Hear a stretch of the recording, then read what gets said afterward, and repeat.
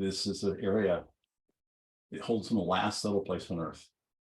Didn't know There's we were also high drama.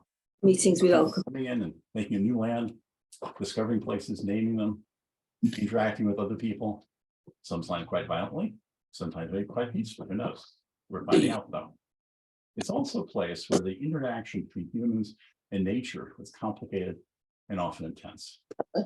Lots of good early ideas turned out to have unintended consequences later. Other good ideas get on being good ideas. So we have then some really interesting things to look at if we're thinking about this growing field of human ecodynamics research. Now, human ecodynamics is the kind of phrase that NSF likes, so we use it a lot. But I think it also is useful because it also encapsulates some of the complexities that we run into in working in places like the North Atlantic, where the interaction between people and nature, climate, history, time are really complicated and interesting. And this is one of the reasons why we are an interesting place to work in. So we have high drama. We have a human culture that becomes extinct in Greenland. We have one that survives in Iceland, despite lots of bad things being thrown at it. So we have then some really cool stories to tell and to listen to and to be heard.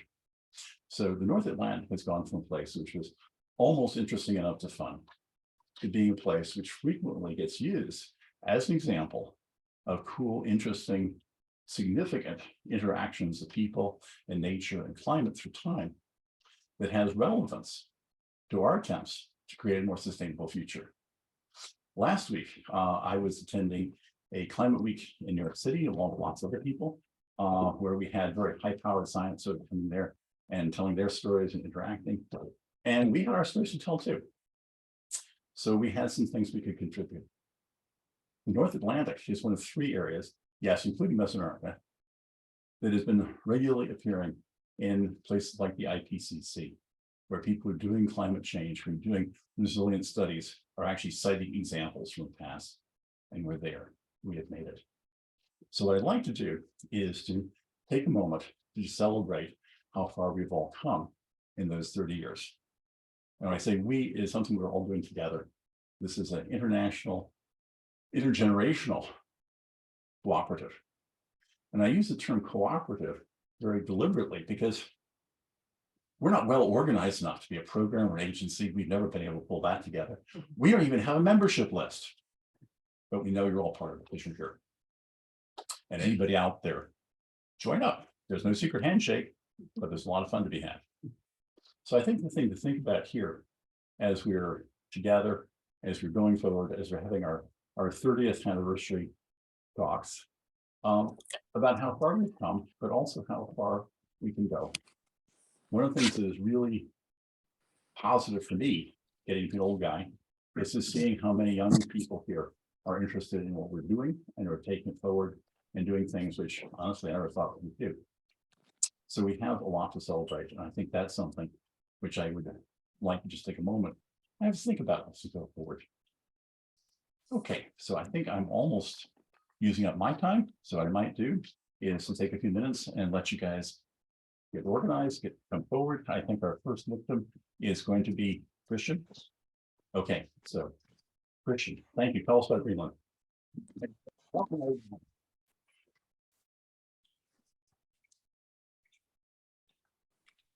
And I guess I'll stand for a second. I just want to make a quick announcement. I'm Ceecee. For those of you who don't know me, I don't know if I'm in the camera. I'm kind of coordinating this digital part of the conference. And I just want to remind everyone, if you're not talking, if you can mute your microphone, that would be great. And to just have a little bit of patience for the first part of the day so we can make sure that this is all working right and you're seeing the right things. I think we've got it all sorted out, but I just want to put it out there just in case. So I'm going to start Christian's presentation and hopefully it works. Here's this, if you need it. Yes. You can keep the time for me, so just keep me a heads up. Yep. All right, for most of you know me, but I also see some new faces here. Christian, and I'm the Deputy Director of Greenland National Museum Archives. And here to tell you about two work packages I'm running in two different projects, but that are completely merged. And it's all about the Inuit in South Greenland, or Hjaltadalur, as we normally refer to it. This is an artistic presentation of one of our key sites. This is Middendorf, and we're going to return to the archaeology here a bit later. Because it's sort of a central site in this narrative. Now, I only put my own name here into the root because there's been a lot of people coming and going, a lot of students, and Michael in the corner has been part of every year the last 10 years. So don't forget about Michael. All right, let's just get started.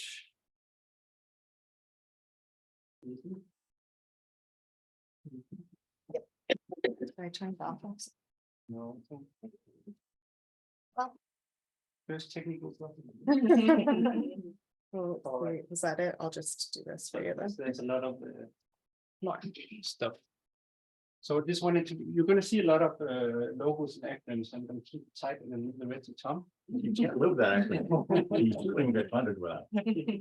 So of course we have our, our NSF project, the co-production of scientific knowledge, funded by National Science Foundation and run within the NABO cooperative. So that's one part, and my work packages that is about the Middendorf, but I will turn to that. But on the other side, we have the activating Arctic heritage, exploring UNESCO World Heritage in Greenland, which is a H.A.S.P project that we're running mainly with our colleagues in the National Museum of Denmark.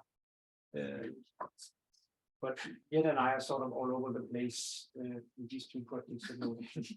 Yeah, so that's just where the money came from, and now we credit everyone. So now we can go ahead and talk about that. So where are we? Well, we are in Greenland again, South Greenland, which is the region from here and the coast here with a very unique environment in Greenland.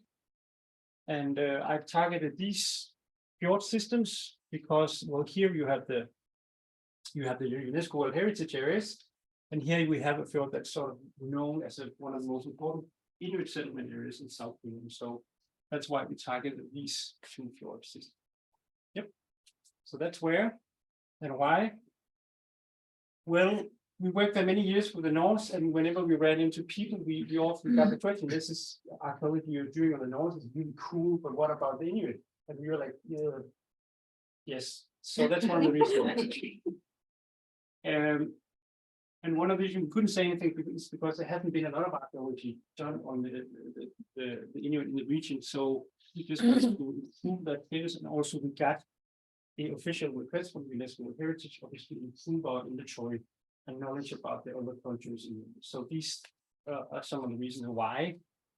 And what are we trying to learn? Well, basically we're doing a historical ecology in these two fjord systems, asking when did they migrate into the region, how many people occupy the region, how did they organize the settlements, how did they use the land and sea, and how did they adapt to local conditions. So kind of basic question, but because there hasn't been a lot of archaeology, you sort of have to start at the baseline and just figure out a lot of the basic things. Yep. Just to give you a short idea of the timeline of what happened, it's one of the last regions to be settled in Finland by the Inuit because it's in the bottom. And this I put into stir yet a little bit, so we can have a good discussion. Because we are now somebody there could be a pioneer phase starting already around 1350. The pioneer phase, it doesn't mean that they are moving permanently into regions, but maybe some Inuit are visiting the region in the short periods. But we can return to that discussion. But there's some of the dates that Ian and our team got out from one of these features that we believe are early, quite early, and then they overlap quite a bit with the Norse. Around 1500, we get permanent settlement in the region.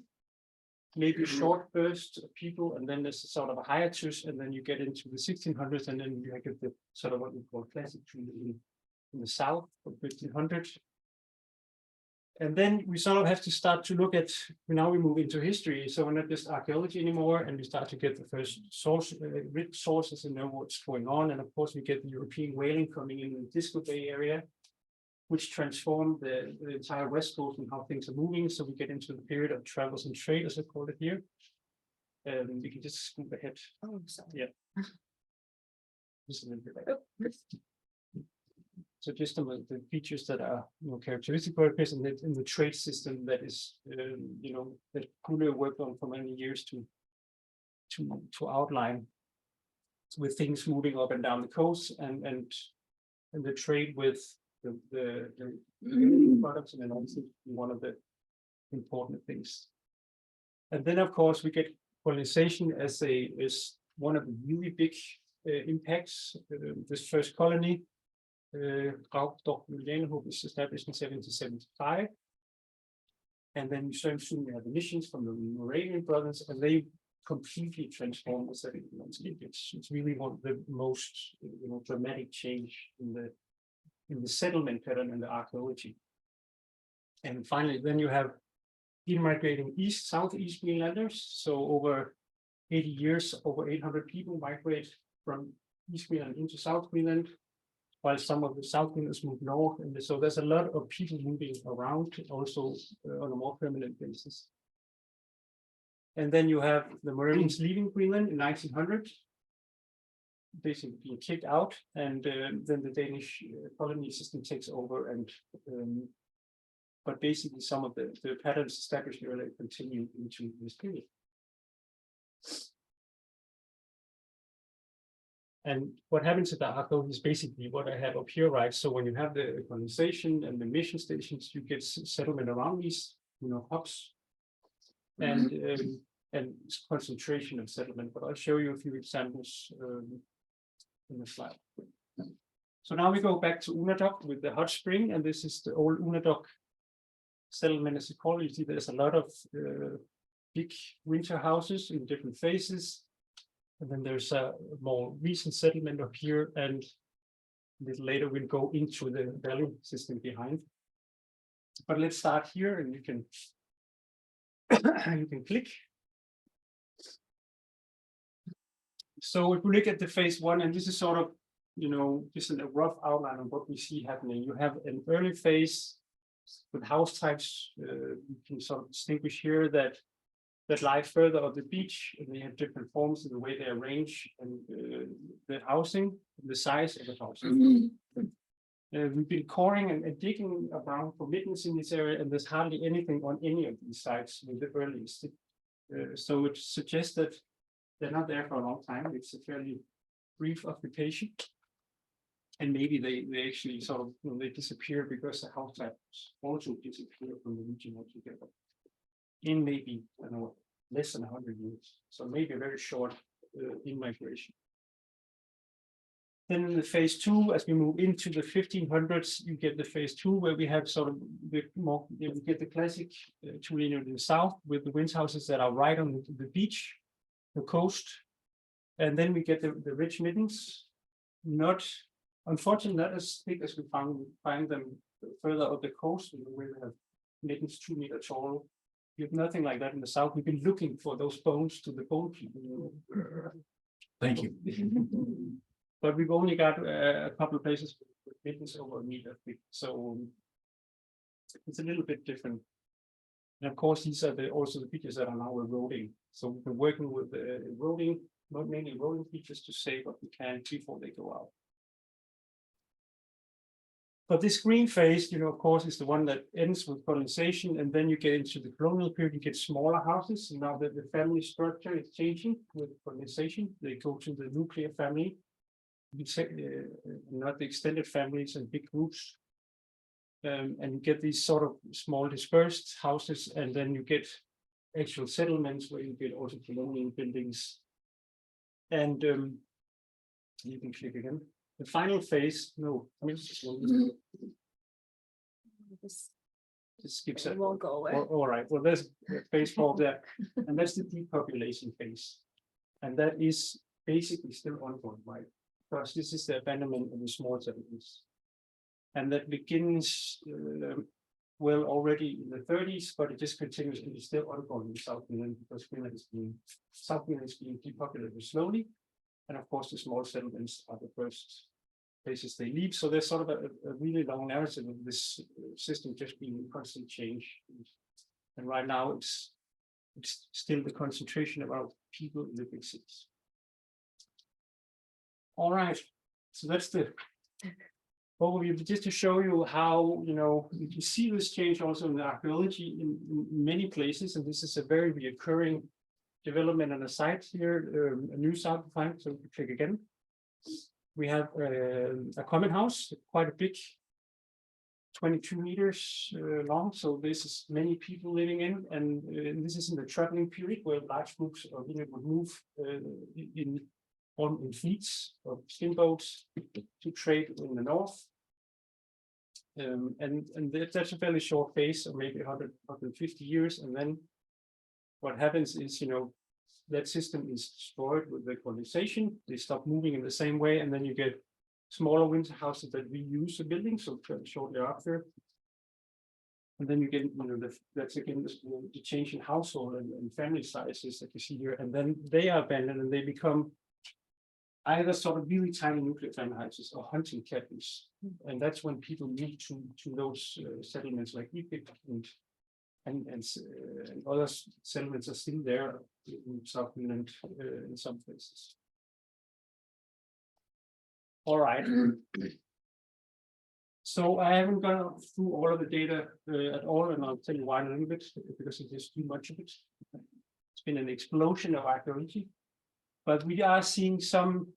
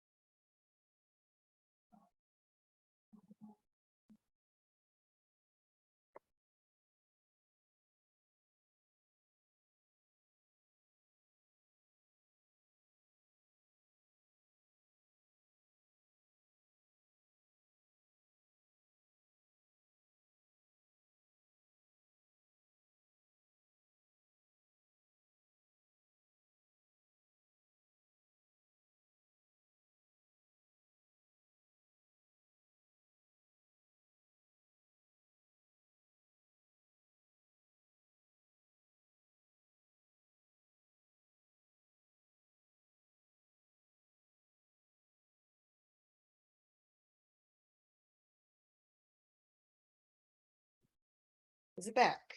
Can you guys hear me? Yes, woohoo, okay. Sorry about that. Let's see, also, let's just do one more quick.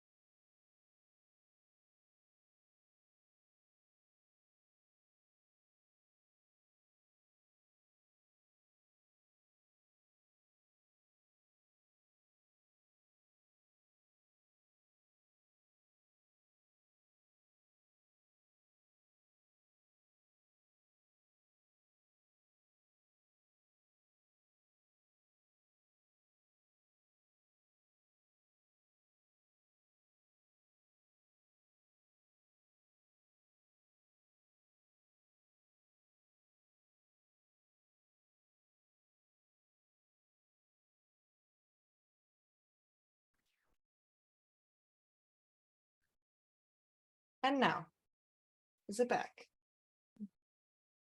Okay. You're back? Yes. Yep. Okay. So we've been we basically been doing the same thing with the summer settlements, trying to find datable material, middens, and whatever we could find and come up with some idea about what's actually happening here. And then this is just some examples. And well, the problem is, they're there for a short time, so they don't need a lot of stuff. And a lot of the stuff they produce, they take out. But we do have some interesting, and there is development. So that's what we can sort of gauge now is that we have at least 4 different types of tent features, and a 5th one actually came out this summer. Next, there's sort of similar changes in location as we saw with the winter houses on Unadok. So here we are at Bansadut, and we have in an older phase, we think summer came up here, and then they move location to the other side of the door, and this side does not appear to be reused. So there's maybe also some transformation in the people who are using it or whatever. There's something going on, right? That we can see both in the winter settlement and the summer settlement. Yep. We lack chronology of all these types, but we now have samples.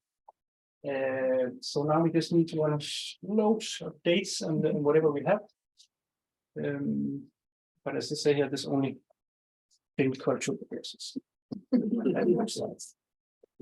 So now I'm just going to go into some highlights of some of the stuff that we got, we think is really the important things, and we've gotten positive feedback from the people in the area.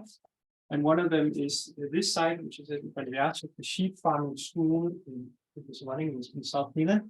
A little from the school, there's actually the first settlement of Anders Olsen, who was the first farmer to reintroduce farming after the Norse Greenland.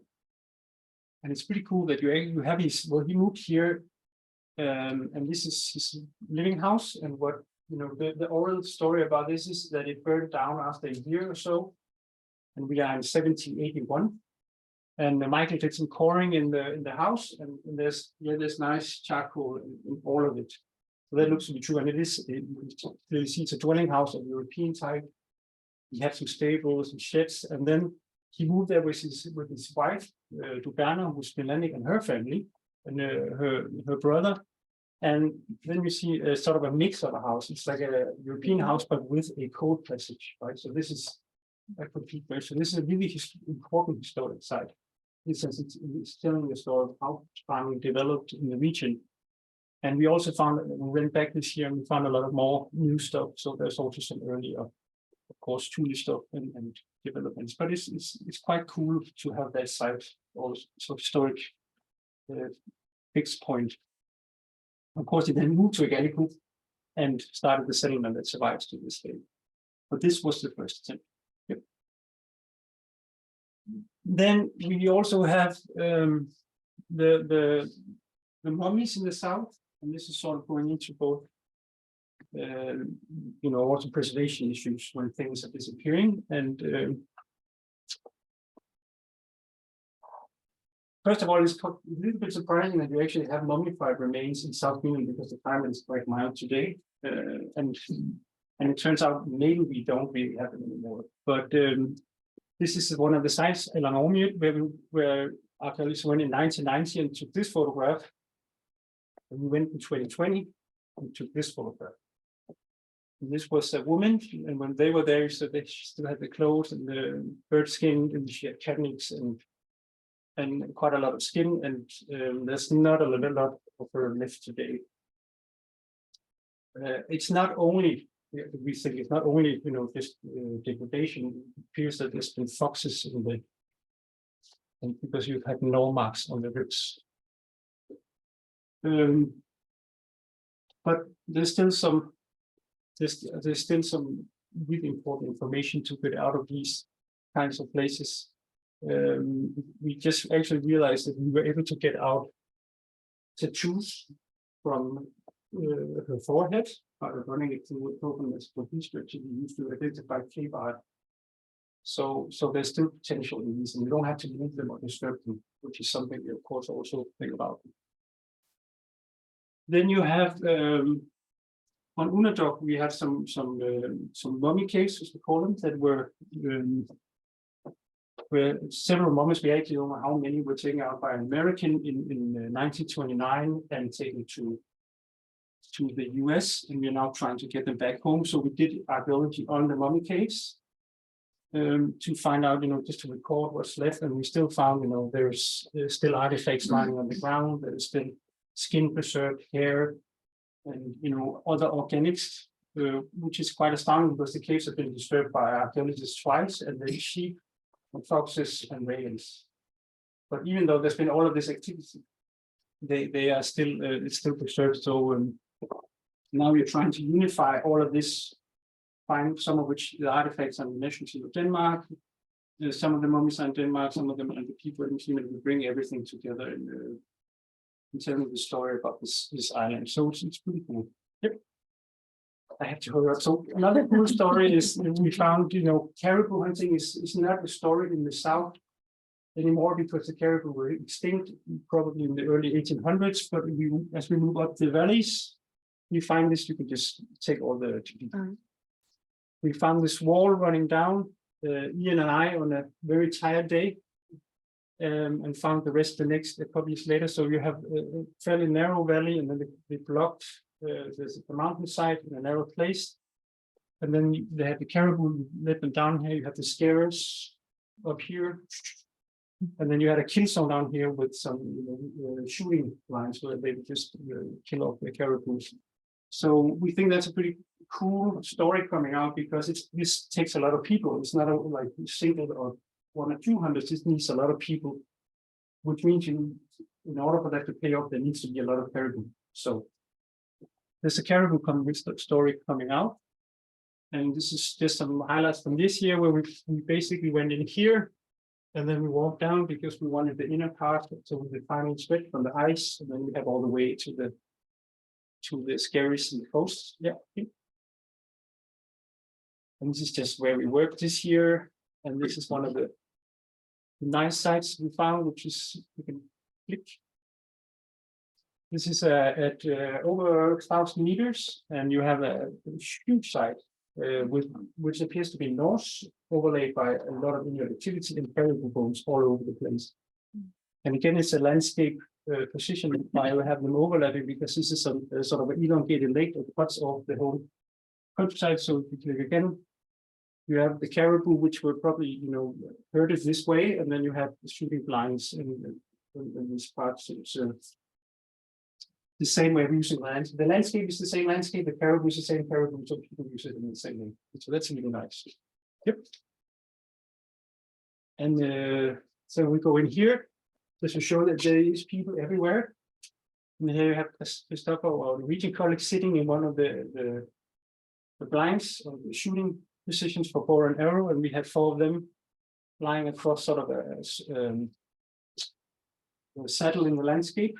It's just completely barren by it, but apparently there was enough caribou to bother them, even though we had to cross glaciers and everything. So it's very cool. We now have like people are using everything everywhere.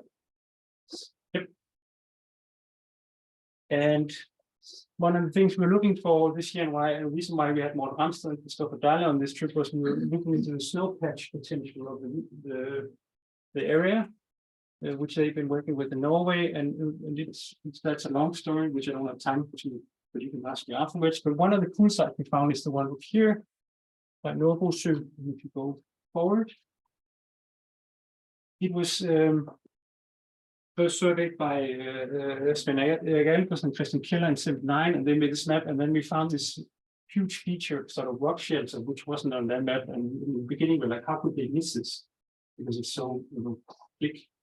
But it was because it was on the snow patch, and just came out. So if you click ahead, we started finding artifacts and bones just on the surface, and then we dig a small trench in the rock shelter and had 3 really nice cultural layers with organic preservation of wood, nicely defined cultural lines. So it's pretty exciting because this may have been covered since the Ice Age or whenever. So we're quite excited to see what the dates in this one turn out to be.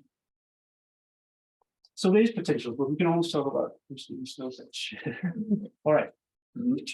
Last story, which is also one of the cool ones that we got a lot of positive feedback on, is there's an oral story about the Fieldwork who was an Angakok or shaman who was sort of a really bad guy who killed people. He's known all the way up to the north because he was such a terrible person. So in the end, the community decided to kill him, to get him out of the system, and that was hard, I can tell you. So when they had killed him, they cut him up into pieces and buried them in different places so he couldn't come back to hunt the living. And then we were talking with a local guy, and he was telling like his grave was found on the other side of the fjord, and then we started looking for it, and then we found this grave with just the skull and a left arm and whole arm cut up here and here, right?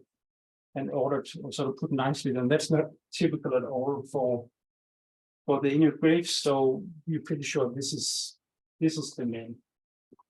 And it's and I don't know at the time, but part of this project this year was we had a Greenlandic filmmaker and one of our students making short movies about this different. We had 5 topics, and one of them was about so this work in the I don't know, like 4 minutes. Keep going. All right, so we just it's not it's only a rough version now, so it's not translated. But basically, you will hear the Aku telling about Usulis work and how it was, and then you just have to sort of imagine. But there's a lot of cool landscapes, so I think you'll get the point. So if you check the video. Yes. So this is a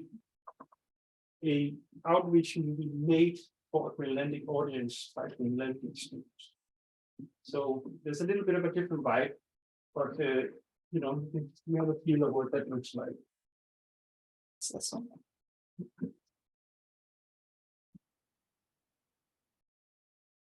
Ulisotan ulah person ang waktu mo kan sinagusto.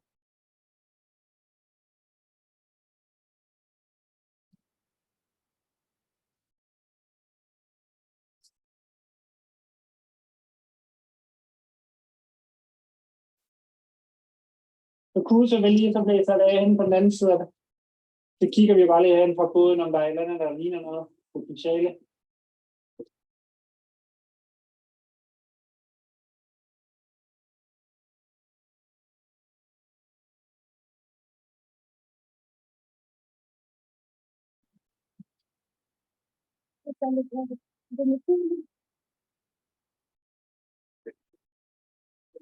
Derude.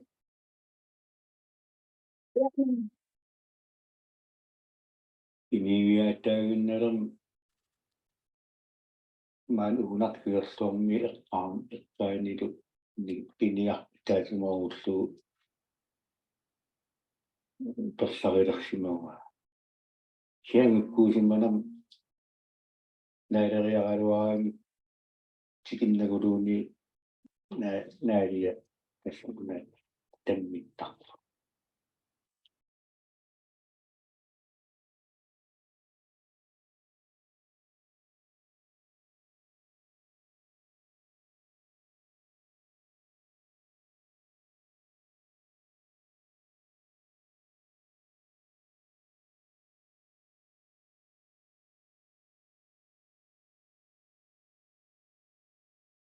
Sekarang dari mengo itu tisu temu.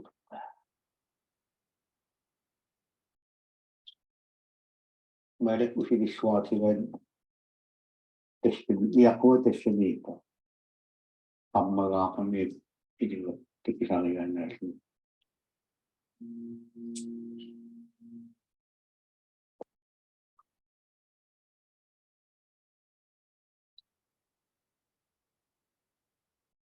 Sissellu iginnaraati pohti.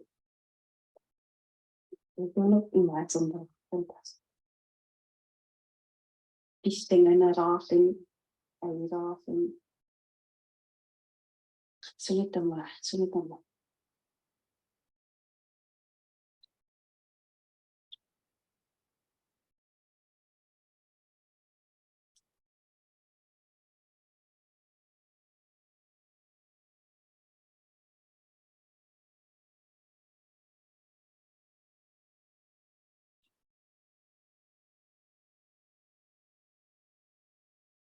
Ininnakkaalami tigartarsimagan. Tau aapassaanaakkugu pingilissaamaata tigam. Tau iliamersimissaqa.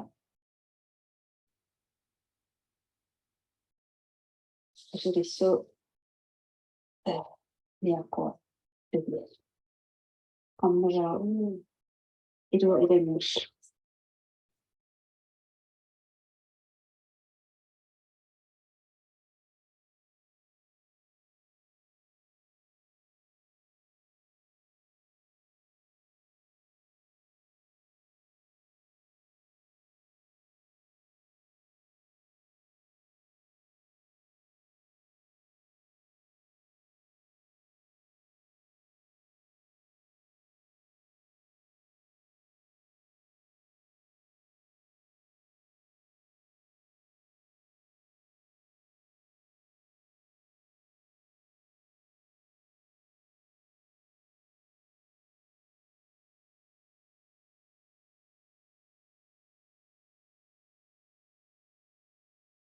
Well, I think that was it for me.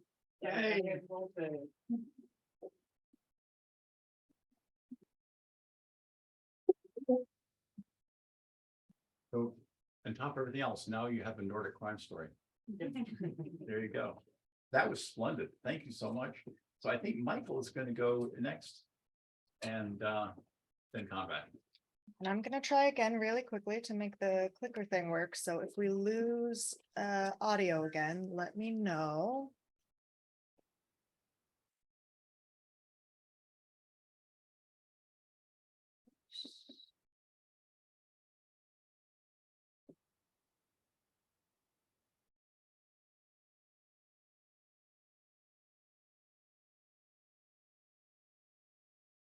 Can you guys still hear us? Or me?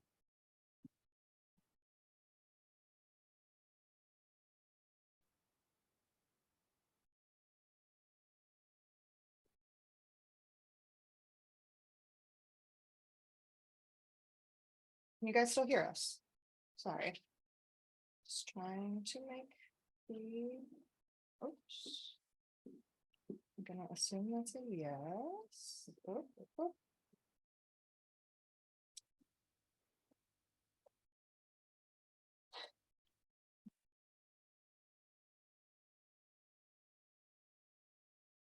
And this thing still doesn't work.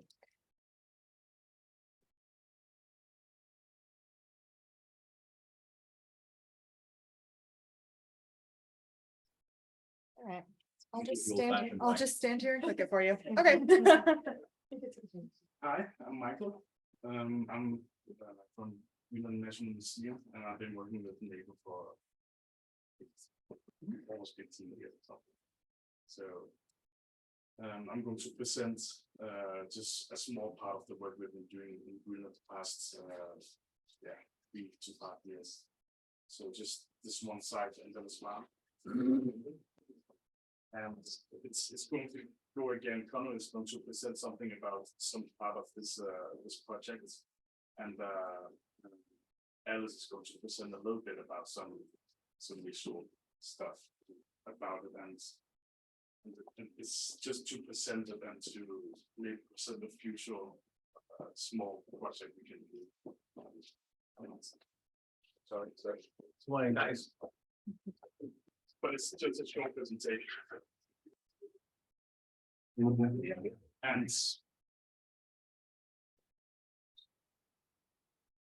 And just quickly presented by the probably in the next slide. Yes, it's you saw how it looked in the photo from the drone photo. It's kind of a sandy area with green edges. But what we see here is an area. There's a kind of a swampy area somehow. There's a lake in the middle, and it's not really. Kristen will tell a lot more about it later in the Sticky Stones conference. So, but it contains of 12 buildings, and I'll tell a little bit about how we kind of started in this. So the dwelling in the middle, and then small buildings around scattered. So next. So it's situated in Vatnavati. Everybody probably, the most of you know the area because a lot of you have been there before, but also work plus. It's situated in here, in this area of this whole. And just to highlight what's been happening, and what I'll tell a little bit about is it started in 2015, where there has been a rescue excavation first surveyed by Christian, because they're going to build a road up to a dam so they can extend it when it's happening. And while they're excavating these two buildings, we discovered what I don't know how to call it, but a new feature appearing. It's a sandy area, and there's been some wind activity in the area, and it's eroding. So we saw artifacts in the surface appearing probably from turf walls or collapsed material. So, and then we decided later on that we'll do a field school in 2018 with 4 international students and 4 Greenlandic students. And Ellie was a part of this as an instructor, and Christian and Hansen. And then there's the 2022 Middens excavation from Konrad. He will tell a little bit more about that later on the next presentation. And then there'll be a small future, maybe question mark on the plan on the side, because it has a lot of potential. So next. So just a small, just to I can always explain the rescue excavation. Let's go on. So the field school. This is, you can see it most clearly now, the dwelling we aim for. So we believe it's underneath this big dune of sand, of Aeolian sand. And it just keeps digging and digging because the wind comes from the ice cap, the very strong, kind of a dry wind, and just takes pieces of these turf on the top. So it just started to appear here. So artifacts were scattered around when Mr. Fuller was looking around. And then we thought about maybe we should kind of investigate it a little bit more. So there's a midden. There's Ellie's excavation here. And there's Hans Hamsen's small excavation just to see the extent of what's underneath the coastal line. So next. So the goals of the field school was to create a better knowledge of this site, and that was kind of newly discovered. It doesn't have a phone number in the phone number, so it's rather newly discovered. So it's like we want to investigate the preservation also on the buildings and the fossil materials. And the third thing is we want to build a kind of a capacity. I kind of want to have more archaeologists in Greenland who knows about Greenland and want to work in the future. So, and it's succeeded pretty well with especially this group, because a lot of them came back to do archaeology the year after or later. So 4 Greenlandic students and actually only 3 international students and instructors. So, and also one of the plans was to continue this NABO tradition of field schools that building capacity and kind of like using the, what do you call it, the locals to do some kind of more relevant how to do stuff. So that's been a very nice thing with single context. Yes. And some of the developers, but it will be told about a little bit more later on. We got a proper survey of the area, around 5,500, not just only the site, but also the environment around it, so we get a better understanding of it. We found a midden with very good preservation of definite bones and iron objects and not wood, but other kind of objects. And also with stratigraphies and stuff like that was excellent to work with. So, and we also, Konrad's midden excavation actually shows that kind of so much better, that it also shows signs of changing weather, kind of better patterns are and stuff like that throughout the periods. So, and we got some nice C14 casings too. So, and that's what we can use to build on in the future. So this Tephra is yeah, next. And from Alice Berlin excavation, it was very nice. There was hardly anything on the surface, so we didn't know what was underneath it. Today we can see much more, but I'll show you a little later. Because you can see there's actually insert walls and there's actually insert walls and possible corridors and stuff like that. So it's a very nice goal to kind of because the sand and the turf that dries out disappears slowly as slowly. It just takes up the sand, so everything is just coming forward and just collapses around. So we want to do something about that in the future. So yeah. So it's really visible that there's something going on because we return to the side to check on it and stuff. So next. And this is the best stuff we find in the surface. Actually, it's actually one of the earlier pictures. Those in kind of white. Those are a pair of scissors that this farmer, nearby farmer Andalas, found this amazing preserved Middle Age scissors. It was just like we tried it. It could still bend a little bit. So this is the surface finds there are. It's amazing. So it has potential.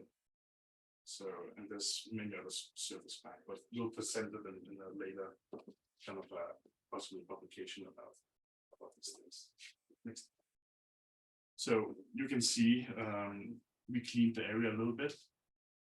So we could 3 areas actually. No, we cleaned 2 areas of the eroding buildings, and this is one of them. That's actually situated on the other side of the dwelling, kind of a little lower level. So it's coming forward. This was not really, it was barely visible when they saw it the first time. It was just like probably this row of line of stones. But everything is appearing and it appears and everything collapses down slowly. So we need to save it before that's completely, yeah. Next. And there's another line of stones appearing. I think those are actually one of the first things I actually noticed is this line of stones, but those only 3, but you can see the turf line, it's just disappearing. Next. And this is also this was the place where Ellie was excavated. And when you saw the environment around, when you saw the trench, there's just pure sand on top of it. It's not anymore. So what happens is that this sand is disappearing underneath, everything collapses and just flies away when it dries. So next one. So we try to clean all the rubble and stuff like that on top of it. And we could clearly see there were rooms and very nicely preserved walls on top. So there could be a future prospect for. I know the NKAH, the National Museum, wants to do some rescue excavation on this, but we see a big potential for possibly finding nice floor layers for kind of a lot of data and also kind of complement all the excavations that's been in the area from especially the 64 ANC farms and other farms that's around that has the kind of almost the same conditions, but also lies in the almost same areas. So we can kind of supplement those data these excavations that have on this excavation. So there might be a possible, I hope so, NABO and Greenland National Museum project. So, yeah, I think Konrad is the next one on this one, but this is from this is a group photo from the 2022 Midden excavation in Canada, and I think it's Konrad's channel. It's a nice team.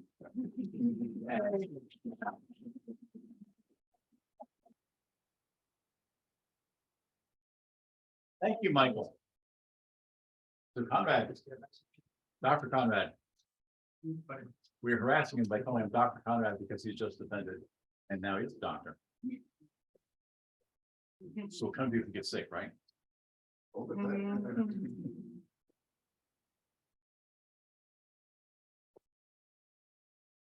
Thank you. So Christian has been talking about all the new stuff that he's been doing as part of our response project, and Michael talked about what we did, what he did, small part what he did last 2 years. So I'll just show what we did last season. I won't go into analysis a lot. I wasn't able really to do that much bones in the last 3 years anyway.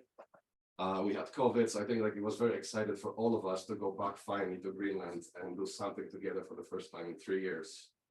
Christian and Michael did work in 2020, but we couldn't get there. 2021. So nonetheless,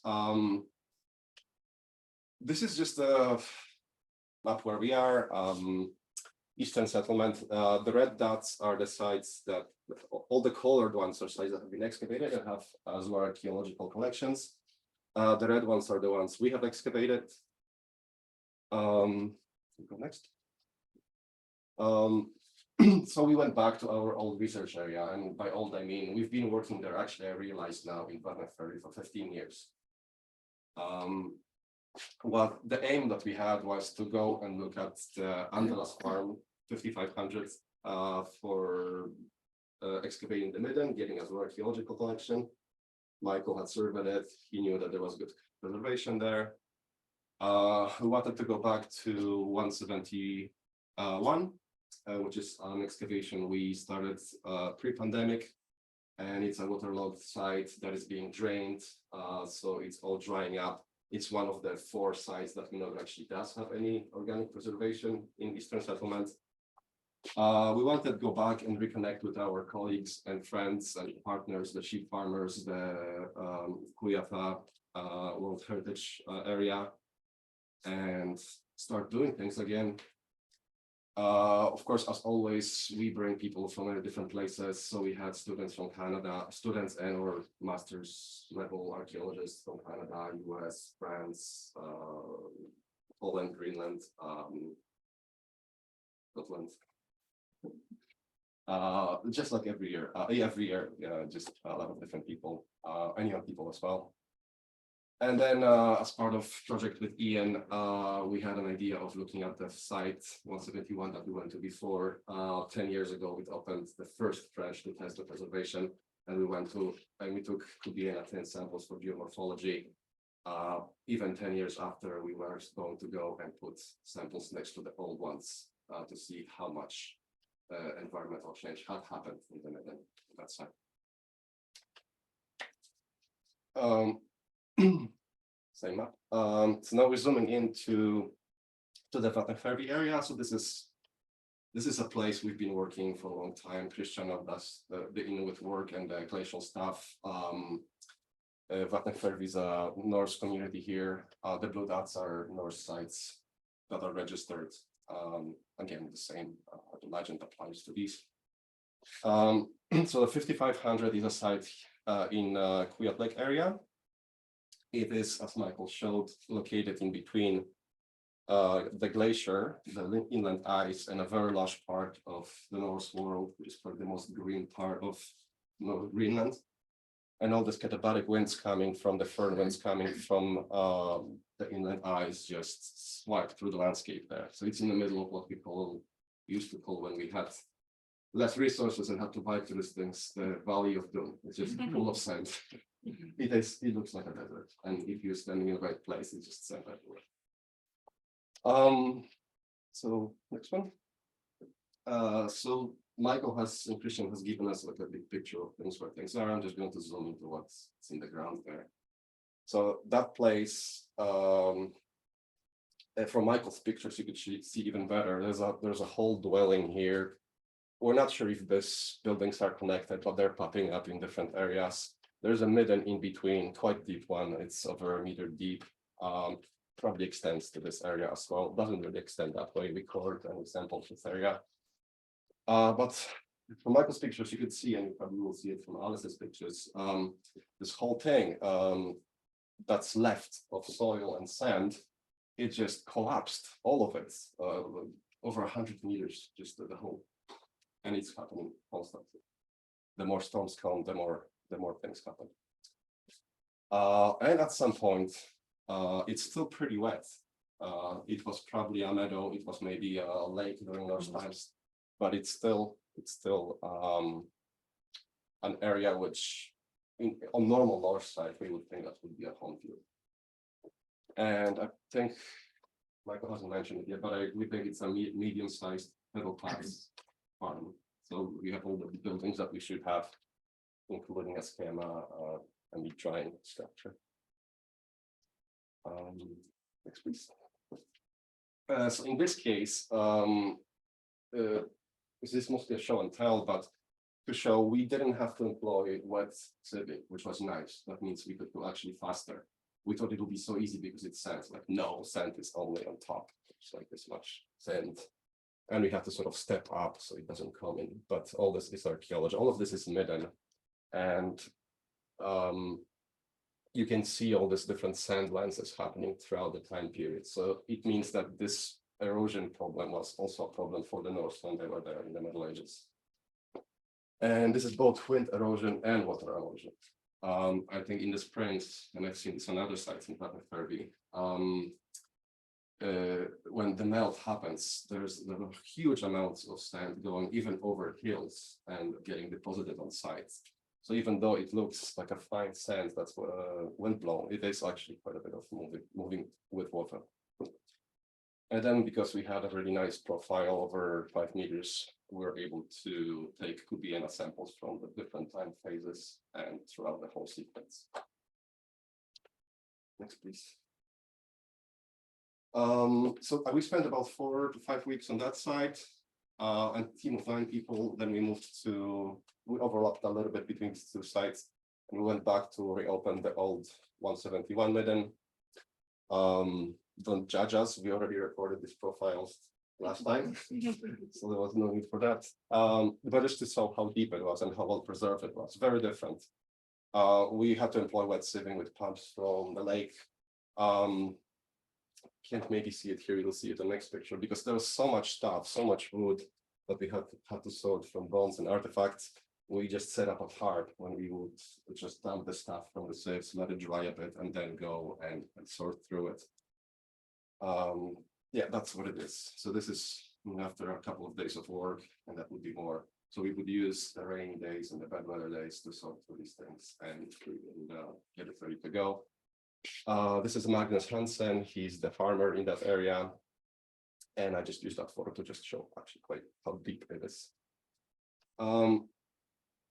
It's a similar situation to the other farm. In this case, it's still nice and green, but the dwelling is just behind us here.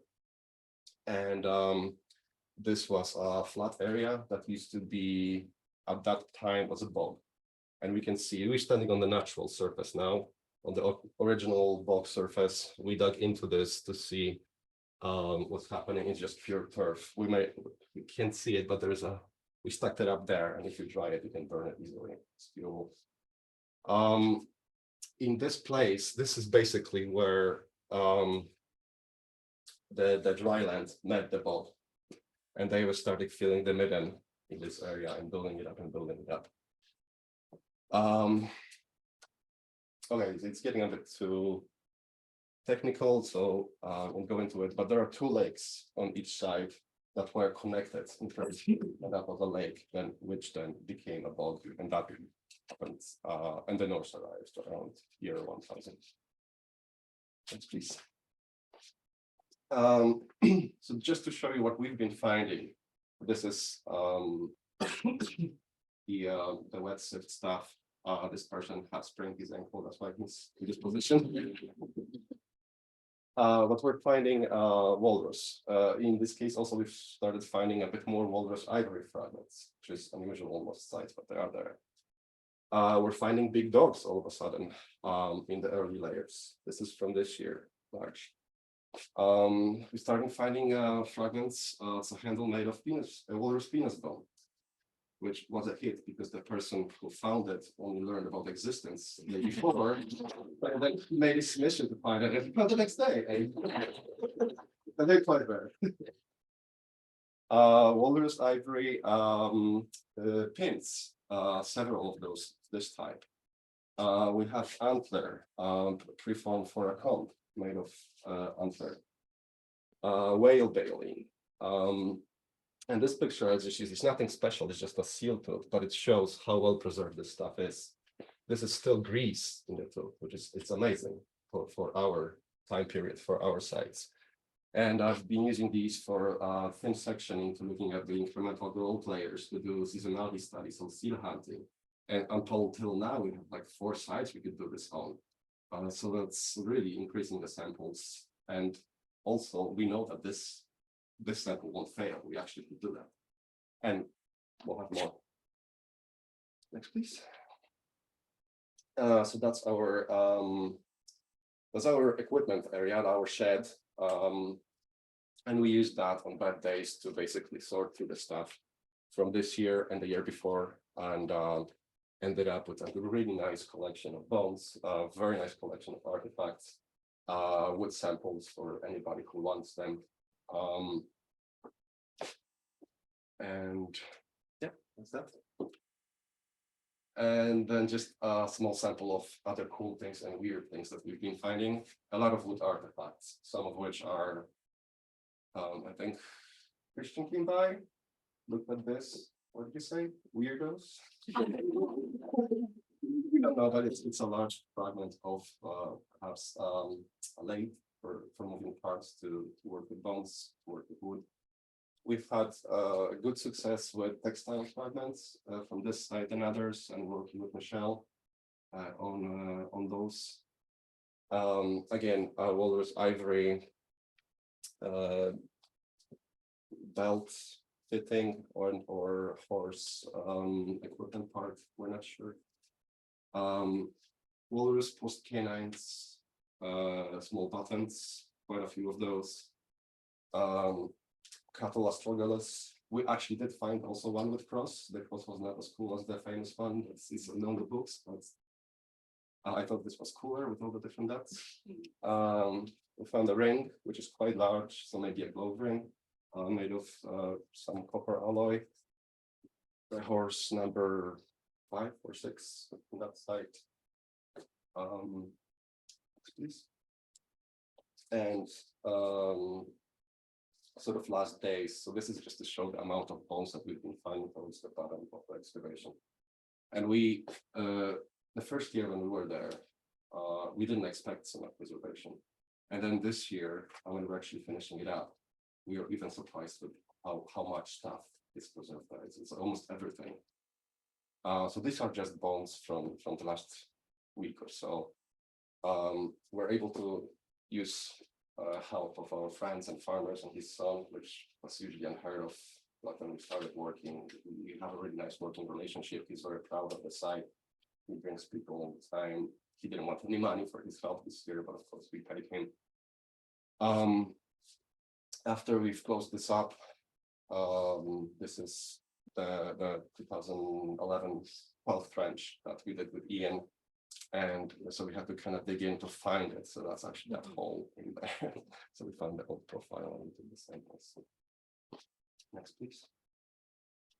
And then the last 4 buckets on the last day, we were sifting through that, and it doesn't look very shiny, but it is. And I agree, we think it's a piece of gold.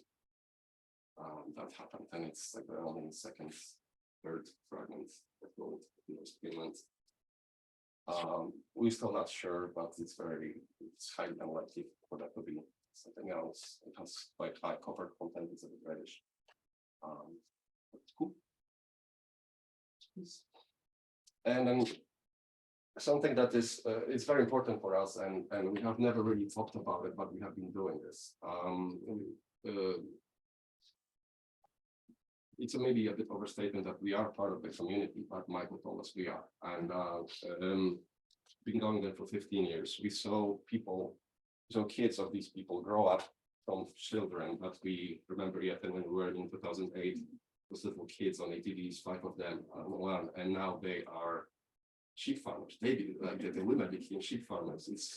It's no longer these guys getting educated, coming to the area, and then going somewhere, finding a wife, and they're bringing them, and what am I doing here? And we've seen divorces, we've seen a lot of stuff happening. And now their kids and women are starting farms. And some of these farms that were abandoned, they restarted them. They've always been helping us. We've gone to their confirmations, to their baptisms, to always invited, we're always going. Andalas farm, that's the previous site. It's next to his farm, it's his extended family. Aka, who's been part of projects with Christian and Michael, she's now the head of the UNESCO World Heritage H.A.S.P area, which is for Norse and the sheep farming landscape combined. Yes, I just wanted to demonstrate that, and we're working with Alice now as well. It was really nice for the first time to actually have somebody to help us do the sharing part. We've always focused on excavating and getting these bones. It's a lot of work, a lot of sitting, a lot of digging, no time for anything. And now Alice was able to, it's like, well, maybe we should talk about this and that, and let's do these interviews. And it's fantastic to be able to actually do that. So that was my point here. Next, please. Yeah, so spending almost 8 weeks camping as always with a lot of people. It was great to actually be able to do it for the first time in so many years and revisit the place and being reminded that we're doing something good and want to go back again. And in a true neighbor fashion with everybody.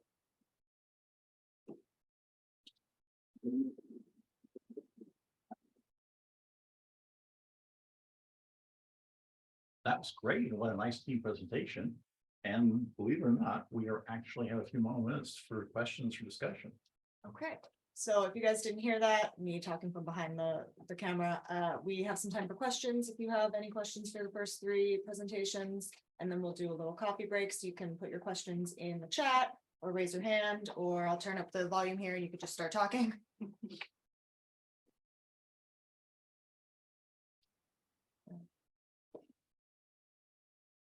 have a question for Christian. What are some of the material differences between the hunters' cabins and the nuclear family houses that you are finding? In terms of artifacts or the building or this? Well, Yeah, okay. Well, we haven't focused a lot on the hunting cabins because they are sort of on the edge of the period. You know, they seem to be, you know, mainly from the late 1800s. And you can see because there's like sometimes certain different benches and some modern, you know, but basically it's just like, well, there's a talk about the very little, you know, this is they're flying through in the early periods, the hunting cabins, and the summer sites are more, it's what call it, sort of temporary or seasonal than later. And as people get more, you know, when they start to concentrate and settle more permanent in the wilderness settlements, they also do so in the hunting patterns. So when you get the settlements like Ipik, this is a settlement for a couple of years, they get an island that's there, sea hunts, and they have each family have their house and they go there for months. But of course, so that gives a little bit more material in that period. They're not more.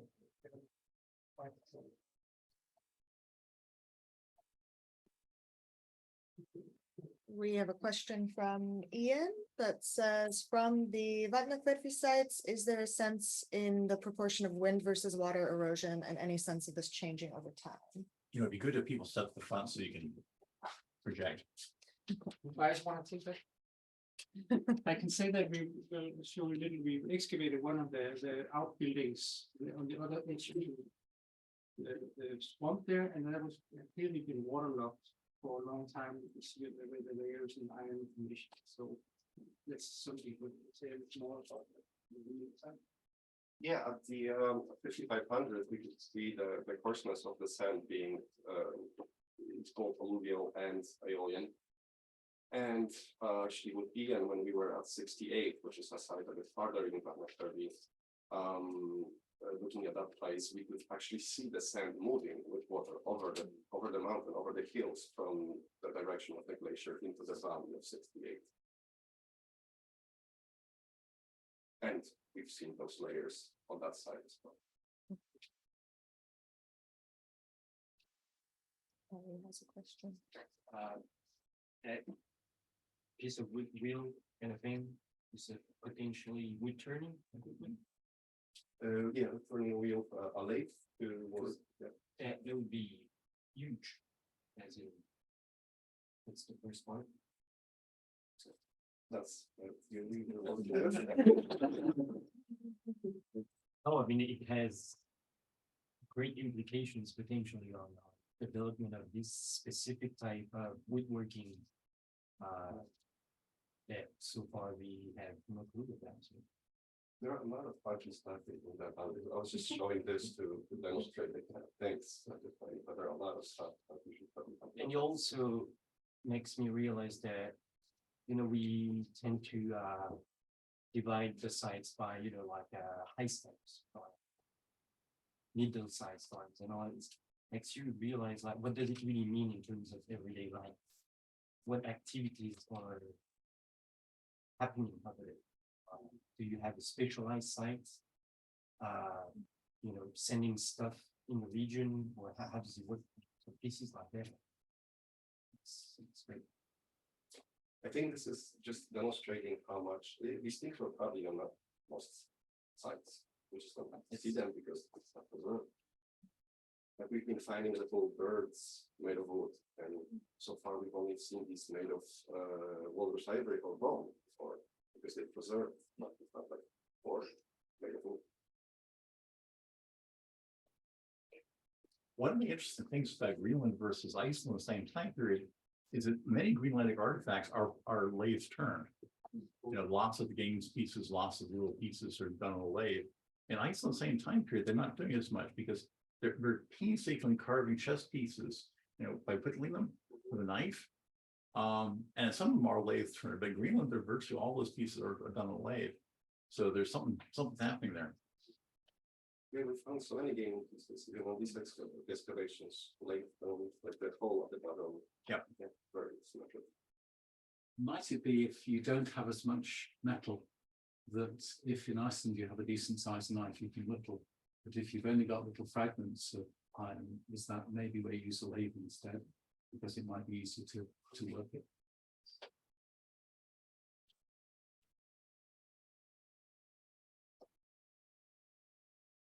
Okay, I think we baffled them. Good late question. Thank you, everybody. It is now time for coffee break. Are there any more questions from online? There's no questions, but there is a congratulations to Dr. Konrad from Colleen. Yeah, so we're gonna take a coffee break. I'm gonna stop the recording just for about 15 minutes and then we'll get back to it. I'm gonna turn off our micro or our camera and then we'll come back. So see you guys soon. It's cold.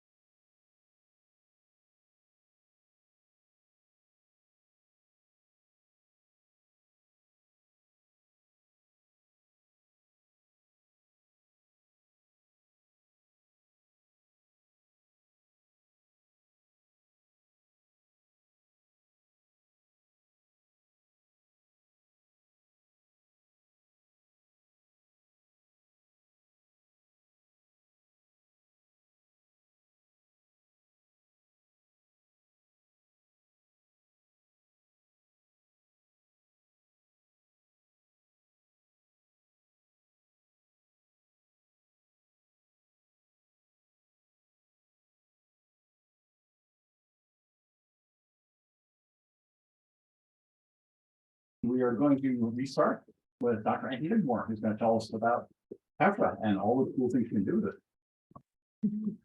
Oh, many thanks, Tom. So this is going to be slightly different and it'll be with an environmental focus. But what I wanted to do is to bring together a whole series of different things that have been going on in recent years, just to try and give an overview about the amazing things we can do if a clicker works. No, okay. Oh, Well, I did that one. you did that. Try it.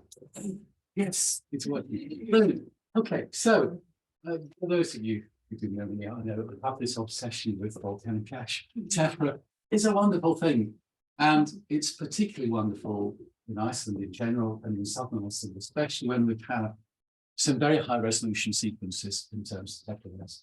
And this is work from a few years ago now, but it is just so nice when Richard Streeter was looking at Lake, because we can actually begin to go through with our marker horizons at 1300, 1341, 1362, 1389.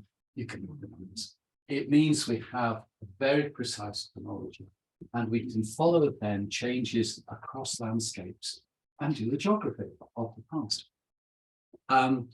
In this case, we can begin to ask questions about consequences of flooding, about changing land use, about how we can connect between the sites and the stories of the people who live there with the landscapes with which they're interacting. So picking up that, the first collaboration I'd like to flag is working with Emily at the Arne Magnusson Institute. And there we were taken by this idea of linking, of course, these fantastic written sources with these fantastic environmental records. And in this case, something which I hope we'll finally get out soon is from Lananabok, the story of the wizards and the floods around Slovenia, about the dispute between Lothmunder and Thrassi. And some wonderfully rich stories about an event and the way it developed through time. And stories that then we can begin to interrogate the environmental record and to look for how we can date floods with great precision. And of course, dating a flood is not the most straightforward thing, because where the flood moves, it just removes everything and it's destroyed the evidence. But if you look at the edges, you can, with a little bit of luck, find where the pumice from the flood runs in to the airfall Tephra. And so we can begin to precisely date these things and actually link then the resolution of our Tephra chronology with that the landscape. Picking up on the ideas of how we can use the chronologies, it's work with Doreen Hang, who did her PhD in New Zealand, and in that course of work actually cracked the problem of extracting environmental DNA from the clays within Andalas. It's a bit mashed up, but it's something you can really work with. And so teaming up then with Nick Cutler at Newcastle, we've been thinking about how we can actually then pull this environmental information from sites which don't have organic preservation, which actually are more ubiquitous within the landscape. And so in 2019, before COVID struck, Doreen came to Iceland. We took this section in Langaness in southern Iceland, and you can see there Doreen in the hazmat suit next to it, all gloved up, and the section was cleaned back, and then these where the samples were taken. And here is showing the DNA records that came from the soils. And so this was a wonderful proof of concept, which actually showed it's worth, we can extract the material and actually get some sensible things from it. It's developed a lot since then, but what we were wanting to pick up was a lovely little archaeological question to actually try this on. And so going to Celluland with the rather wonderful cave site that there is at Celluland. And of course, it's one of these, who carved the cave out? When was it occupied? All of those questions. What we do know from the hills around there is that with the Katla 920 Tephra, that of the flood of Lothmunder and Thrassi, and the Landnamash below it, we see a stratigraphic change in the soil that's about 3 centimeters below the Landnam Tephra line. And the colour of the soils below Landnam changes, and that colour is the one that persists post-Landnam. What it means, we do not know. There could be natural explanations, there could be explanations to do with people. But what we have done is Doreen and Nick were there, and we sampled across this for looking for the DNA, particularly for the DNA of herbivores. And so the question then is, do we have herbivores there before Landnam? Which would be kind of cool. But it's also the way then of beginning to show how we can take this new technology and begin to apply it in ways that could actually help to answer some of the questions which we want to tackle. Thinking of the ways and questions which have persisted for a very long time, we can think about dirt, about what it all means, about soil. And of course, we know that in Iceland, we've had this very extensive landscape change. We've had massive soil erosion. And really wanting to try and dig a little deeper into the nuance of how this has developed across the landscape. Using sediment accumulation rates, of course, we've told all sorts of stories already about how we can have early impact in the uplands, about phases of woodland clearance, about grazing pressures that may ease due to the impacts of plague, about then accelerating impacts when cultural systems can't track unpredictable change. And then finally into these modern phases of erosions of deep lowland soils which liberate lots of sediment. But all of this inferred from accumulation. So making that conceptual link, because it's aeolian erosion, that the more aeolian erosion is going on, the more accumulation you get. So we're making that leap between the two. Again, back to that old problem that if you've eroded the soil, it's gone, it's not there anymore. So it's a tricky thing to try and track. And we obviously know it's very extensive. Pulling in then in thinking about the nature of the soil erosion, particularly where we have this rough bombard erosion, it's where we've had points of failure, and then of course the soil peels back. And as it's being stripped back from the landscape, we're exposing a substrate. So one of the questions we've been looking at is how we could use exposure age dating to try and track the movements of these eroding slopes. This was drone data from 2017, 18, 19, which was really showing by taking very high resolution structure from motion models, you could actually then take one away from the other. We can see over those periods the bits that were eroding in different rates across the landscape. So we can see here the influence of those northeastern winds in terms of eroding these rougher parts. But then when we think about how that's projected, we might assume, for instance, here that there'd been a single point of failure, some little crisis, and that then that erosion spot had persisted and then rolled back across the landscape. Alternatively, we may have had many points of failure, of series of patches that eroded and then agglomerated. So it would be interesting to see what's going on here. And ways we can tackle that in terms of exposure age is, of course, the classic using lichenometry. Geographic arousal carbon, much beloved by quaternary scientists because it's the easy one to spot, the green job with the black spots, but there are a whole series of other lichens with different growth rates that could be used. And then for longer timescales, a geological way of using good old Schmidt hammer, which is a measure of rock hardness.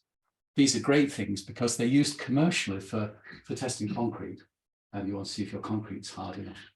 So they are cheap and cheerful, well, not that cheap, but they're accessible, and you can go around and bash lots of rocks and see what you get. In terms of calibrating this is back to the choice of Tephra chronology, because with our Tephra layers, we can identify events in the landscape that have created a lot of new surfaces.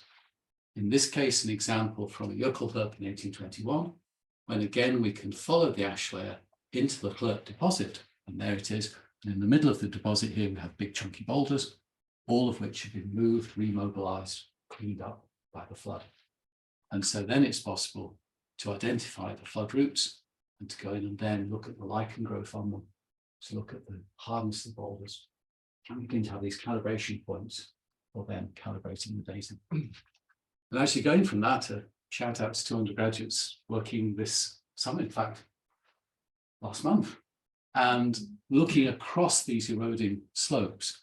And in these days, finding we have some data which is looking sensible in terms of gradients of information, which as we go from the eroding slope, something is incrementally changing as you move in.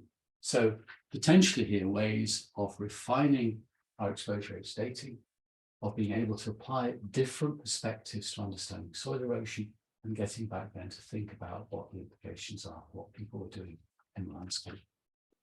And then finally, thinking about they're great for chronology, but then we go to chronology plus. And so later on in the lightning talks, there'll be a quick lightning talk from Polly on her PhD and from Connor on his PhD.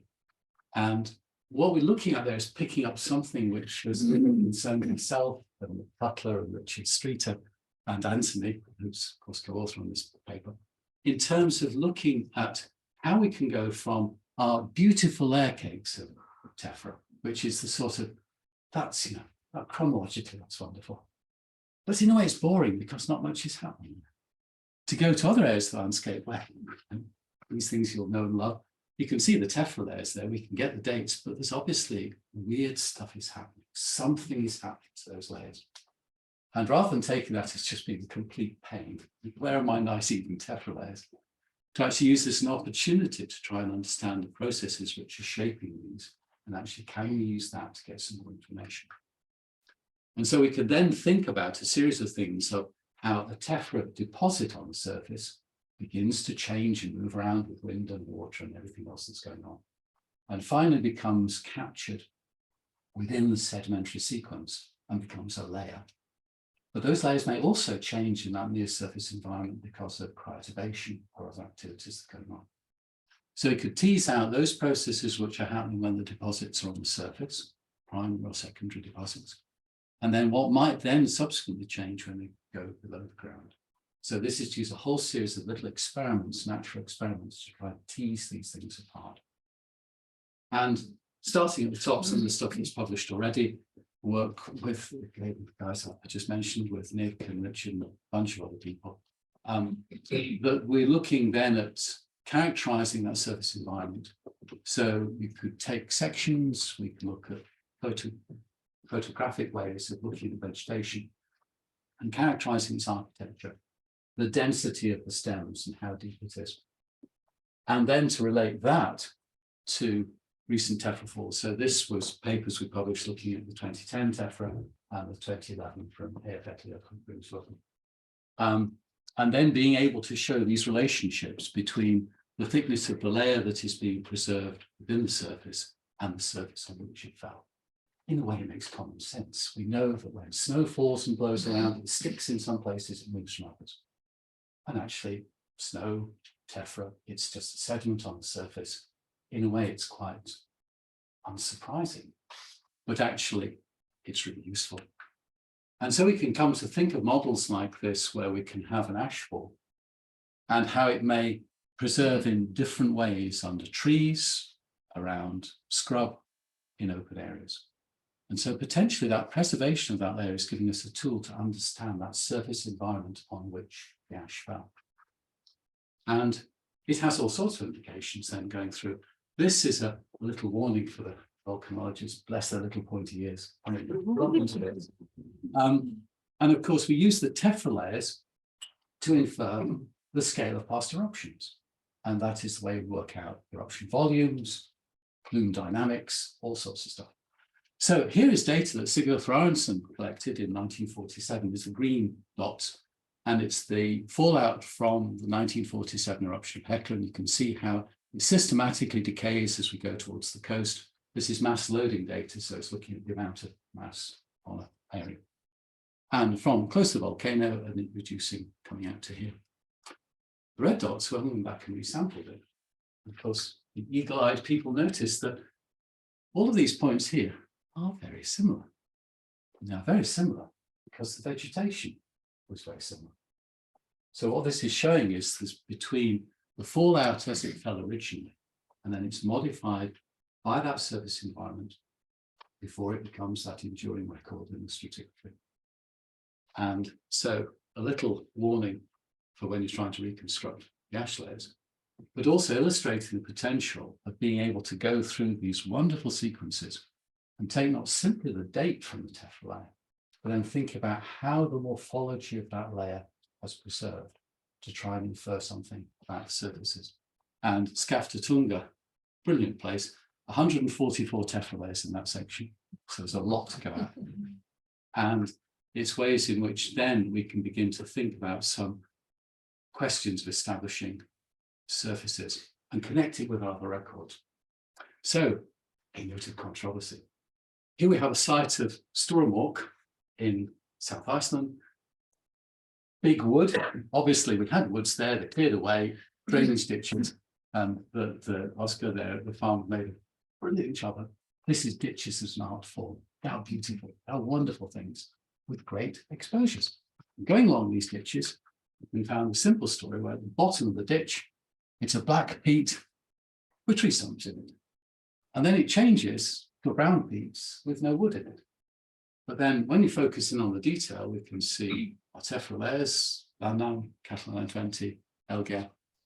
And actually, even on this photograph, you can see the change. There it is black with wood. Here it's gone brown. Above Landam, it's gone brown, and there it's brown.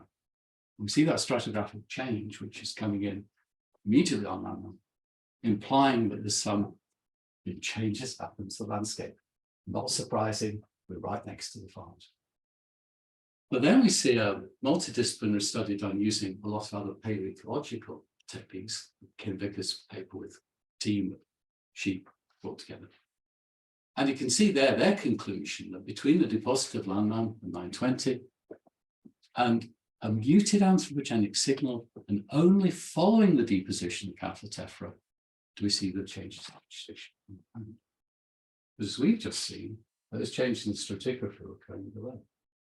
And a paper that Kieran had led, we're actually looking at that, we could note that the movement of the Tephra layer, prehistoric layer is nice and stable. Then when you come into that period when people arrive, the cattle 920 Tephra layer being 2 centimeters over here and 0.5 meter over here. But clearly it's moving around. Something has changed in terms of stability. I think now what's that showing is that there are obviously those times at which we can pick up the changes within our pollen records, within our paleoecological records. But whether using the morphology of the Tephra, we can actually add that dimension to not simply what plants are growing there, but the status of the plant. We have grass that may be deep and lush, or the same grass assemblage that may be grazed down to the knuckles. It's very different. And whether at that point we can begin to add more nuance to those stories about initial impact and settlement, it gives us another tool to be able to actually bring into the army. And then finally, think about that. Konrad's work. Konrad's work. That's looking at you, Konrad. Konrad's work. Forgive me, Konrad. Konrad's work, which is actually looking at Elgar, and the project he came up with was looking at basically the impact of the proximal deposits of this massive eruption in a period which is quite enigmatic. And this is where to apply this. So very much a work in progress, but spoiler alert, below the trees, you can have Elgar preserved in all of its glory. Deep deposits, sometimes 0.5 meter or more thick as you go towards the fissure, with all the different phases of the eruption present within it. These two sites, less than 1 kilometer apart, that one's close to the farm, that one's further away from the farm. What we can see here is, I think, areas that we can identify the areas that were cleared by the 4th decade of the 10th century. And because they've been cleared of the vegetation, there's nothing to stabilize the Tephra layer, it just moves away. Whereas where the trees and woodlands survive, we still get the Tephra layer. And so there's a point again of being able to actually just get that extra little perspective about where the clearance was and how that then affected the settlement that followed. And again, this idea is about people being the way we are, often as stubborn and persistent, and they come back to those cleared sites simply because that's stabilized more quickly and has less of an immediate impact in the landscape. So, hope I've stopped for time. Wonderful thing. I suppose my final comment would be, it's the old story about working where the light is best. And I suppose with that is obviously Iceland, a fantastic place to work. Southern Iceland is where you actually do have some very bright lights shining. So it's a good place to actually go a bit more. Finally.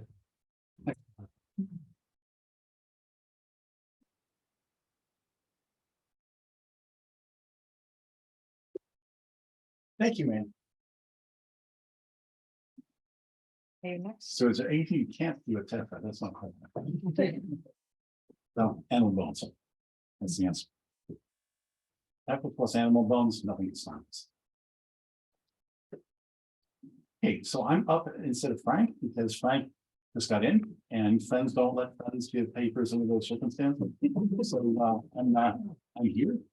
I'm not sure how awake I am, but okay, so we're talking about is 3 Viking Archaeofauna from Mývatnssveit, where we've been working for all those years. This is a joint presentation myself and Wendy Coleman. Wendy did a really excellent MA on the fish from this area. So I'm going to tell you a fish story as first.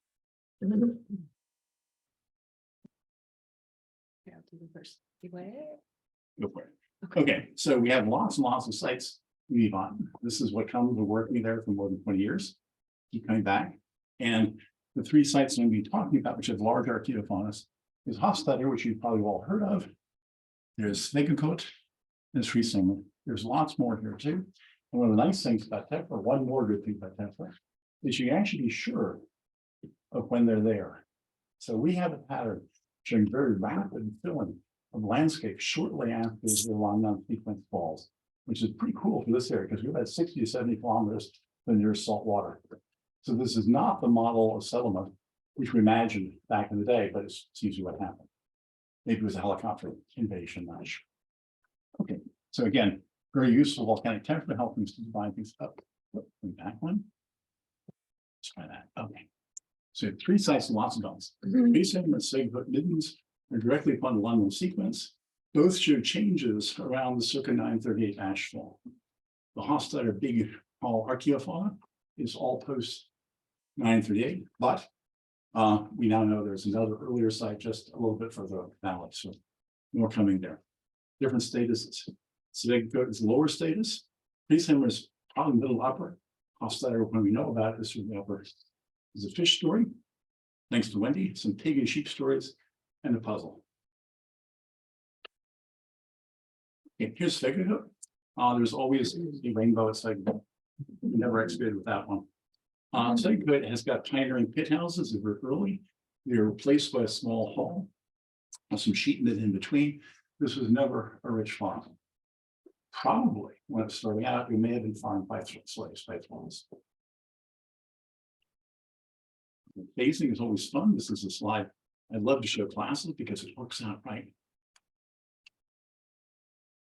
Okay, Tephra, prehistoric, Landnam, and then this wonderful 938 Tephra.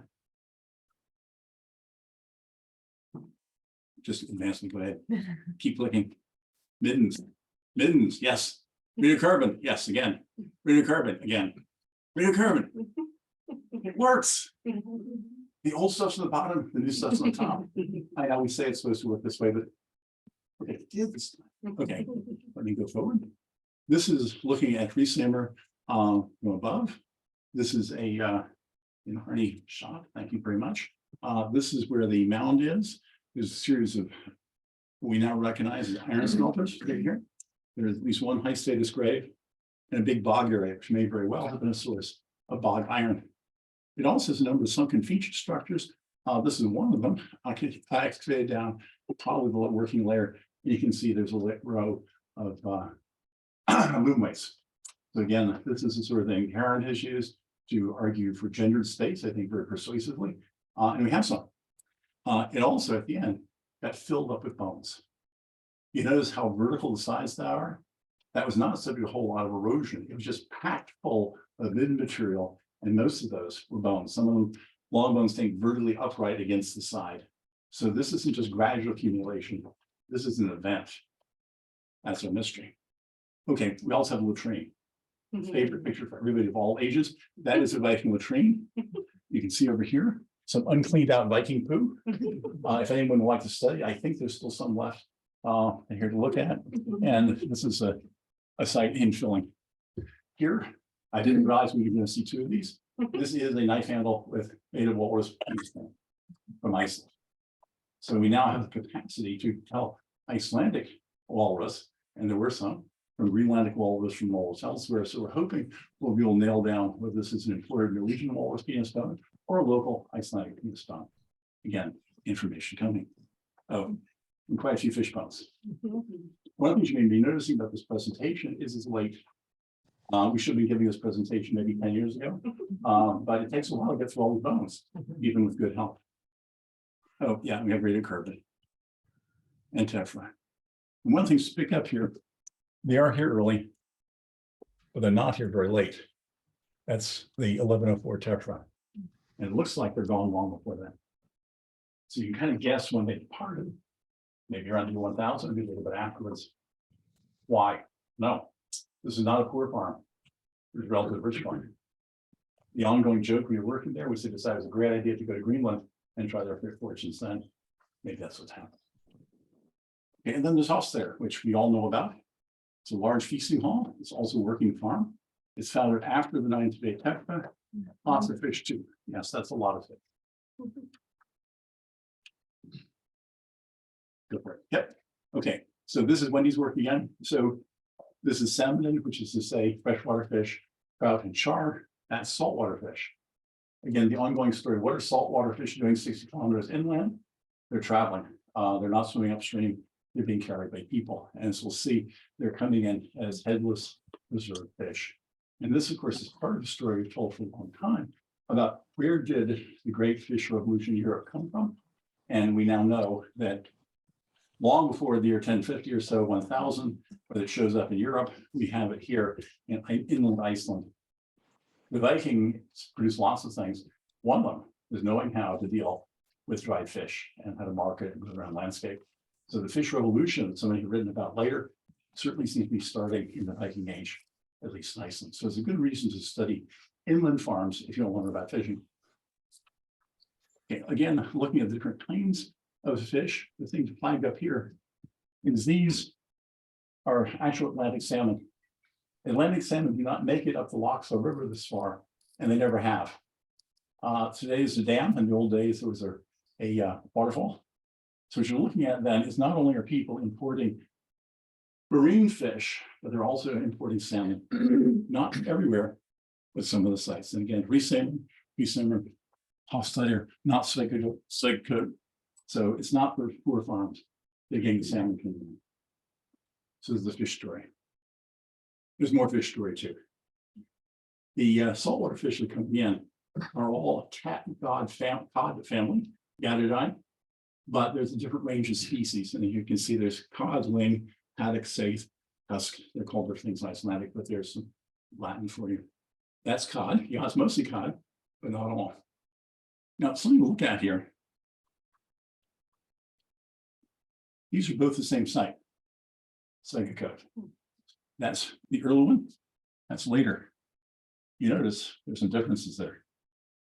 They're not being provisioned exactly the same way.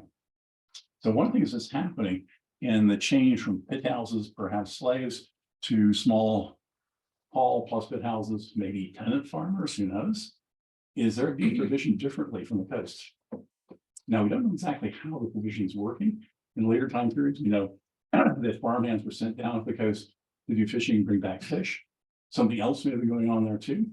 We also have a few pieces of sea mammal that are coming inland, including at least 2 porpoises. We now have the DNA identifications on as being common porpoise, which are coming in not as whole animals, but pieces. So was there a seafood vendor who's coming inland with some, here's some fish, here's some fresh porpoise for them, or was something else happening? One thing to note here also is it's not uniform. Resalmon maintains something of the same pattern. Hofstadter's pattern really doesn't change very much at all. It's something happens like. So changing statuses, changing house forms are associated with changing procurement of marine fish. Okay, very quickly, at least 2 major ways of drying fish, again, without salt. One of them is when you have the round dried fish, and then there's a flat dried fish where you split it open. In both cases, you chop that off and you gut the fish. So you're seeing then, in both cases, just this set of bones here, the clathrum around the gill slit travels with the dried piece because otherwise it falls apart. The real way you can tell this apart is by the pieces of vertebral column go with it.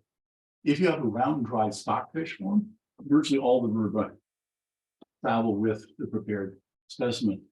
If you have a flat dried fish, it's just the one back here in the tail called vertebra. So if you keep track of where your vertebrae are coming from, you can get an idea of what's the product you traded.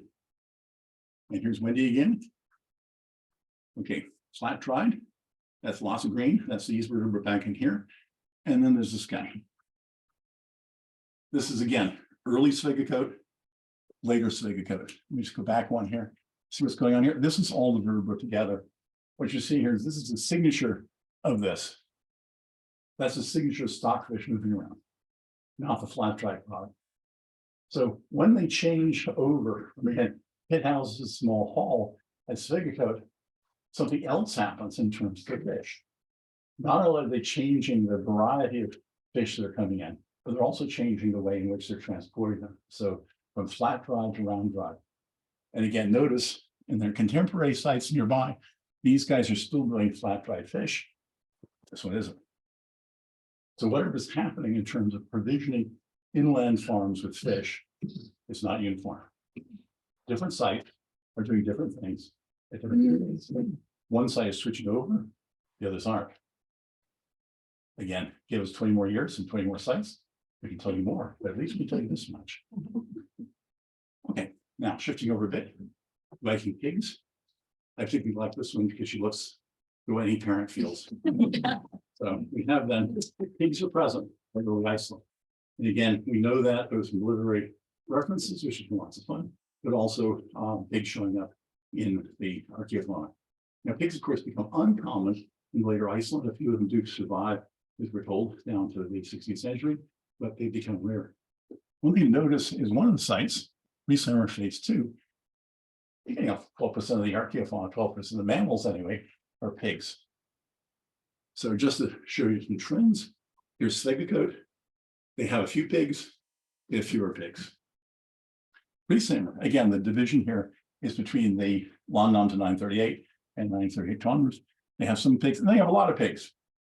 In reference, there's H.A.S.P, which has some pigs. What is going on with Lísabet? These guys are seriously getting into piggery. Piggery is a word.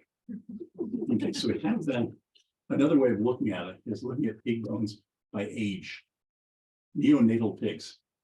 These are little guys, suckling pig. Now, as with any other animal, if you're raising it for meat, the best thing to do is wait until it becomes like a teenager, you know, sitting top of its growth curve. And as with human teenagers, they become unattractive and ready for slaughter. So that was, I raised mine long past that. I don't know that.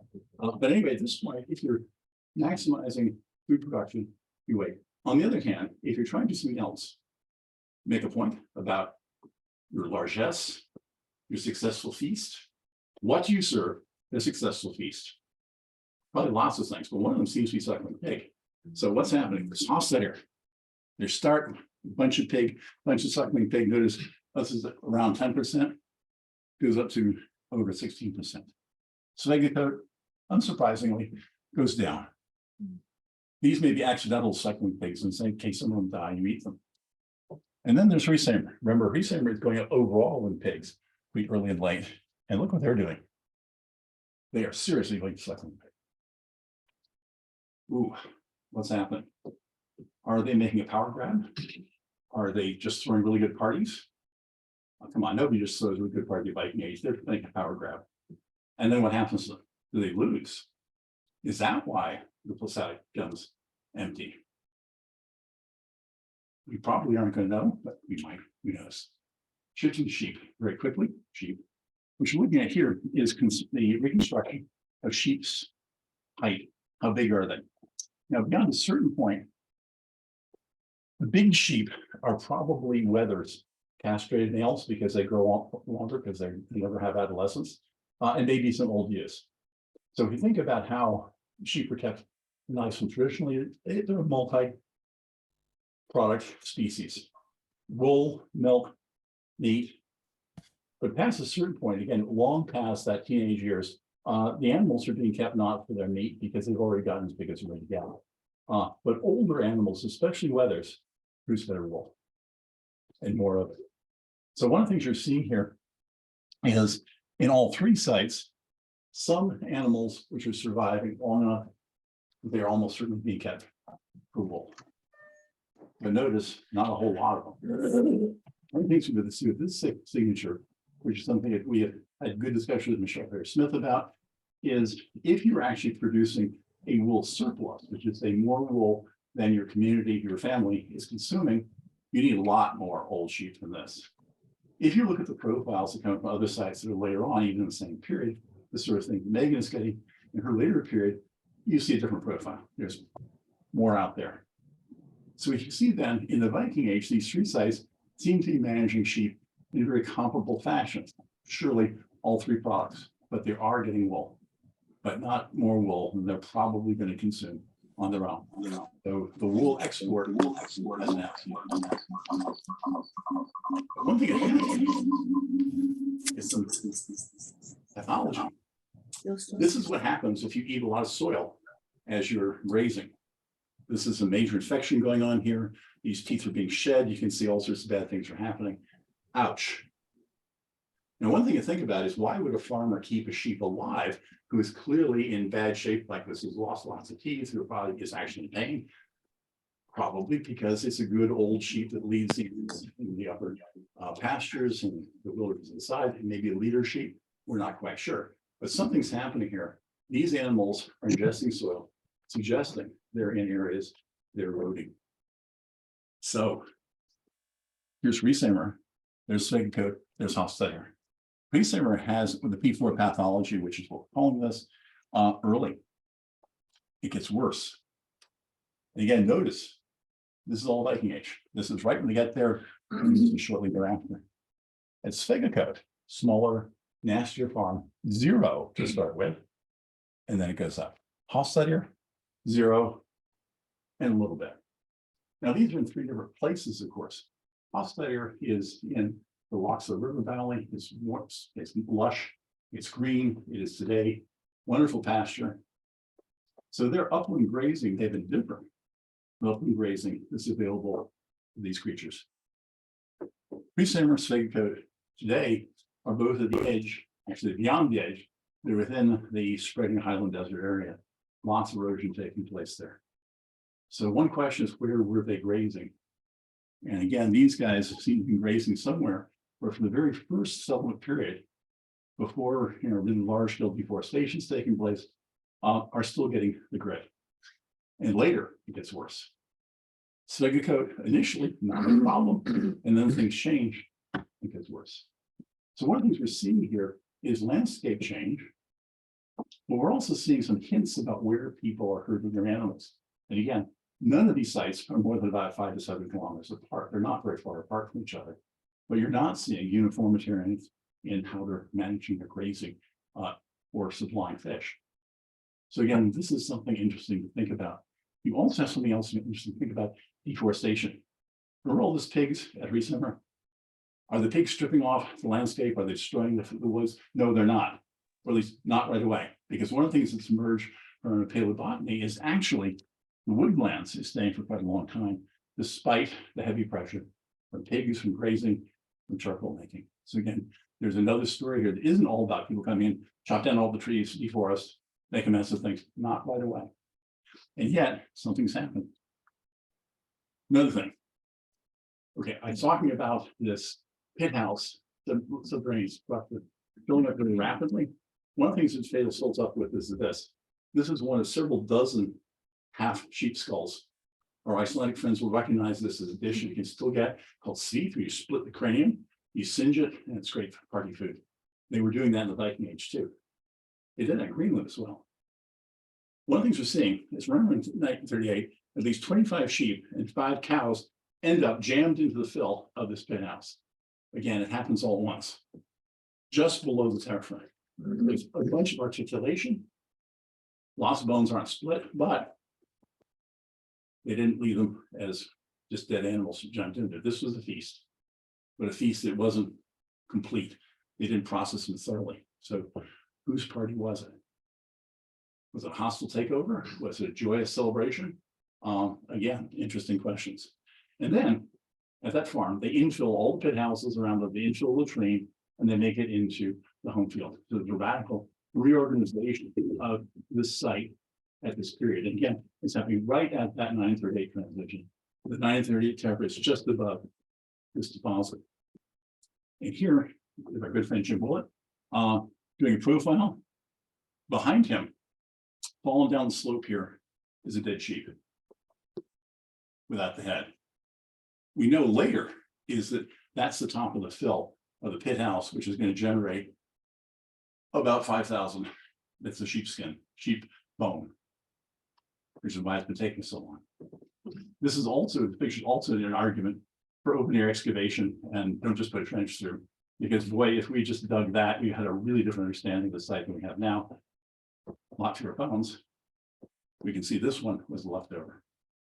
So what happened? Well, we have some stories and a mystery. So I think you can try to sum up what happened 60 years after you won now. What happened between that long on Tephra and the 938 Tephra? Change in occupation form and fish provisioning is segregated. The Great Hall rises at Hjaltadalur. Presimmer has a big party and a major reorganization of the farm. And then it goes in for suckling pig in a big way. 2 to 3 generations of rapid reproduction. That's one of the things that certainly happened here. We imagine the initial settlement of Iceland has lots of young, active, fertile people. We can imagine a fairly rapid growth curve to begin, not to mention more people coming there from abroad. So one of the things that's happening, are we seeing sharp elbows? Are we seeing collaboration? Or both? We're certainly seeing politics taking place.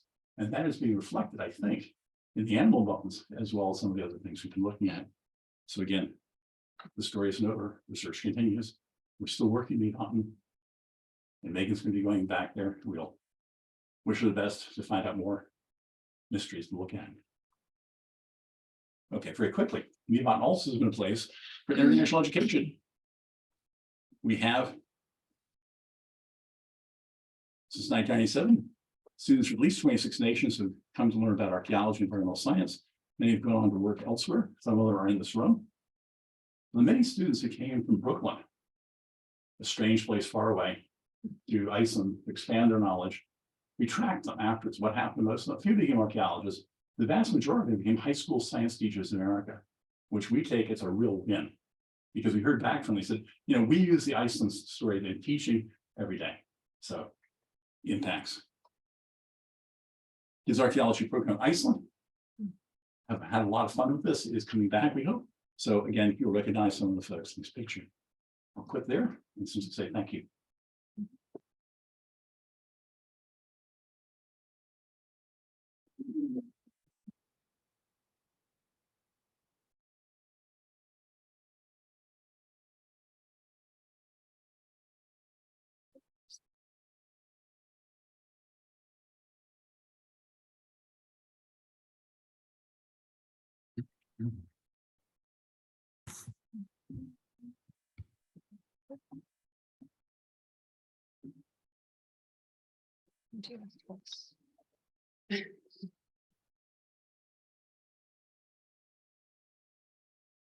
Good. Okay, can I see any? Yeah, no, please. You'll be able to see. Okay, let me just make you be able to see that. So I'm just stand here. Yep. Right, sorry. I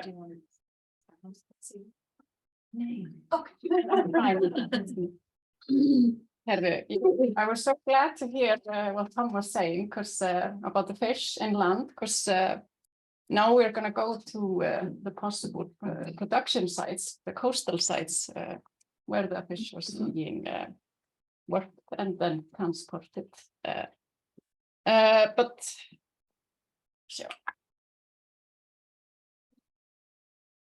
so yeah. So as most of you know, climate change is one of the greatest challenges we are dealing with today.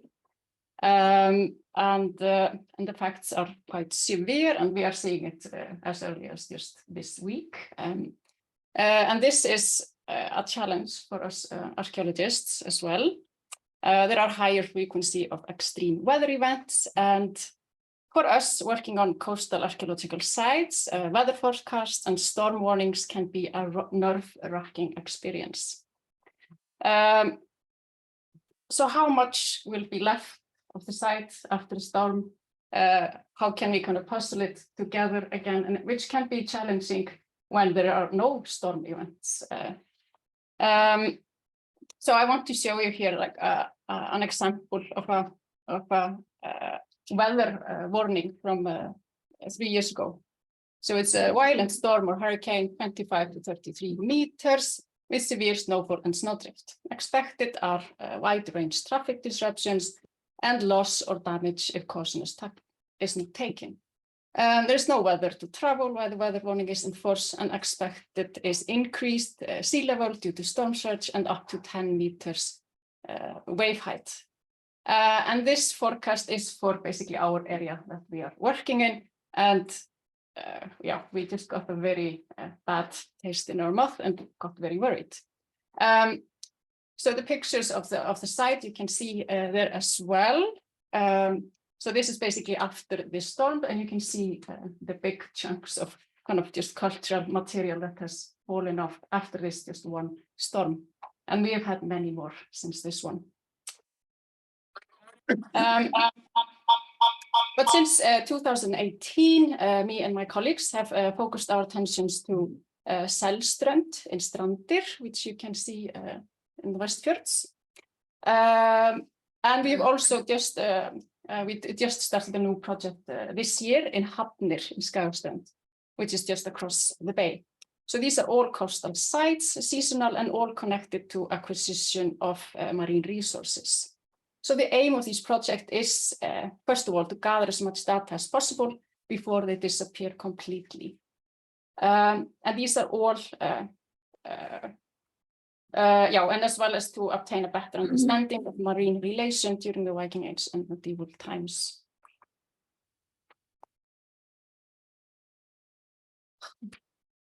Okay. So Strandir is located in the Westfjords, an area which is mountainous, with little lowland and relatively barren. And due to these environmental characteristics, animal husbandry alone could never have created enough subsistence for the inhabitants of Strandir. So it has therefore been argued or thought that Strandir, as well as other areas of Westfjords, were settled later. The area is, however, rich in natural resources like driftwood, fish, seals, and whales, and birds, and we therefore argue that this area was in fact settled, at least at the same time, or at least utilized quite early on due to these valuable resources. So the main focus of our study has been this area here called Selströnd, and the areas that we have been doing research on. You can see there it's Bær, Sandvík, Köngustæðir, and Bjarnanes, and these are all kind of sites that belong to those two farms. So we have extensively surveyed the coastline and both taken test trenches and as well as the kind of basic surveying, and evaluated how much of the area is eroding and so forth. But we started in 2018 here in Sandvík, and we basically started on targeting the eroding areas. And you can see here the Midden. Is for light on this? What did I do?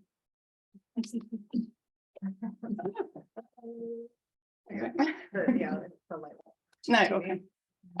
So we basically target our excavation just by the coast and try to take as big as we could of basically the area that was just going. So this we targeted two areas, area A and area B. So this is area A.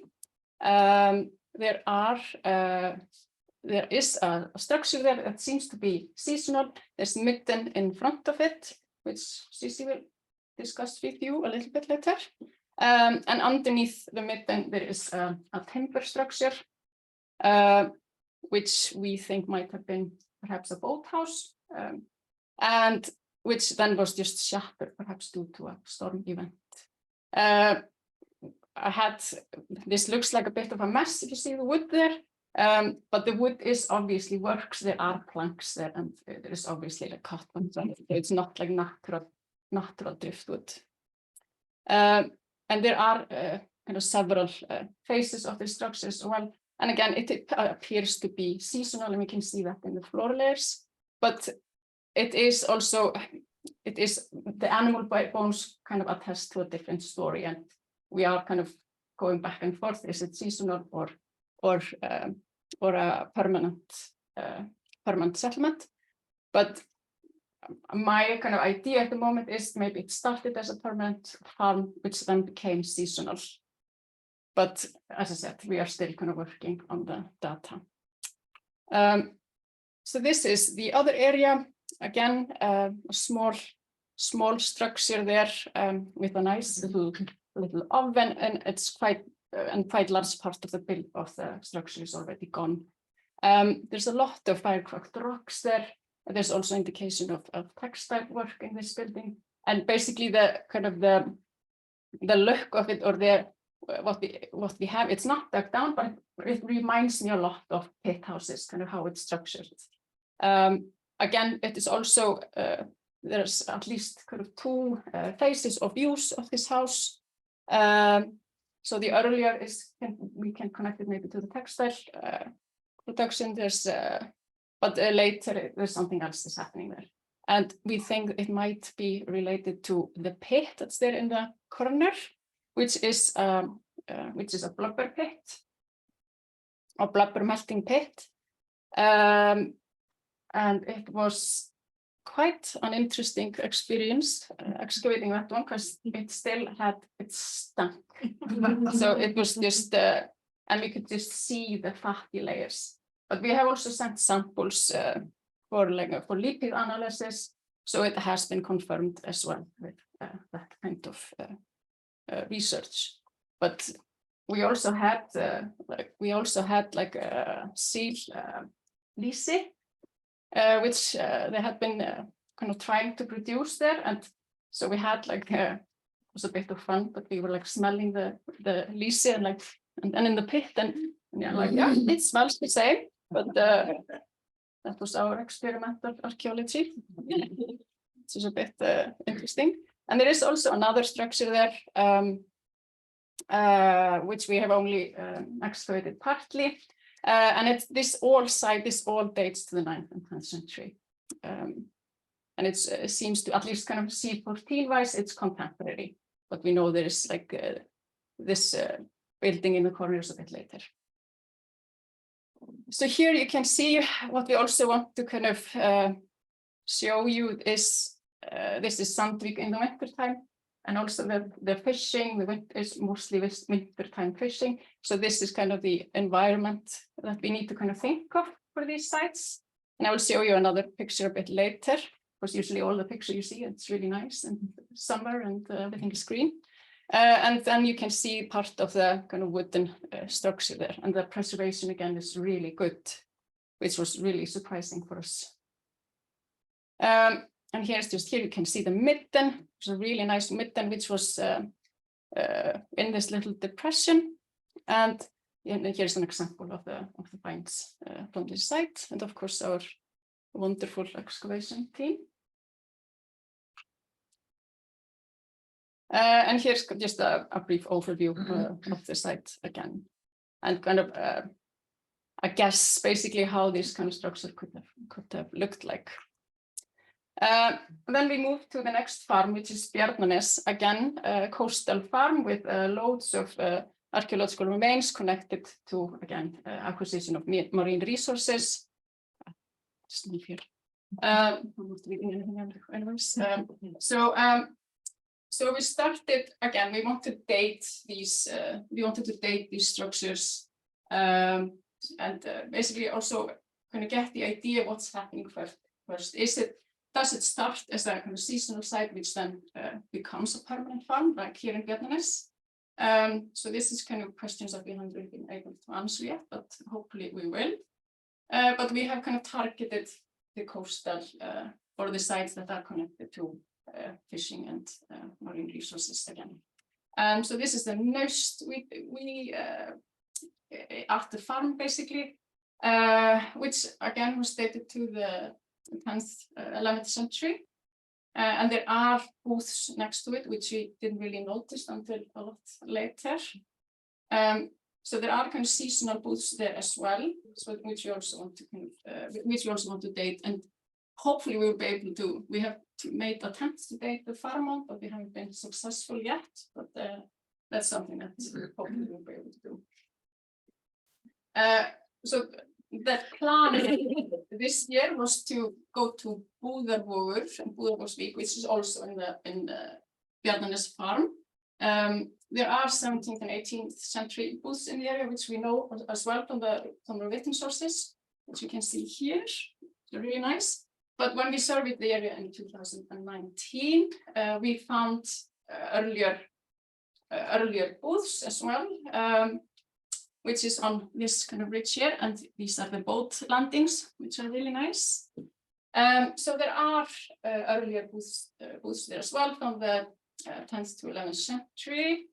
So the plan was to excavate it, but we kind of got stuck at another site, which became a little bit bigger than we expected. So again, there are several of these sites. There are more of these kind of seasonal small sites just within this farm, and also in the farm in Bær. Again, here's kind of the dramatic view of the same site during the winter. And again, I think this is the kind of picture we have to have in mind for these sites. So this is the environment they had to live in these small little structures. So this year, again, this is the next seasonal site in Hvítsandur, in Bjarnanes, and it's called Hvítsandur, which you can see, it is here.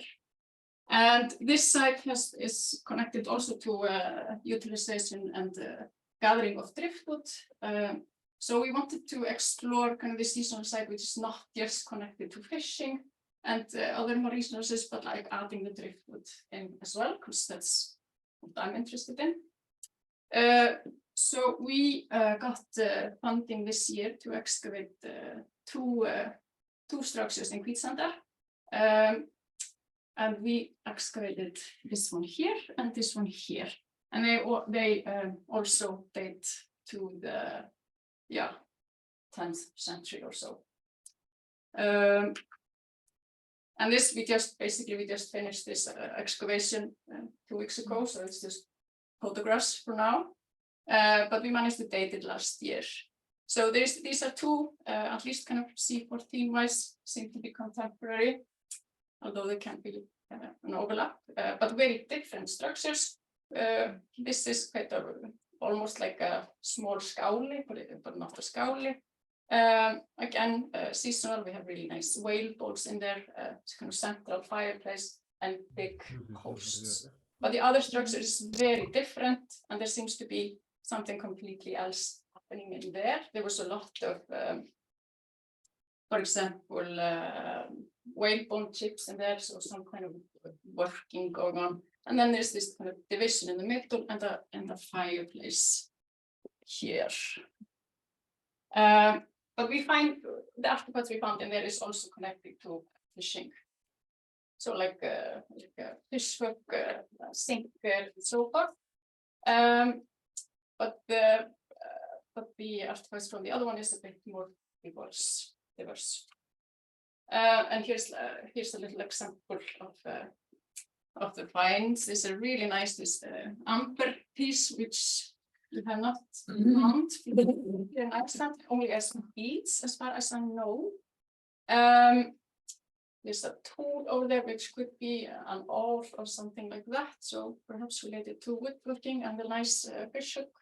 And then there are a lot of whale bones in the bigger structure as well. And they were kind of situated next to the fireplaces, so perhaps they were sitting on them, I don't know. But there's also a lot of wood working on them, like they have been using an axe on it and also cut marks on them as well. So this is something that we will look at further there. So at the kind of end of the excavation, we could play around a little bit, which we were really happy with. So we attempted to put the posts back into the post hole, since there's a lot of driftwood there still, so we could kind of get a sense of space in the structure with the post hole in place. And it was a completely different experience, and you could feel how tight and narrow it really was. So, and then me and Dawn there, we put the fire, the slabs on where the fireplace was as well. So a little bit of kind of experimental archaeology again. But it was like a really interesting experience to do that. And so you think about perhaps a crew of maybe 6 people stayed in this small structure, and kind of the closeness and yeah, so it kind of made you kind of think. But it was quite a lot of fun. So at least our preliminary results for Strandir, there are several of these small fishing stations, and there are various marine resources being utilized, fish, whale, bird, seal, driftwood, and there's this blubber pits as well, and there are several of these possible blubber pits and in quicksand as well. And they seem to be abandoned by 1200, but we have to get more concrete data on that. And the reason might be increased centralization after 1200, where there are again larger but fewer fishing stations with focus on cod fishing for export. And there you can have the big fishing stations like Gjögur and Bakkavik and Skriblur as well.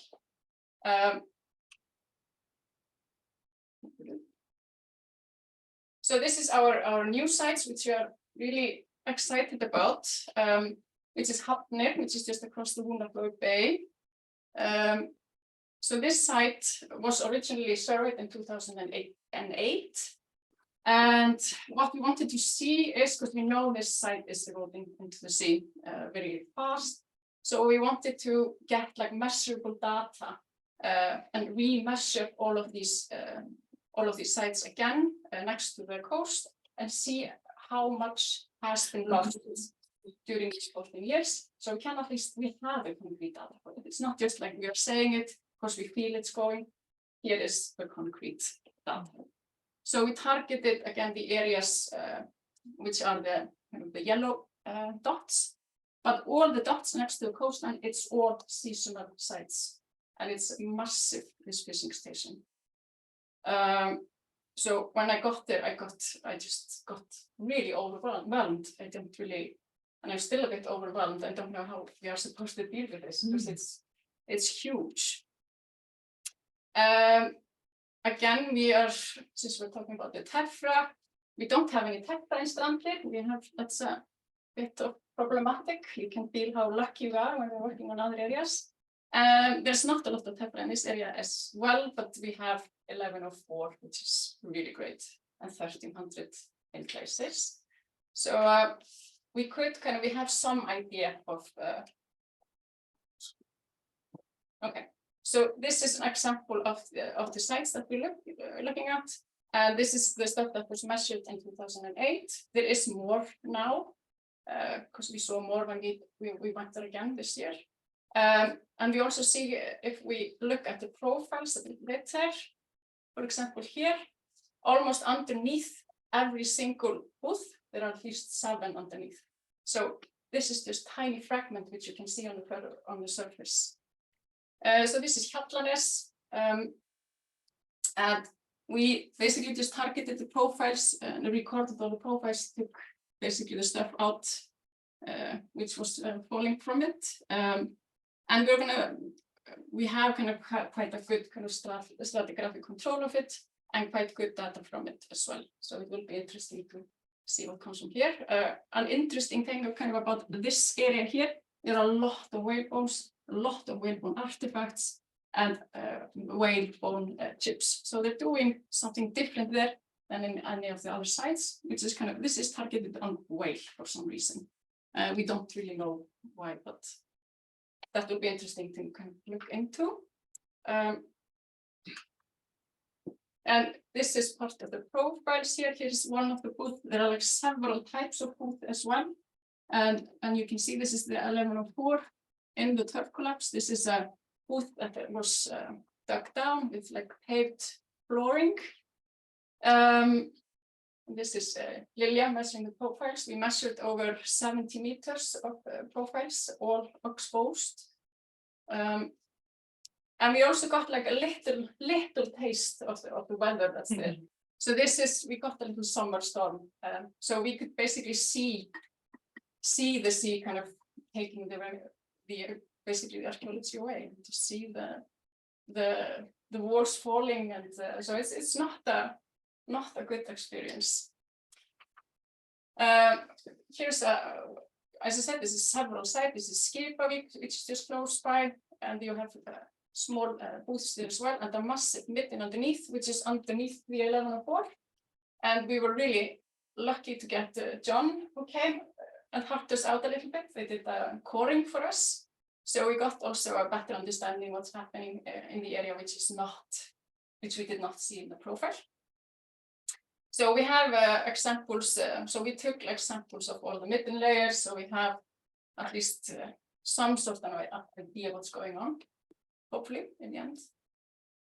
But it's really heartbreaking. And this is Korkunes again. This is apparently the oldest part of the site, and there's a really fun kind of folktale about the settler Þorbjörn Kolka, who had his seasonal booths in this area here. So there is like a kind of an oral tradition that this site was being used for a very long time, which we know now because there is quite a lot happening under the 1104 Tephra well as well, but it seems to be more increased after 1104.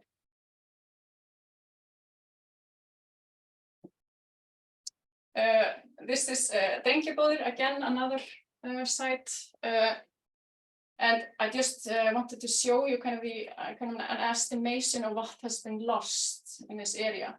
So these are 2 mounds, and we estimate that the blue thing is the area that has been lost, kind of near the coastline. And this is at least this is about 50 meters that are gone. So we just have the edge of the mound still there. And here you can see the structures in the profile. Again, we don't really have a date yet on these sites, but these one are post 1104, probably pre 1700.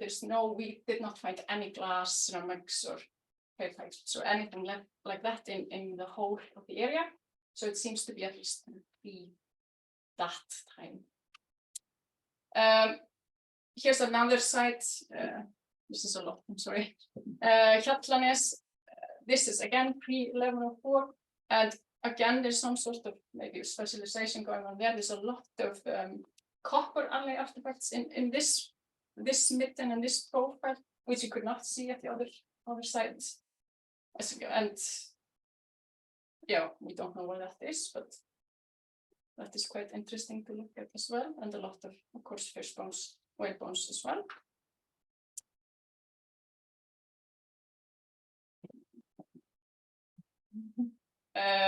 This is Selvíkurtangi. It's again seasonal site, multiple bases, fireplaces here cut through the 1104 Tephra. This is kind of different erosion happening there. This is kind of on a cliff, but the cliff is kind of crumbling and going. There's a lot of seal in the area, so perhaps it has something to do with seal hunting or something like that. And then there are these small coastal farms there as well, which we also take a look at. And they are both in use pre-1104 and after. And then at least here in Rif, there's a fishing station from the 18th to 20th century, but possibly earlier. And again, we are kind of wondering which came first, permanent settlement or seasonal, or is it contemporary? This is Kalbrani, and there's also Garður there, again, these small permanent coastal farms. So a lot of kind of possibilities in this area, and we also just want to see kind of connection between the seasonal sites and these smaller farms. They are mostly all connected to, again, marine resources. And I think it's just a beautiful farm as well. And this is just a small example of the artifacts that we found. This has been kind of the whale bone summer for me. There's a lot of whale bones, and they're working it into like both as kind of building material, as well as all sorts of some sort of plastering as well. And so it's quite interesting to see. And again, this is just we haven't worked at all with the data yet. The post-access started, but we have like both nails, whetstones, sinkers, and it's also they are worked. This one has like an iron nail here through it, and this is just an example of what is falling in these profiles. So seasonal settlement in Hafnir, perhaps as early as the settlement period. And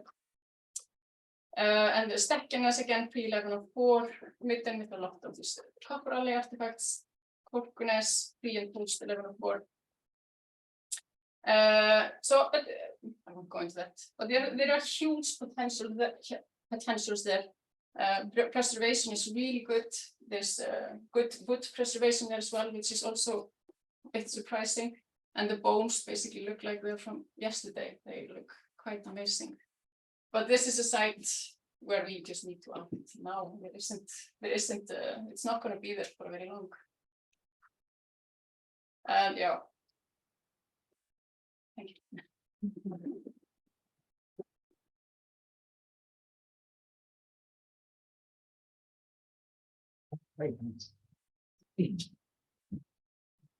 John, I think you're up next.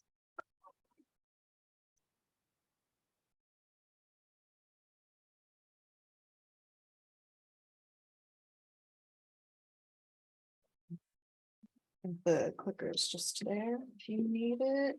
Which is the button? This- That one. Just get this guy over here. Should work. Thanks for having me.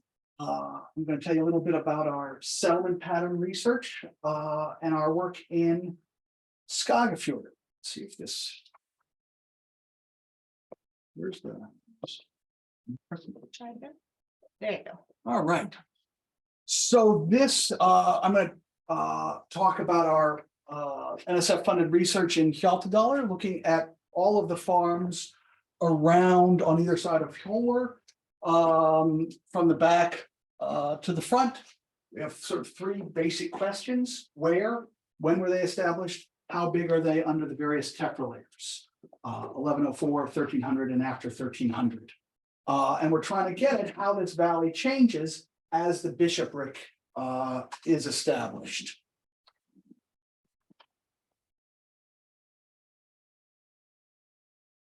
So this comes out of a whole bunch of work, both on churches and settlement, and so this the Hjaltadalur combines those.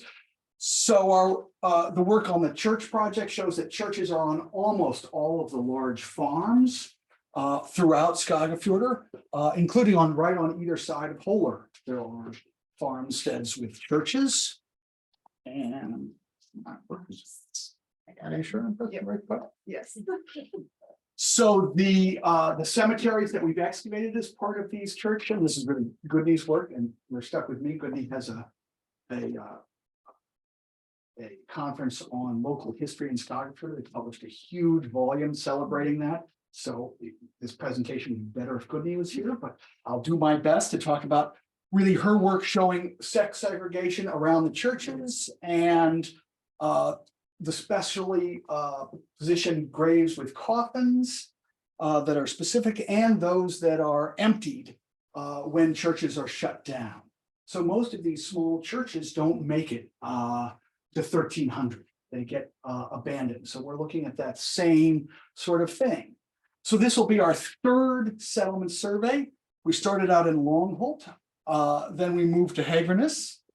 We're not going far, and now we're in Hjaltadalur, looking at how these three different regions change over time with these simple sort of three measures. So let me give you some of the examples from the first two. In Hagerness, there is a pretty direct, in Longholt, there's a pretty direct correlation between the time a farm is established and its area under the 1104 Tephra. There are real advantages to being first, and over time, the farms get smaller as they get squeezed in, so that we have an example of sort of subdivision of farmsteads. Conversely, in Hagerness, we have a very different story. There is not a correlation. In fact, many of the earliest farms are small and abandoned. But when you sort of lump those farms together, you do see that correlation. And so this would imply that the situation in Hegrenus is really one of consolidation, where small farms are abandoned and larger farms are created out of those through the abandonment of these smaller neighbors. We've a couple of rules that we do this with, but that. So one of the interesting things that we see is that most of the largest farms have churches. And especially at the upper end, all but one or two.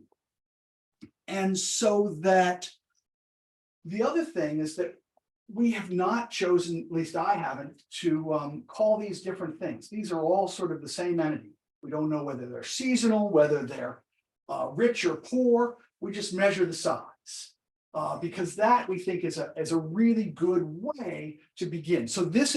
And what we see is that actually the distribution of site sizes underneath the 1104 Tephra layer is pretty continuous, that there is a broad spectrum of large and small entities.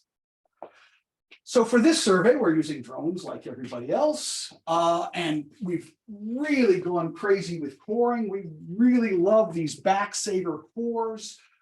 We can take hundreds in a day with a turf barrel, and we have a system of recording using the iPads that's pretty consistent from core to core that records separately the Tephra layers from the stratigraphy. And it's all drop-down menus, so everything is done in exactly the same way for every core. And we now do thousands of these routinely over a season.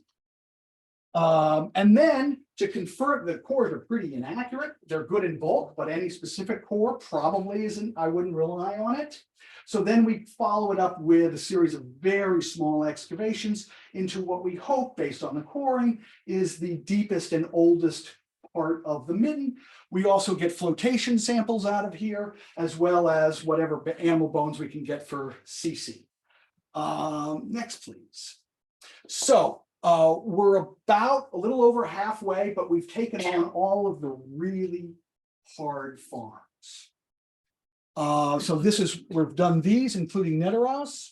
So many of you guys have worked on these farms previously. So we'll update you a little bit on what it looks like, at least from this coring perspective. I have next, please. So one of the funds, we've also been doing a fair amount of geophysics to add to our coring, again, trying to emphasize non-invasive stuff. So this is the farm of Kafstetter, where there is yet again one of these nice churches. Again, no surface sign of this thing whatsoever, and you can see the turf wall and the church inside, and of course the requisite utility lines that run right through the middle of the church, water and power here. Next, please. So let's zoom in. So then we did a series of cores. We have a pretty detailed system. The M is for midden in this case. The triangles are maybe. The squares are yes for under 1104. So what we can see is that we have some grave fill, some turf. That's the T. It's not advanced. And the main part of the deepest part of the old midden. So let's zoom in here. So again, this is the church. That's one of the graves. Now this is conductivity. We really like conductivity for delineating parts of the midden because I think it's most of the iron in the peat ash midden tends to be high in environmental susceptibility. I hope this is true. It sure looks that way because this gets filled in with midden. Next, please. And so then we did some ground penetrating radar where we can actually see individual graves inside. And again, that's why we targeted this area with the church. So this is sort of down below the level of the church into the level of the grave. We've done this for you as best we could. And anyway, this turned out to be the area of the deepest, oldest part of the midden. Next, please. So now we're going to start at the top end and then we'll switch down. This is Nidaros. You guys have seen this lots before. So this is the early excavations in the church. And we've now isolated two different areas of Midden. One up here, there's a lot of fire-cracked rock, almost all charcoal. A large area that has now recently been cut by the farmer's barn. And then the traditional area that seems to be almost as old and maybe as old, just below the farm. And then in this profile right here was when they dug out to build this barn, they exposed a series of floors and turf walls that's almost surely a longhouse that goes like this towards the church. So we think this one's pretty straightforward, although it's a very large area of Midden and stuff underneath the 1104. Next, please. Vidness was a farm that's most notable for a Sturtlinga battle. What's remarkable is we thought this would be, as you can see, we thought this would be really big, and it's not.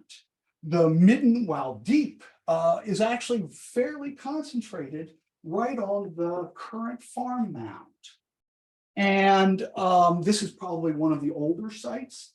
There's even stuff under lots of Tephra layers, but it's very, very concentrated. Some of it's certainly been taken away by this river, but the main part is still there. So we got that. So these are the sort of out valley sites. Now let's switch up to the up valley sites next, where we had to solve a major problem. Landslides and mudslides and scree that's covering up the cultural layers. Because our backsavers, much as we love them, I spent a lot of time at the welders getting them fixed, trying to get through the scree. So what we decided to do was get some of these Dutch gouge off that'll get us 40, 50 centimeters through scree to the cultural layers that are now covered by that. Much more than about that, we had trouble with these guys because the rocks would just force out the cultural layers. But once we got the hang of using these pound-in augers to get through the scree, we could then see how many of these back valley farms were dramatically affected by these mudslides, landslides, scree.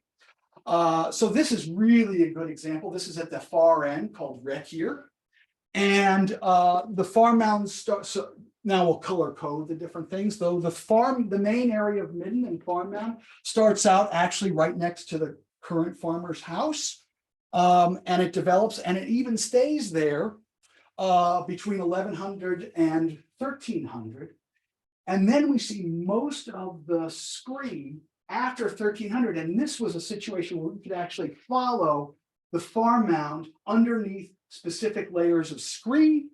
So they go from the original one all after 1300 to this one up there, where that one is then hit by a later scree. So this one had two, and then they move here and hit by a third scree, and then they move back to the original place. So what's interesting is there's a lot of rocks that these guys are clearing from their fields, from their farms, and they're not going anywhere. They're moving the stuff, they're doing whatever it takes to survive. So this one took a lot of pounding to get this kind of data.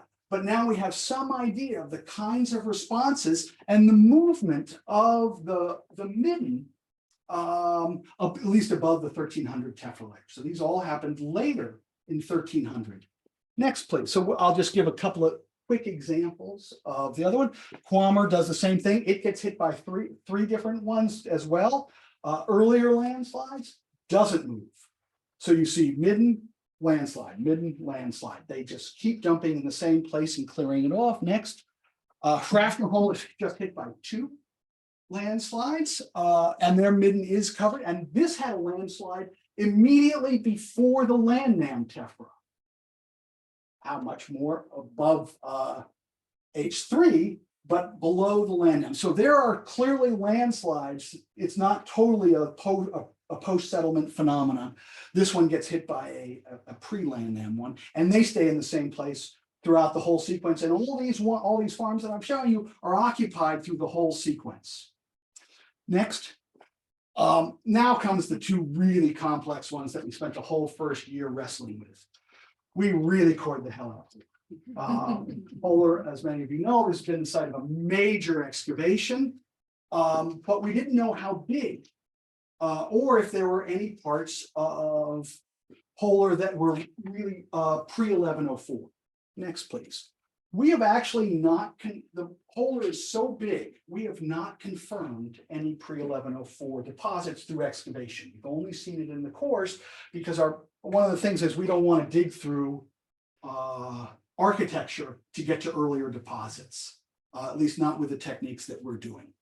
So we do see an area, a series of areas small that we could get through with the cores that are definitely pre-1104, but we have not confirmed that. But one of the things we realize is that outside the area of Polar, preservation is pretty good. We see almost all the Tephra layers and many of the cores. So although we don't know quite where Polar is, what we do know is where Polar isn't. And that's a big step forward because where Polar isn't is anywhere else but Polar. I know that sounds crazy, but I expected there, this is one of the largest, probably the second largest site in Iceland. So I expected all these little things to have lots of middens and stuff all over, separated in little sort of places. We didn't find a single one of those around Polar. All of Polar has pretty sharp borders, and the preservation outside is good, so that we can define what Polar is, and we certainly know about Polar 1104 to 1300, and after 1300, where it gets huge. But not that huge. Interestingly, Polar has defined borders and is really only twice as big as the sites we've been measuring in Longholt, the largest sites that we've been measuring in Longholt and Hagman's. So the second largest site is a one that consolidates a bunch of those little farms that I told you about at the beginning, called Hjaltadalur, and it's just twice as big. So I imagine that Polar should be like 10 times as big, but it was only twice. So that was kind of interesting. And then the kicker, the really interesting part is, I showed you all those farms that were survived landslides. Can I have the next one? Then there's H.A.S.P. H.A.S.P, if you believe these kind of stories, is the Landham farm. And it is as old as any farm. The midden at the farm mound is pre and post 1104. But the actual area is relatively small. It was heavily bulldozed. So one of the things we can do is actually just assume that where's bulldozed, it was also farmstead. So we can add that area, but it's still not that big. And what's even more interesting is it's the only farm so far that was abandoned before the 13, at least for people living there, that was abandoned before the 1300 Tephra layer fell. So while the bishopric is rising to its zenith, the farm next door has nobody on it. And this would sort of go some ways to explain some of the old sources. And I think this is my final slide. So we can now measure H.A.S.P. We could add this area that's been bulldozed, but it's still not that big. And there is no post-1300 component. So this actually tells us a lot. There is stories of landslides. There certainly are landslides, but most of the landslides are after 1300 and concentrated way up the hill. So we cannot have at least an obvious environmental explanation for the abandonment of the neighboring farm, the Landham farm of H.A.S.P. So this is where we are after 2 years. Next, please.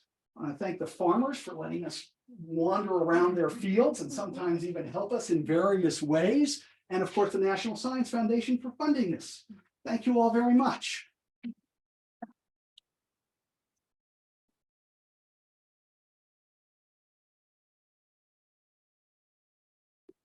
Great. Ceecee, you are. It's me. We both at once. Do you want me Yeah. to help you push buttons? I can do that. Should be okay, but I will let you know. I'm gonna try to make the thingy work. We'll see. It might be better, you're right. Oopsie. We'll just see what happens. Well, works for me. Okay, we'll see what happens. Hi, hello. So I'm calling this sort of recent zooarchaeology in Iceland. It could also just be titled, Ceecee, what have you been doing with your life? So, oh, of course it works close, but doesn't want to work, haha. So again, what am I working on? I've been working on zooarchaeological assemblages from 4 different sites in 4 different areas of Iceland, so you can kind of see them here on the map. This purple one is the only one that's not Viking Age. So yeah, they're spread around Iceland, mostly Viking Age, not all of them. I'm in various stages of completion with them. And for full disclosure, ulterior motive was that I wanted more data for my postdoc, which is about birds. So this means other people get analysis done, I get birds, everyone's happy. And it's also turned into some student projects, which has been really fun. So I'll just start with Sandvík, which Lísabet talked about, and this is the most complete site so far. Basically, I just have to finish writing the report, which means making graphs, and I get bored of graphs very easily. But this is early Viking Age. This is a pin that was actually found in one of the bone bags, 2 of the bone bags. I was working at my kitchen table over Christmas break last year, 2 years ago, and I found part of it and I was like, oh, this is really cool. And then the next day found the other end. It may be ivory. I'm like 80% sure that it's ivory, so also very cool. And as Lísabet said, it's seasonally occupied site, at least according to the archaeology. The bones are a little bit weird and maybe point away from fully seasonal use, which I'll talk about in just a second. But the main focus is winter fishing, and it's a focus on gadded fish, so cod family fish. And if you remembered from Lísabet's map, it's really close to the larger farm by which, so it's like a 5-10 minute walk if you're me. So really close, so there's probably some movement back and forth during the year as well.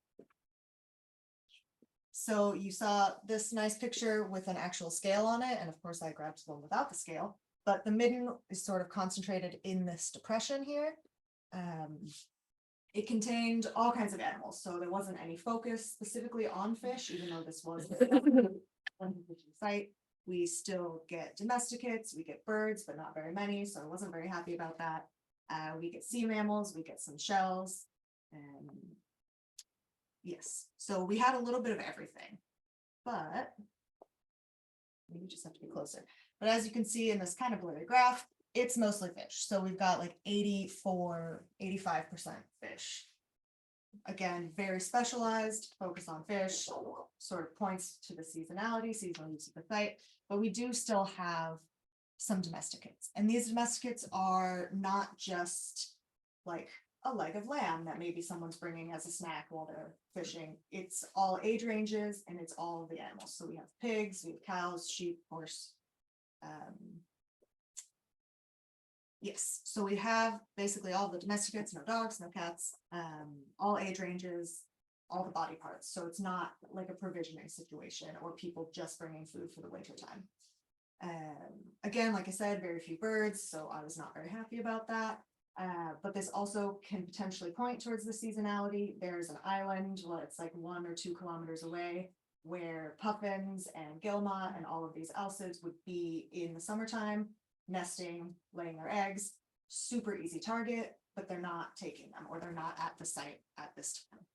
So that's a summer resource, they're not taking them. Could it be that maybe they're just at the bigger farm site, so this site's not being used during the summertime? Could be. And again, sea mammals include seal and whale. We definitely have some harbor seal.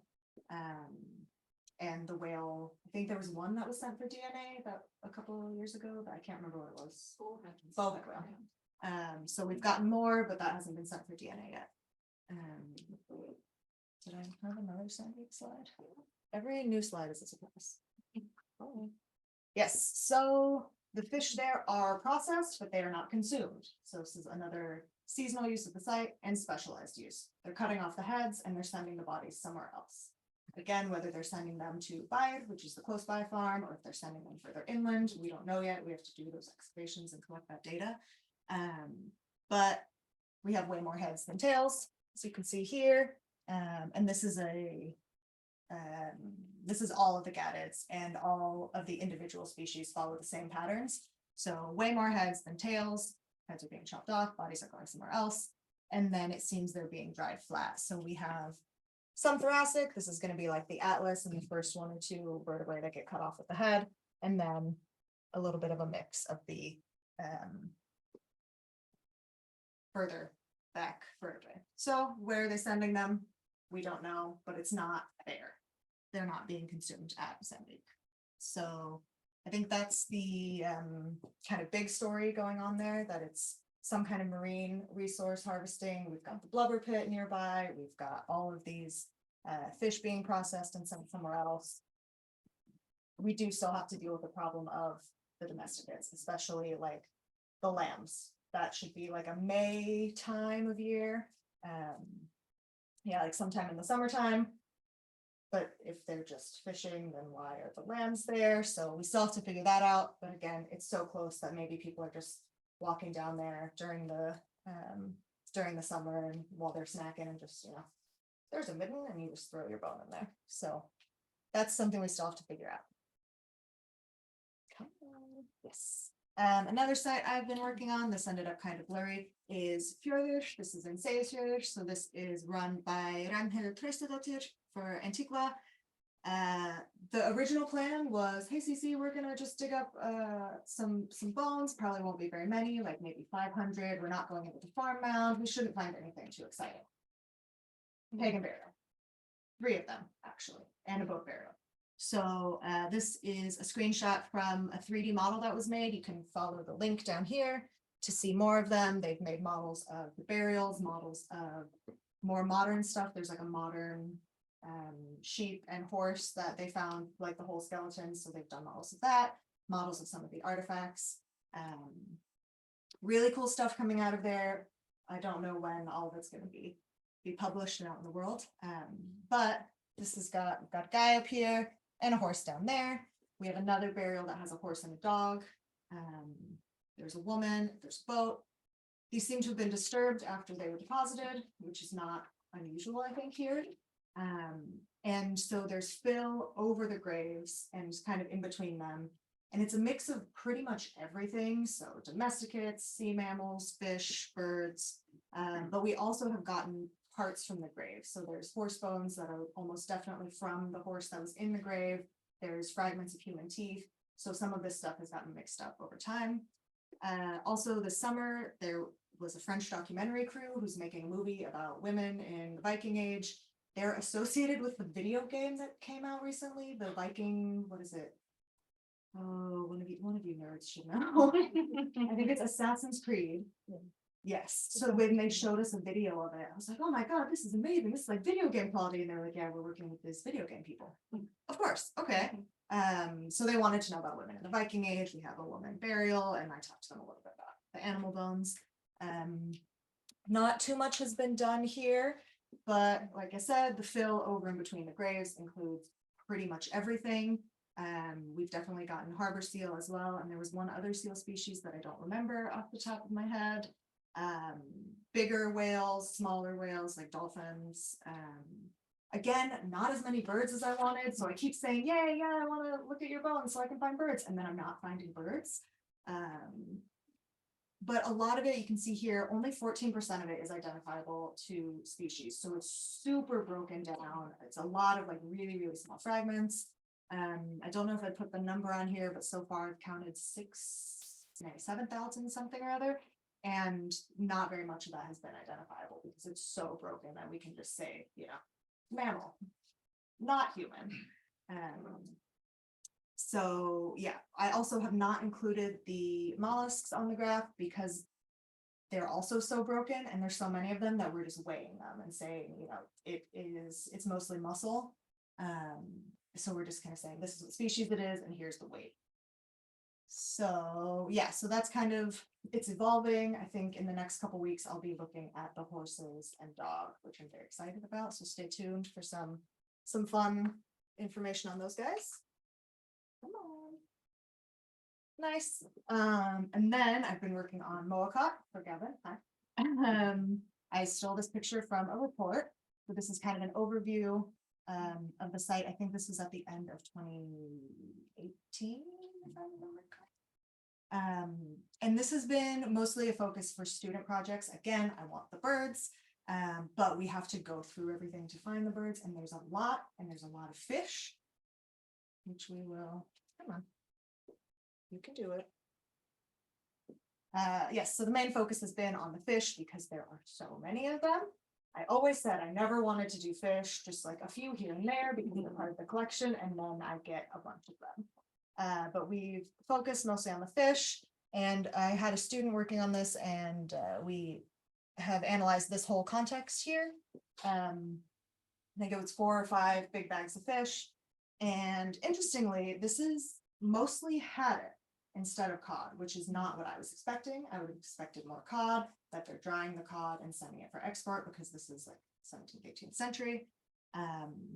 But they are producing dried fish. So you have cod here and haddock here. These were the 2 most common, and it wasn't a huge difference between the 2. I think haddock was like 400 and something, and cod was like 380. So not a huge difference between the 2. And both had way too many heads, which is an indicator that we see for processing fish to dry them. And then when we look at the premaxilla versus clathrum, as Tom mentioned, the clathrum goes with the dried product, the premaxilla stays with the head. Cod looks like what we expect. You'd expect too many premaxilla. Haddock does not. So haddock has way too many clathra. These are often carved into gaming pieces, into kind of anything you can carve them into. They're really beefy, like they're super identifiable. But like between the gaddids, everything else could be, you know, it's quite thin, but this one's like super chunky. I think at Guvskog, there's been like chess pieces carved out of this. We've found some, I think we also had a chess piece at Milek that was carved out of one that I looked at. So even though they're being dried, the haddock are probably being processed slightly differently. Oh, our internet connection is unstable. That's fun.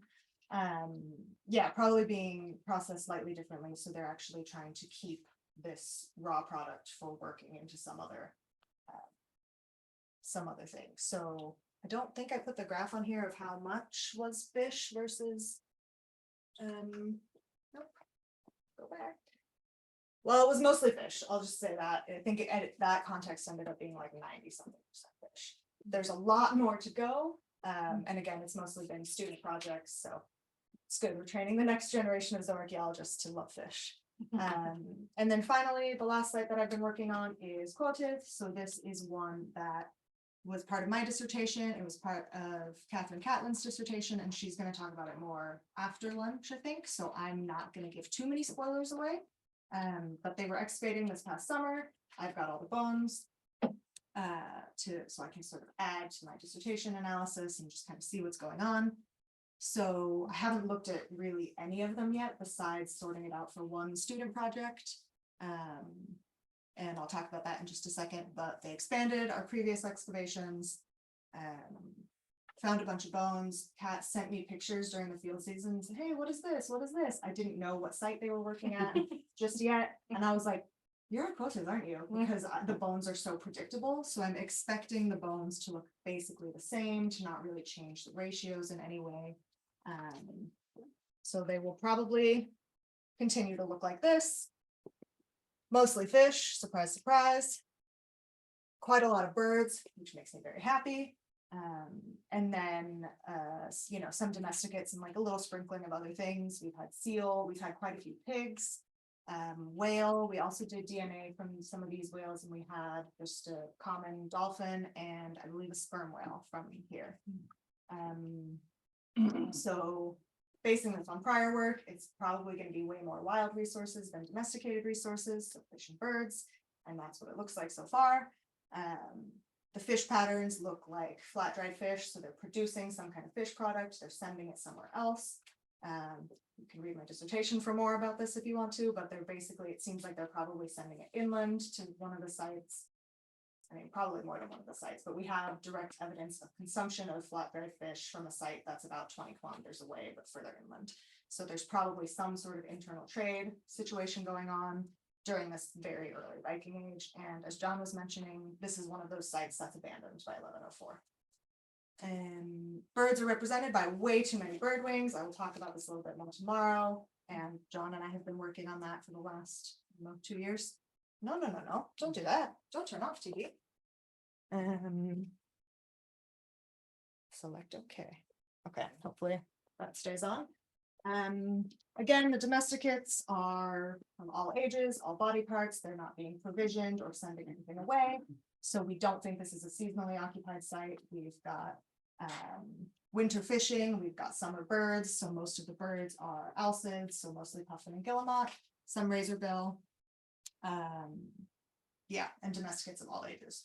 So I think this will be the final slide. So I currently have a student working on a BA project, taking the sheep mandibles from this year and adding in my dissertation sheep mandibles to see what are they doing with sheep. And you'll notice there's a lot of kind of tasty age, like Tom was talking about, and then some really old individuals. So maybe they're keeping some of them for wool. As they get older, the wool gets better. Or if they're leader sheep, as Tom was mentioning, sometimes you get one sheep that's just really good at navigating the Highlands and keeping everyone safe during storms. And often you'll continue that and keep that sheep going for as long as possible. So we've kind of got some tasty guys and some really old ones. So meat and wool, maybe. They're probably also doing milk. As we know, it's kind of a mixed economy anyway in Iceland. You don't usually focus with sheep on just one product because that's not very useful. So stay tuned for more on that. We've just done this this analysis in the last 2 weeks or so. Yes, thank you. I know I'm keeping you guys from lunch and some of you who might be in the US from breakfast, but yes, thank you guys.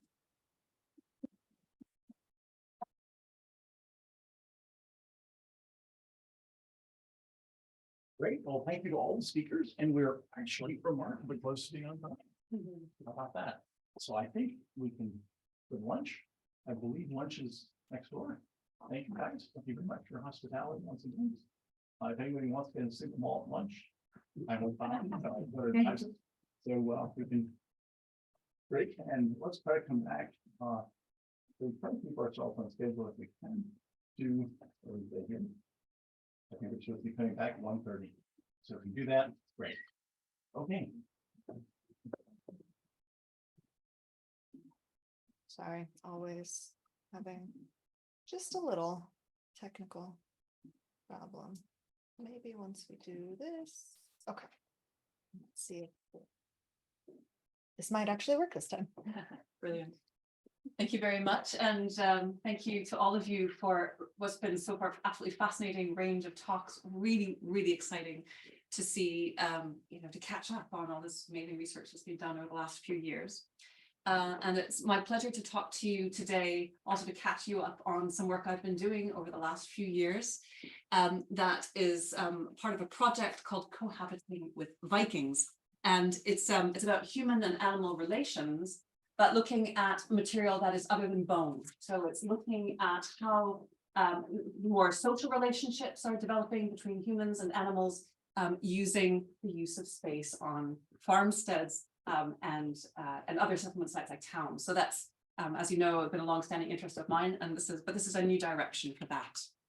I'd like to acknowledge my co-authors from the beginning, 2 people who have been working with me on this project, Loïc Arrault, who's an organic geochemist, and Harriet Evans-Tang, who is a specialist in Old Norse and medieval written sources, and who should be online with us right now. So if you're there, hello, Harriet. I wanted to do a plug also for, it's not going to work. There we go, for Harriet's new book, which is focusing on human-animal relations in medieval Iceland, primarily through written sources. This was the subject of her PhD at York, but also integrating lots of archaeological material from sites that have been excavated here in Iceland by all of you for many years. So nice interdisciplinary work, and it's just been published. So wanted to let you know about that. So this project really stems from personal experience I had having trouble finding animals in settlement remains. And it all started with this wonderful site, Adalstræti 16, which is just a few hundred meters away from where we are here in Reykjavik right now. You can look down on this building from that Adalstræti street level and see this really amazing Viking age building, 10th century building, which has some remarkable animal bones incorporated into the fabric of the building, a walrus vertebral column, as well as a walrus scapula identified by Tom, and a few walrus tusks with intact roots found inside on the floor level. But those are the most interesting bones from the site because Sorry, can we pause for a second? It's showing everyone the presenter view for whatever reason. Sorry, I'm trying to keep track of the chat on my phone while this goes. Let's try to slide. Stop this for a second. And let's try again.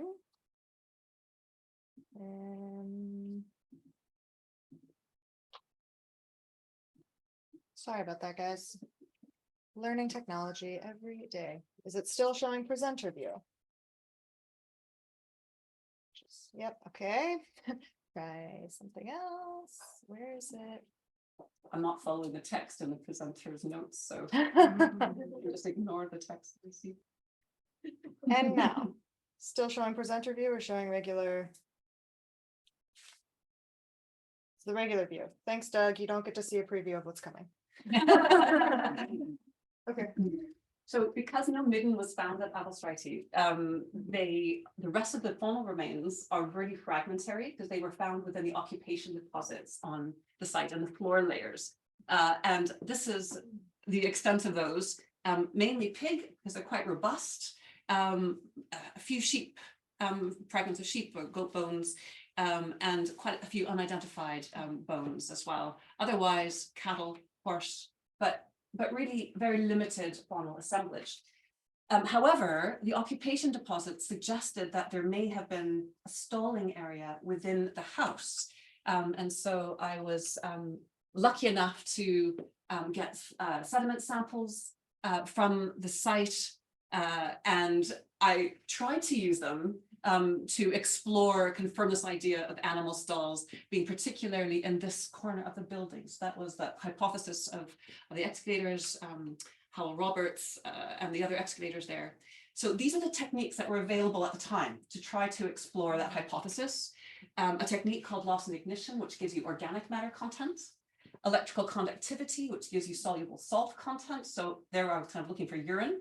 And phosphorus, which, as you know, is elevated very often in dung, but is also present in all sorts of organic matter and its ash. So as you can see, the patterns don't match each other. And I was left with really being able to use mainly the micromorphology samples, which did suggest concentration of organic matter up in that corner associated with the context 844, which could have been a stall. There was also a surprise find, which was some phytolith evidence in the thin sections that there were crumbs of animal dung right next to the hearth. So possibly, for example, dung used as fuel kept there within the building. So otherwise, in this kind of side aisle area, evidence for non-trampled deposits, so possibly a raised bench, and on the other side of the building, on the east side, a very compacted series of grass layers, so probably bedding that had been compacted down. But the animal evidence so far is still a little bit fuzzy. So I had basically this question of how can we find animals that are basically invisible within our settlements in terms of where are they being located, where are they being housed. And so based on the evidence that was available so far, this was kind of a tentative interpretive plan with the animal stalls up in that corner and that fuel stall. However, I had the opportunity to get involved with the project in 2014, 15, 16, which was to develop a method called fecal lipid biomarkers, which is a way that organic geochemistry can help us understand the presence of animal dung. So I'll be talking to you more about that. The results of that were very successful. I worked very closely with Lísabet Guðmundsdóttir, really talented organic geochemist, in order to improve a method which had been used actually since the 1980s, especially by Richard Evershed, He worked with Ian Simpson quite a lot on identifying evidence for manuring, animal dung being used for manuring in soils. But at the time that I started this project, we could tell the difference between herbivore and omnivore dung. That was about it. There was a way of distinguishing pig and human, but that was about it. So what I was hoping to do, and which we were able to do through this project together with Lísabet, was to improve the methodology to get to the species level. So we can now identify different herbivore species. So in a way, this is complementary to environmental DNA, but whereas environmental DNA is sometimes well preserved and sometimes not. And also it gives you all of the DNA, every plant, every bit of fungus, everything living in that sample.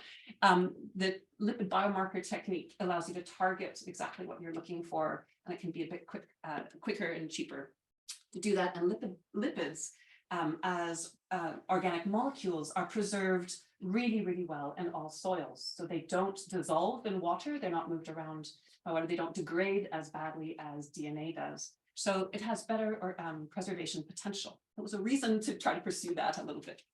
So I was able to get funding from the Leverhulme Trust, which specifically funds really interdisciplinary work, to develop a project focusing on this kind of social space shared by humans and animals, using literary sources, organic geochemistry, and the kind of standard archaeological and geoarchaeological work that I have previously been doing.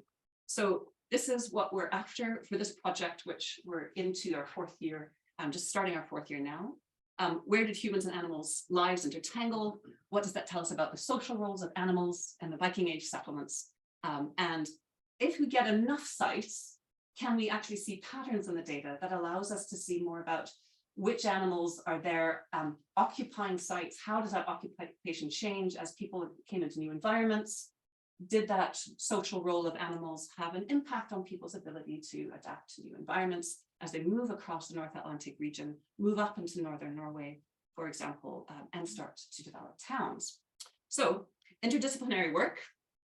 This is to show you that we're looking at organic geomolecules and as well as literary sources and archaeological sources. Whoops, skipping ahead too much. So skipped. Go back one.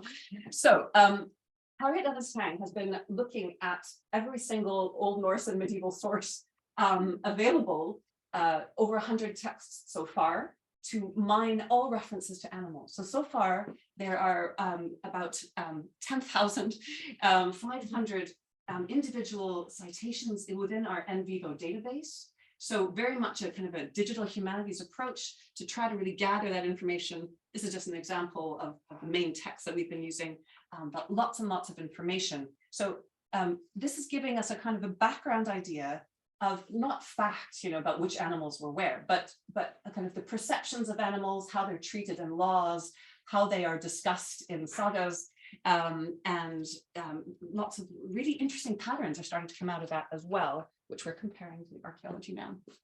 So this is the overview of the animals that have been identified in her texts. You can see why, it's a biased data set. So horses, massive numbers of reference to horses, because every single feud involves somebody jumping on a horse and riding across to another fjord.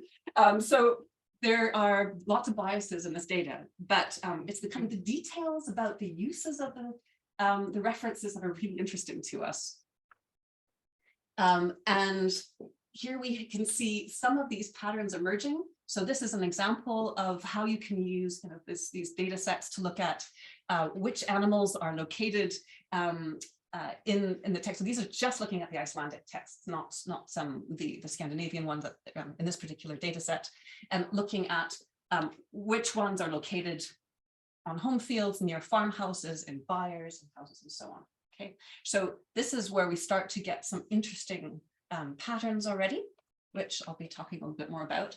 But just for this talk today, I'm going to focus on this. So animals in house. Very, very few references actually to animals in the house, actually in the building, in the Icelandic texts. One calf that was brought in for because it was ill. It had kind of been born in the wintertime and wasn't very well, needed to be taken care of.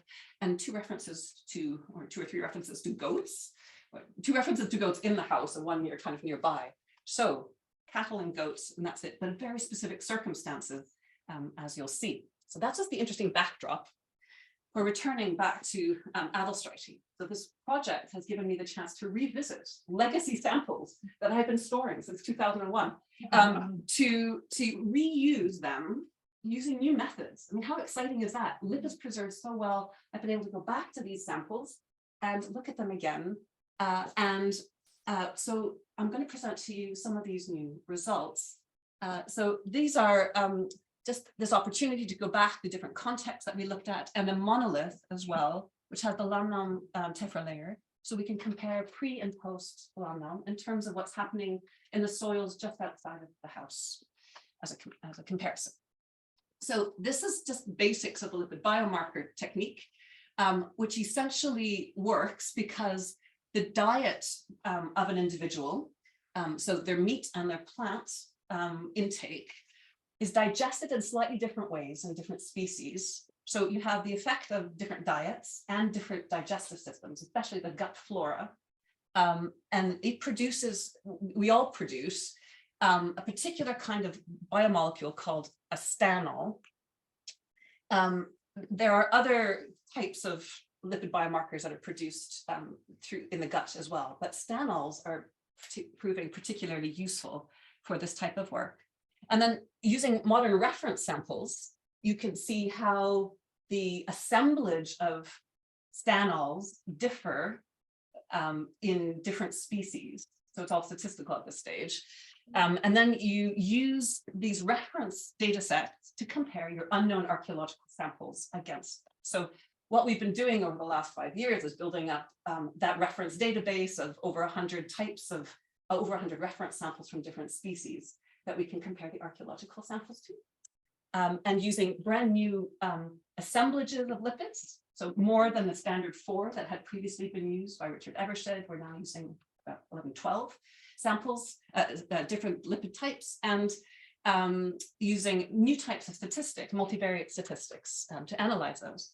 So these are the kinds of the curves you get out of the GCMS, the gas chromatography mass spectrometry work, and that those wider ranges of lipids. So these ones are the stanols, the 5-beta stanols, but you can also look at bile acids. And we're starting to explore the use of a particular kind of new application of lignins that are showing up in urine as well. So going on to Adalstræti, this diagram is showing you lipid concentrations and diversity across the site. So the first thing to show you is that sample, the column sample outside of the house. Just if you think about the background lipid concentrations and diversity before people started to walk around the site. So pre-Landnám, there's almost no fecal lipids at all. And then immediately post-Landnám, you start to get fecal stanols starting to show up in low concentrations, which is probably people walking around with their animals and trampling into the soil, but also worms being introduced. So this is kind of something, worms, the feces of worms also contains lipids in them, stanols, and so low concentrations. But that's nothing in the home field outside of the house compared to inside the building.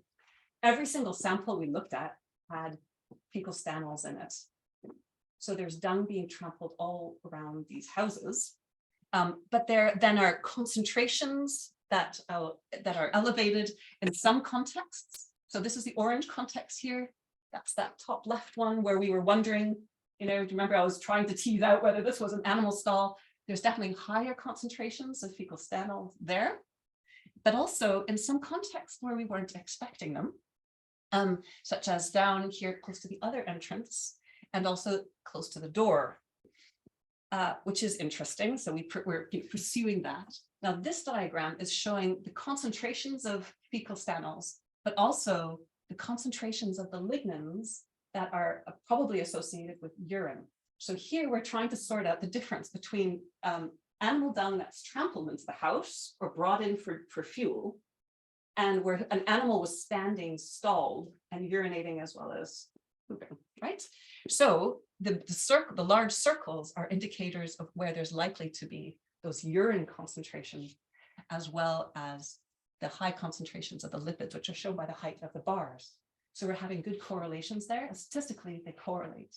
So we're looking, I think, for the first time of really getting scientific confirmation for the presence of animals in these areas of the site. But which animals? So then you do multivariate statistics using PCA analysis and then hierarchical cluster analysis to look at which species are there.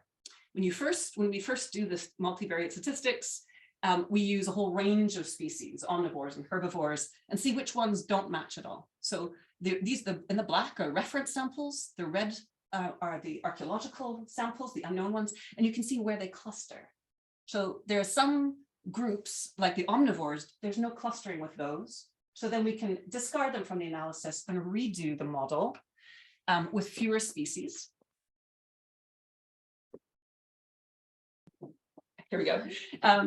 And get a more refined identification. Please ignore the rabbit. It's a mistake by the week. And he hasn't yet been able to produce a new image for me. But the correlation with different species is there, and it's really, really interesting. So what we have in the two areas where we had those high concentrations of fecal lipid biomarkers and the urine biomarkers, it's goat. Here, close to the entrance here, and in that area that we felt was a stall. All of the, remember I mentioned that there was dung scattered across the floor. It's low levels of sheep, goat, and in a few cases, horse dung. No cattle dung is trampled in. So this was not a cattle byre, and cattle aren't anywhere near this particular house, but there are horses and sheep as well as goats in the home field area or close to the house, and their dung is being trampled in low concentrations into the floor. So it's really interesting to be able to use the concentrations and that spatial distribution to try to understand which animals are there. So in this case, it's goat, which we always suspected was the case, or at least small mammal, because the stalls here were very small. And the micromorphological sample of that dung that we saw close to the hearth, it was either sheep or goat morphologically. So I think it's all goat. It's really, really different and exciting. And there were, no evidence of that in the faunal remains that we had at the site. So a brand new way of thinking and kind of accessing information about animals. Really new. So here we have these two probable stall areas. And, if you think about, kinds of animals wandering around the house, like in here, but here we have, some close contact between people and their animals. And this has a number of implications. So when we're thinking about what those implications are, one is health. So there are zoonotic diseases, especially the risk of hydatid disease, which have been found.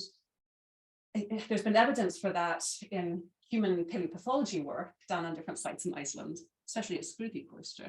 So, I mean, there's evidence here that there's lots of animal dung in the floors. And then you're thinking about the risk of zoonotic diseases. So that's one implication that we would like to pursue further. The other one is the social relationship between humans and animals. Remember, if you go back to the written sources that we had looked at, the goats had been one of the few, the two examples that we had really good examples of animals in the building. There was goats, actually, not other species. And these are what some of the, pulling out those texts, one of them mentions a billy goat that, where they were bringing him water in his bucket. There's a mention of there's a very odd story, but basically there's a woman was grooming a billy goat, combing his hair, trimming his hair and beard, disentangling it. And there's again a reference to a billy goat being accustomed to walking around the home field when they were around. So, if we think about more of those social relationships between animals and people, it's very interesting because we don't usually get access to that information just from the bones, So I love that this complementary information that we're now getting using both written sources and this work on the use of space in buildings.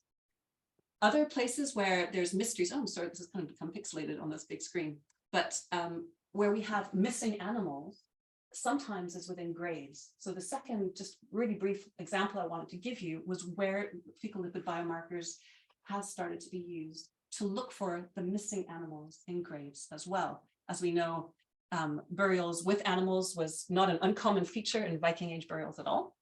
They were very horse burials, so-called equestrian burials, very common not only in Iceland, but also in Denmark. This was a site where it was hypothesized that there was a horse, but there was absolutely no faunal evidence to back it up, except for one slightly larger herbivore tooth, which they thought was probably horse. They never did DNA on it, I don't know why. At the site of Frederickslav 2. Here, there was very good preservation of organic remains, but not of the bone remains of the site because of the nature of the chemistry of the soil. It was very shallow site, and unfortunately the faunal remains were not preserved of either the human or any animals preserved in the grave, but based on the artifactual remains, they thought it was probably one of these equestrian burials. And that's because there was artifactual evidence for that, a bridle with many dozens of bridle mounts, parts of the bridle, well-preserved saddle, harness pieces, a nose bag that contained the phytoliths associated with animal feed, and it's just really interesting kind of assemblage, but one tooth, no horse bones and no human bones either. So this was a kind of hypothesized organization of that grave based on primarily artifactual remains.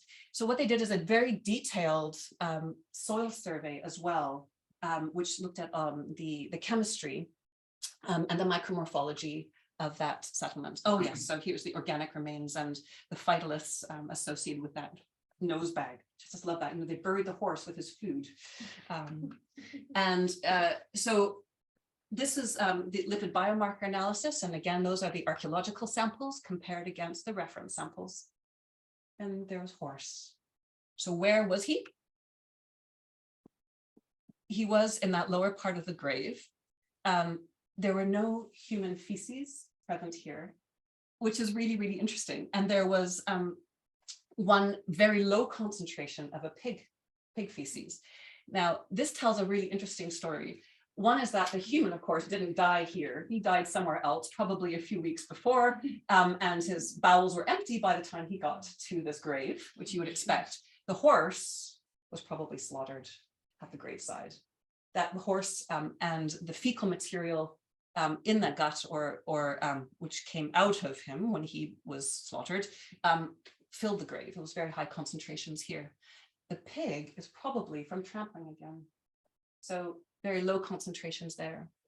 So based on that, we have this reconstruction, confirmation of the horse in the burial, and evidence of that trampling that happens. Think about all of the work that goes into the laying out of one of those complicated burials. So there's work. There's a whole kind of probably very formalized, kind of maybe ritualized activity related to the laying out of the burial, killing the animals, and setting up the artifacts and so on. So we can see that evidence of the trampling on the base of this grave. So I'll leave it there just with those first. So thank you very much to all of the collaborators.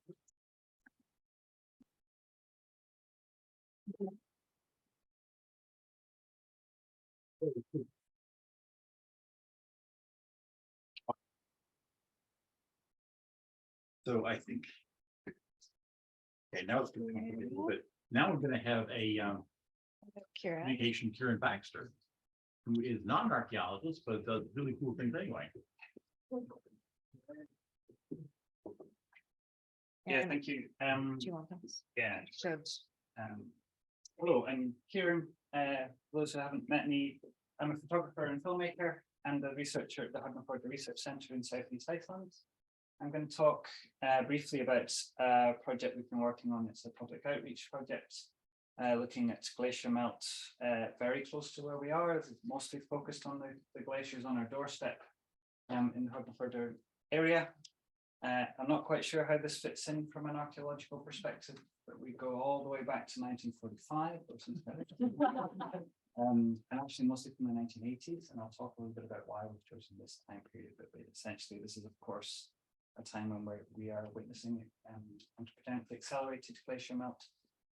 So yeah, I'm going to come back and talk briefly about a little bit about how we've been working on this project and the kind of thinking behind it.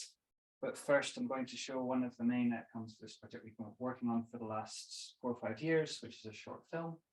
It's about 12 minutes long. It's a short documentary. So I'll let that play just for the online people. We've added a link, a direct link to the Vimeo version of this film into the chat. And that's just because I don't entirely trust Zoom to be very good playing us back. So if you want to jump out and watch the film on Vimeo and then join us back, then you can direct using the link. Which I'm gonna add in just a second because I forgot to do it. And I'm trying to get it on my phone to do it. But No worries, we'll hang back a second just so that you guys have that option. I'm gonna jump out of this really quick so I can put the link in because I do want to make sure you guys have it.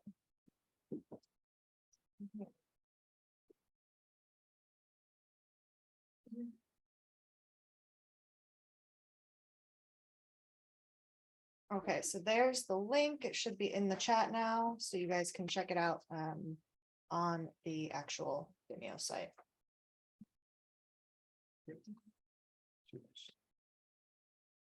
Sound? Yes.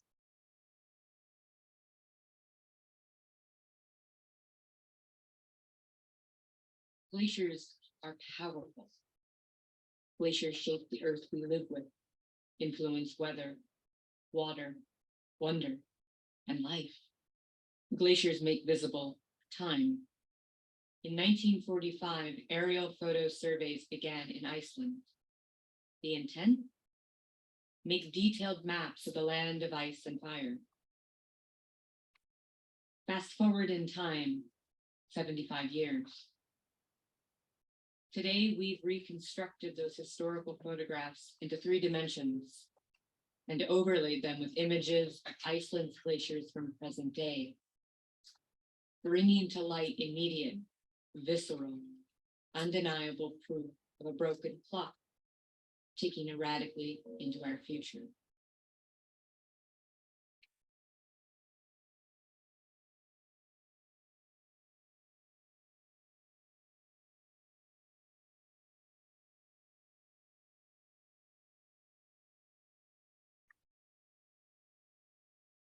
This is Breiðamergjökull, an outlet glacier on the south coast of the island with a terminus stretching east to west over 12 kilometers wide.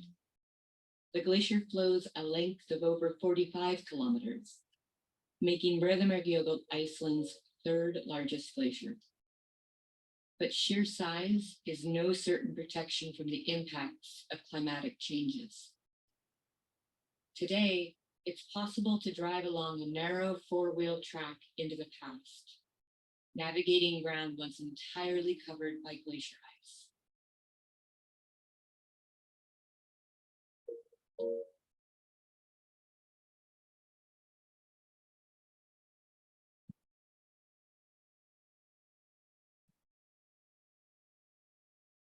Sometimes, Iceland's glaciers can appear so large, it can be hard to accurately assess distance, scale, change, loss. How do we make sense of such enormous natural phenomena disappearing so quickly? Each year, millions of people from around the world travel to Iceland, curious to see, touch, stand on the island's ice. Some scholars labeled this trend last chance tourism, where people are driven to witness the ice before it's gone, take photographs of glaciers likely unrecognizable to the next generations.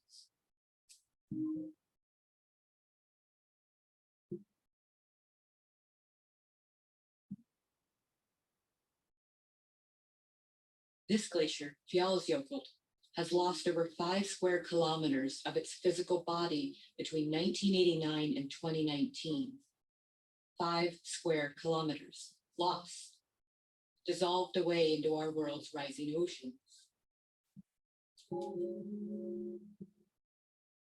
Since the 1980s, Breiðamergjökull's recession rate has accelerated exponentially. Today, the glacier is melting at rates never before seen in human history.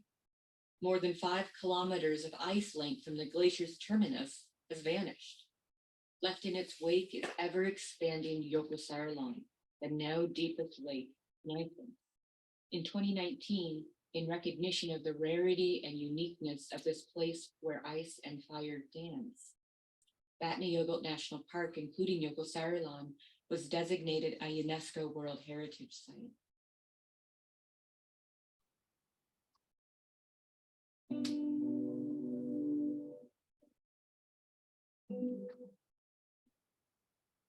To the east of Breiðamergjökull flows the glacier Skálafellsjökull. As Skálafellsjökull has recessed, like all glaciers on the south coast, it has formed at its terminus a watery brown lagoon, full of ground down mountains and hills and history. The glaciers produce these lagoons through overdeepening, a process where glacier ice erodes substantially into bedrock underneath.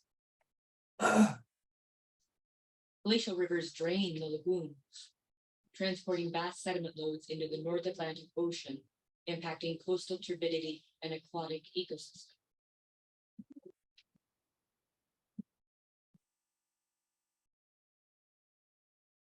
Glaciers never melt just at their edges. They also lose thickness, like this glacier, Hanabergsjökull, who not only has lost almost 5 square kilometers between 1989 and 2019, but has also deflated throughout its entire glacier body. As Hanabergsjökull responds to increasing air temperatures, the glacier shrinks from view, growing smaller and smaller. Only the striated valley walls give evidence now of Hanabergsjökull's past immensity and strength. Over the last 30 years, the glacier has lost 100 meters in thickness. To some locals, it's as if Hanabergsjökull was a balloon, gently deflating, sinking back down to the ground.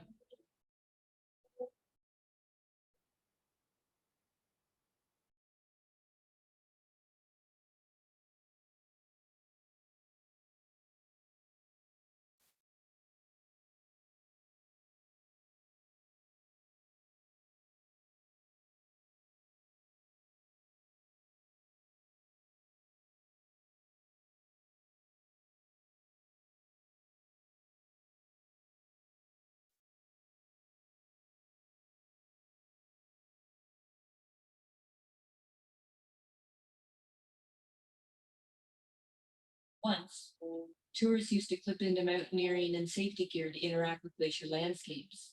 Today, the easiest way to see Hanabergsjökull is to hire a local guide, push a kayak into the lagoon, and paddle out towards the ice's edge.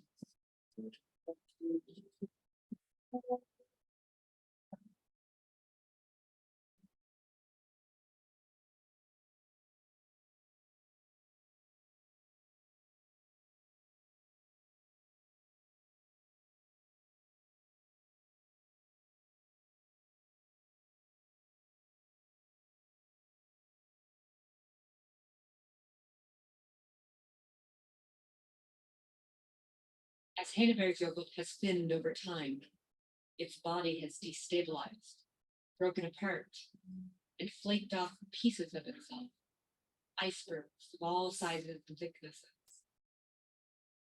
People from around the world paddle silently amidst Hanabergsjökull's remains, wonder at a glacier once whole.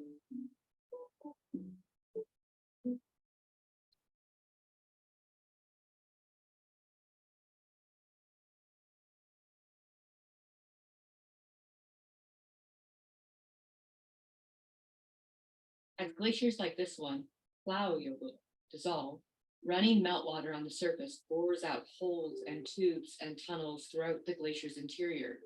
In the winter, these waterways freeze, transforming into surreal blue glacier ice caves.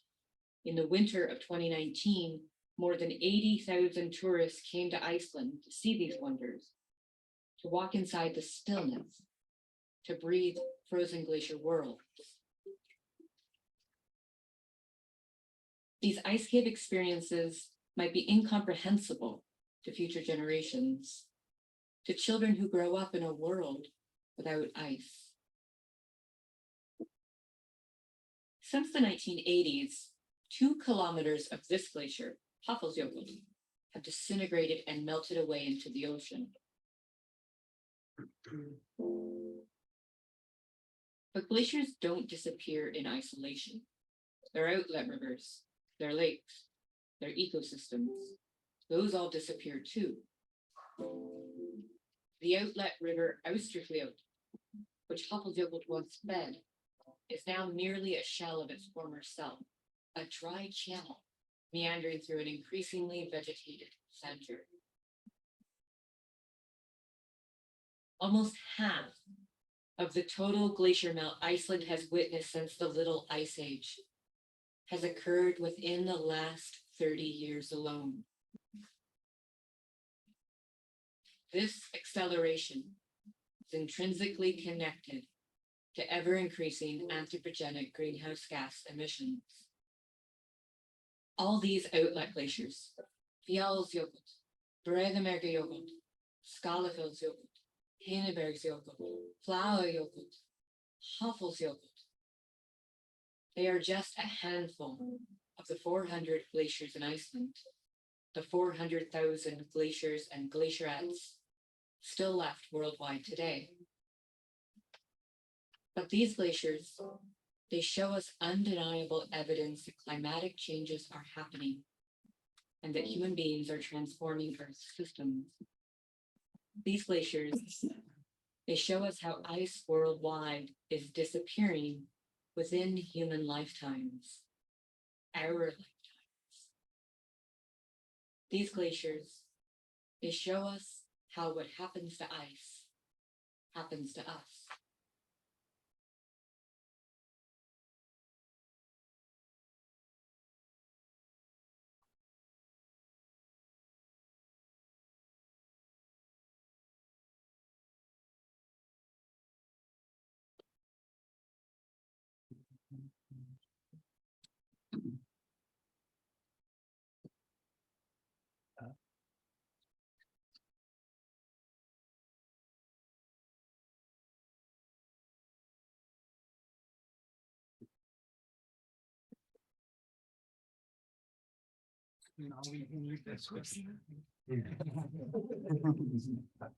Yeah, sorry to depress everyone.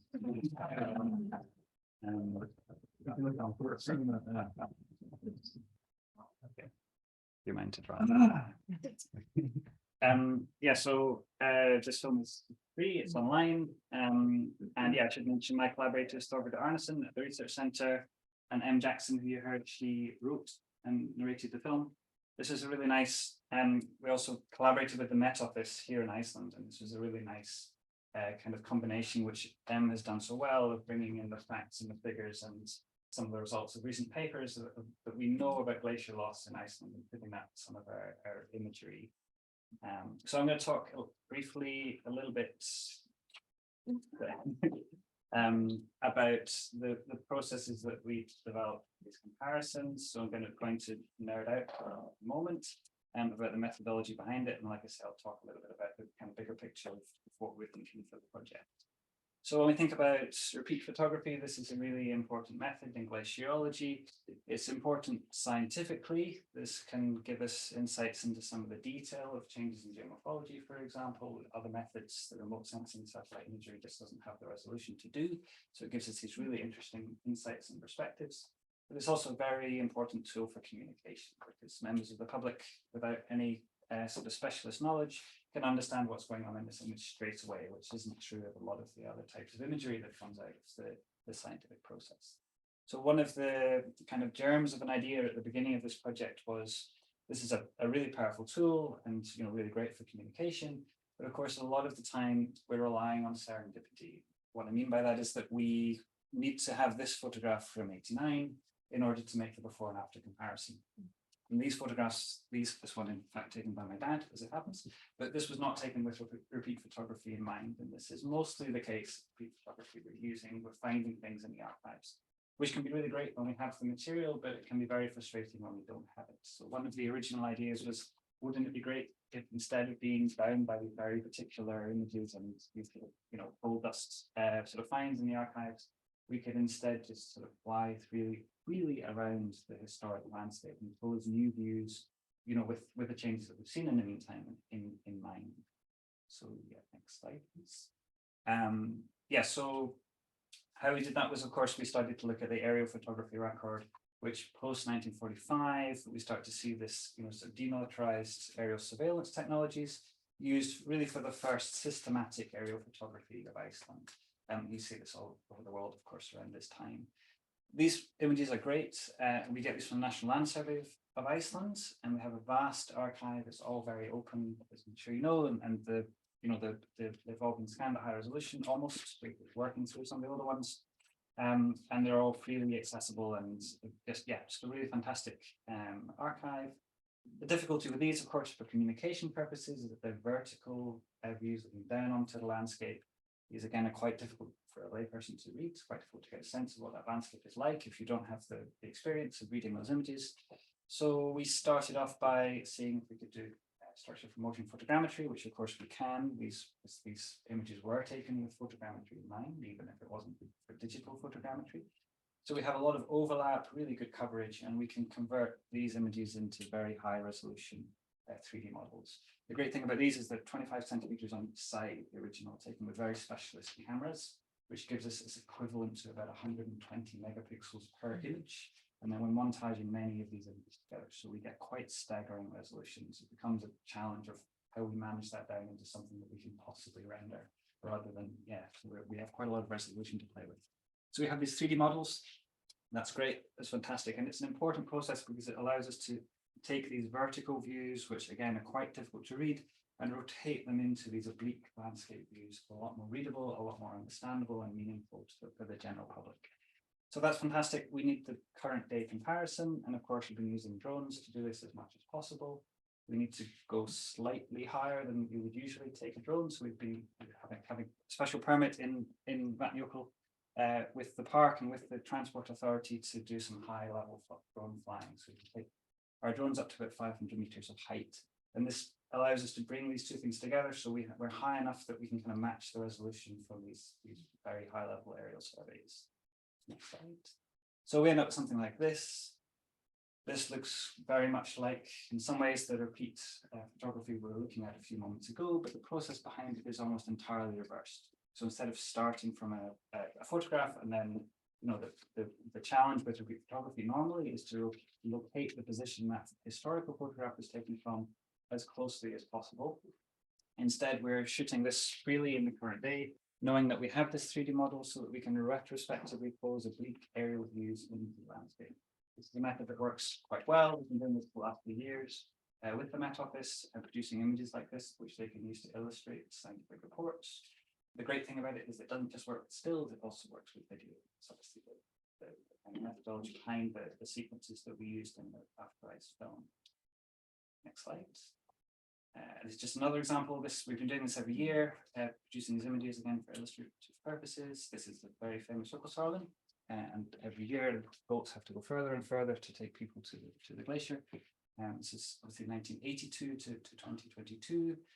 This 30-year comparison. I didn't mention this. The reason why we're using images from the 80s is because from about 1995, 1996, we start to see this very sharp sort of uptake in glacier melt in Iceland. And this is when, of course, did anthropogenic causes, you know, contribute to glacier melt before then? Probably, but after the mid-90s, it becomes very clear, and it becomes a signal that which is very difficult to, you know, I think, you know, attribute to anything else. So this is a very interesting period of time. not very much happened in the early 90s. And so we have some really good images from the 1980s. So this is this sort of time block for the last 30, 40 years. This has been what we've been focused on. Okay. So finally, I just want to finish up by saying we tend to spend a lot of our time focused on this technical methodology, but we also try and spend as much time as possible thinking about the context and why we're doing what we're doing and how to make these images sort of more meaningful and tell the story in a better way. And something that became more and more apparent as we were making the film was that we can, no matter how many of these aerial comparisons we use, it really doesn't drive the message home until we can bring people back into the picture and kind of contextualize this in a landscape that people recognize. So we've been trying to do that in different ways. We've been combining the ground-based perspectives with the aerial as much as possible. The danger with the aerial view, of course, for communication purposes, is that even these oblique views can tend to create this distance, and this is something which, is not really as relatable as it could be. So we've been trying to augment this with ground-based views, and of course, when I say bringing people back into the picture, sometimes quite literally, we're more and more thinking about these shots of how to get a sense of scale, but really more than that, how to make this into a more relatable landscape. So we also do some of this, which is quite fun. This is Alice, who's talking tomorrow. Alice does all her own stunts, and so this is and Thori as well, a collaborator. So you had an excuse to do these kind of fun stuff, chasing people in the landscape, so bring this together. And I think this is, it's a really kind of important part of the communication work, is not just sort of physically showing the changes, but giving people a reason to care as well, and trying to make this connection with a more sort of personal, lived experience of what these types of changes are like on the ground. So that's me. Thank you very much.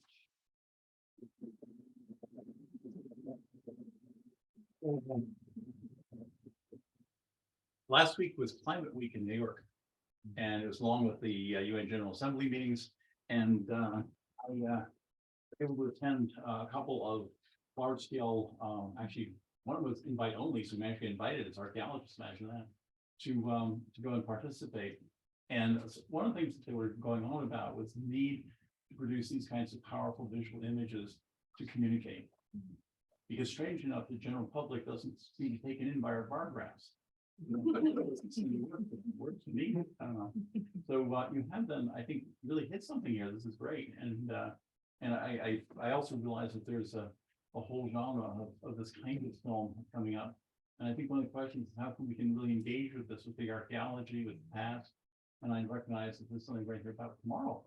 So I'm setting you up for of these. But I mean, I think again, what can't you do with ancient DNA? What can't you do with drone photography is the big question of our lives. So thank you, that was really great and much appreciated. So now I think we're going to go ahead and, okay, now I've confused myself. So we've got George next. Yes, so I'm going to stop sharing our screen. We do have George. Okay. So I've stopped sharing our screen. I think George should be able to just share his, and then hopefully everyone will see that. And sound check, can you hear me? Yep. Excellent, okay.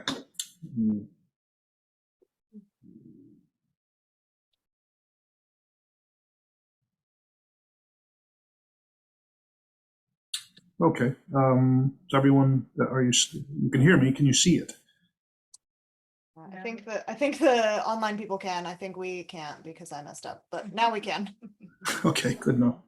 Well, good afternoon, everyone, or evening or morning, wherever you might be. My name is George Hambrecht. I'm from the University of Maryland, College Park here in the States, and I'm going to give a pretty informal presentation right now about a project which had its hopefully first of many seasons just this summer. Basically, this project is been a few years in the making, and it's been the product of discussions between a whole bunch of NABO folks, but primarily people at the University of Highlands and Islands in Scotland. And basically what I was hoping for, what I was looking for, was I was interested in an area, really anywhere in the Northern Isles of Scotland, where I could find midden, good intact preserved midden. I'm part of the Zooarchaeology mafia, Tom's crew, where we could find midden that was well-preserved midden in Northern Scotland, which we could use to start integrating into some of our Icelandic research projects. For my own purposes, I was especially interested in marine faunal material to perhaps integrate into a project I have going now, which I'll be talking about tomorrow. So after a number of meetings, a number of conferences out there, and talking to a bunch of different people, I was directed to look on the Western Isles. And I'm actually going to jump out of this right now and go into Google Earth because it's easiest to show everyone there now. But I was directed to go to the Western Isles to survey, primarily because the folks at UHI told me that the Western Isles had been had relatively less activity, archaeological activity on it than, of course, Orkney, which is, you know, overrun with, not overrun, but where there's so much archaeological activity. Basically, they were saying, if you want to work up here, try the Western Isles because it's gotten less attention. This is definitely in a Scottish context because it actually has gotten a lot of excellent attention. I think it's just relative to Scottish standards of archaeology, it's gotten less. Many other parts of the world would be very, very happy with the amount of attention it's gotten already. But I'm giving this talk on my behalf, but also on behalf of the team that came out with me this summer. That's Natalie Beckley. She's a master's student here at UMD. All the photographs that I'm going to be showing you, she took. She basically came with us as part of the excavation survey team, but also she ran our Instagram account and Facebook and basically did all the media, which was lovely.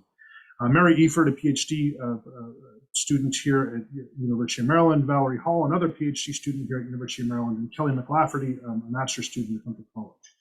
So I'm going to get out of this quickly and go to Google Earth just to show folks and put it in sort of the context of Scandinavia, Iceland, and Scotland. The Western Isles, for those of you who don't know, are here off of the west coast of Scotland. Zoom in. Lewis and Harris, the top two, are really the most famous of these islands. I, on the other hand, was working in the Southern Islands, which is North Uist, Benbecula, and South Uist. Our work was primarily in Benbecula and South Uist. We did some survey here in Benbecula, basically near where we were living, and I'll show you a picture of that in a second, but our primary work was basically based in this area right here of South Uist. This area, it's where we were directed by our hosts at UHI, as well as the local archaeological community group and some local stakeholders. This whole piece of land here is actually a combination. It's partly a ballistics range run by a contractor for the UK Ministry of Defence. And it's also active crofting lands. They have pasturing going on there, growing grass, and also a certain number of potato fields. But here, it's no longer active in the sense that they're not hurling artillery shells at it anymore, which is good for us. Instead, what they do is they basically launch drones from here, which are then intercepted by sort of offshore naval ships of a variety of countries. Because of that, working here was interesting. We basically had to call every morning to make sure that we could get on site. The folks at Kinetics, the contractors who ran this place, were wonderful, and actually we had pretty much open access to this place the whole time we were there, which was about 3 weeks in June. So this the Western Isles have this this geological characteristic, which is on the western coast. They have a strip of area of soil which you can see pretty easily here. The greener areas here, a soil called Maher, which is basically a shell sand soil, which in itself, this is supposed to be a presentation, but is largely a human engineered phenomenon. Our work was happening in this Maher because previous work, especially the work of Mike Parker Pearson, Neil Sharples, and countless other people who have done survey work here, indicated that this was a really good place to look for bone preservation. And yes, it was. We found quite a lot of midden, and it was beautiful. To zoom in on this area, it's an interesting area. It's undeveloped because of the Ministry of Defense land there. It's right there by the beach. The oceans do actually bust through at certain areas during big storms and flood all of this area, except for let me get to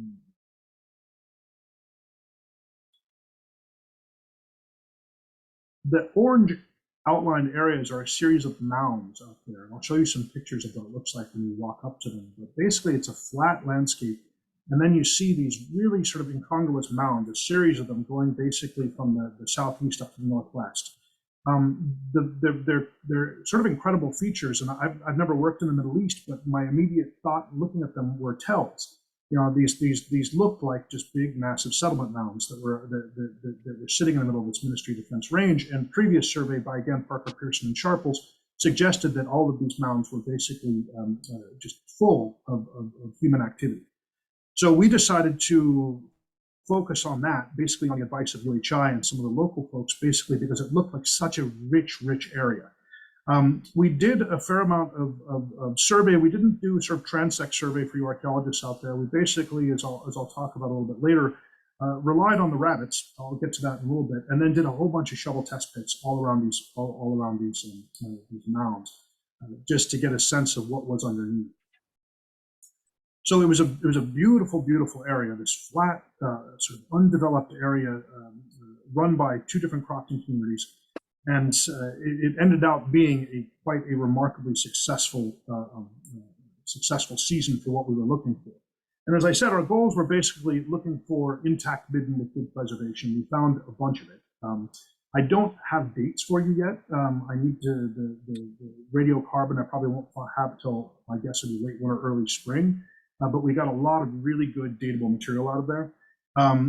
We didn't find a huge amount of marine material in the Ministry of Defense range, but we did find it along the coast of Lewis. There was previous surveys that suggested it was there, and we went there, and boy, was it there. There's some extraordinary middens up there.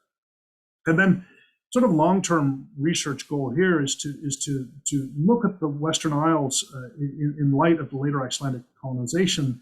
Really sort of inspired by some conversations with Christian Keller years ago, where he was thinking about the Western Isles as sort of almost a perfect practice area for the Norse to come and basically learn from the local inhabitants about dealing with sort of treeless, peat-filled landscapes. The landscape itself on these islands, as you'll see in the following pictures, is very, very familiar if you've worked in Iceland. And then the names on the landscapes are incredibly familiar. I mean, there was a big mountain looming over our area, which was called Hekla. All the islands and almost all the farms had very, very Norse names. It's a very interesting landscape in terms of what happens later in Iceland. And so it would be very, very interesting in the future to basically, over years, create sort of a larger landscape and excavation project that could link into some of our landnam work in Iceland itself.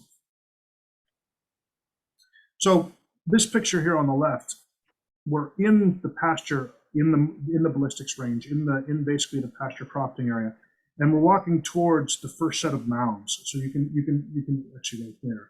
You can see the sort of size of them, the sort of the dramatic nature of them. In this case, one of the students, Kelly McLafferty, has reached one of the mounds, is going up there. You'll see in all of these pictures are cows.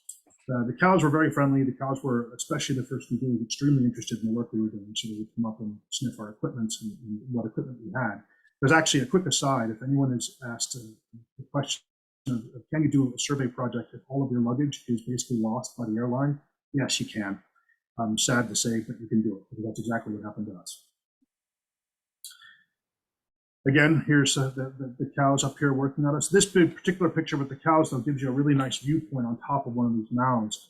We focused most of our work basically on sort of the side slope of the mounds, and we again focused it basically on existing erosion faces, which were really all over the place.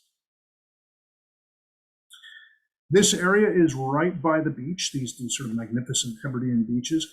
And you can see that basically the soil in this area, this Macher soil, this is a nice picture of it, is basically just pure sand with, when we hit the middens, lots of organic inclusions. And this soil goes back thousands of years, back to at least the Bronze Age, and I believe earlier, perhaps starting even as early as the Neolithic.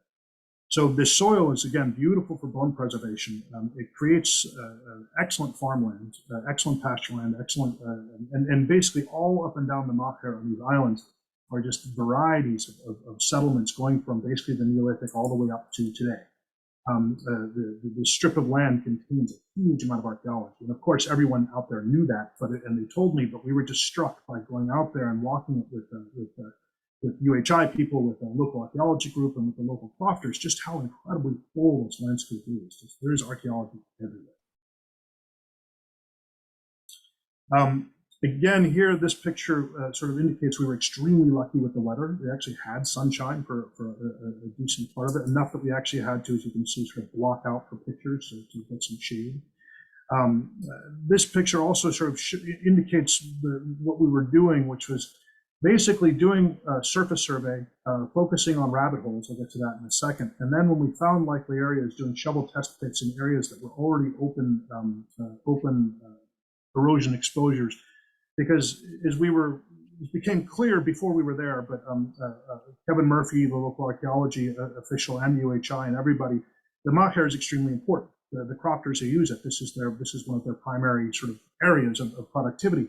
So just going in there and opening it up and digging holes everywhere was not something that was going to be looked at kindly on. So we tried to always restrict our disturbance to areas that had already been disturbed, usually in the form of rabbit holes, and then sort of opened up, increased by the activity of the cabin.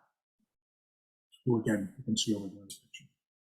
So there are rabbits all up and down these islands, and they're a mixed blessing because of course they do a lot of they're very destructive, especially underground. They're constantly mixing things around. But it became clear to us in previous visits, walking it with UHI and local archaeological sort of enthusiasts. The rabbits are also wonderful because they kick up all this material from down below. So we brought cores, we used our cores, we did do a lot of coring, but frankly the rabbits were much more useful than the cores. Because they would kick up all this material and you just would go from rabbit hole to rabbit hole and look for bone material, look for pottery, look for whatever they basically kicked up. And it was often really quite obvious, especially if you saw limpets, winkles, or cockles, any sort of seashell coming up out of there, you had midden somewhere underneath. So highly destructive, except extremely useful for the purposes of survey.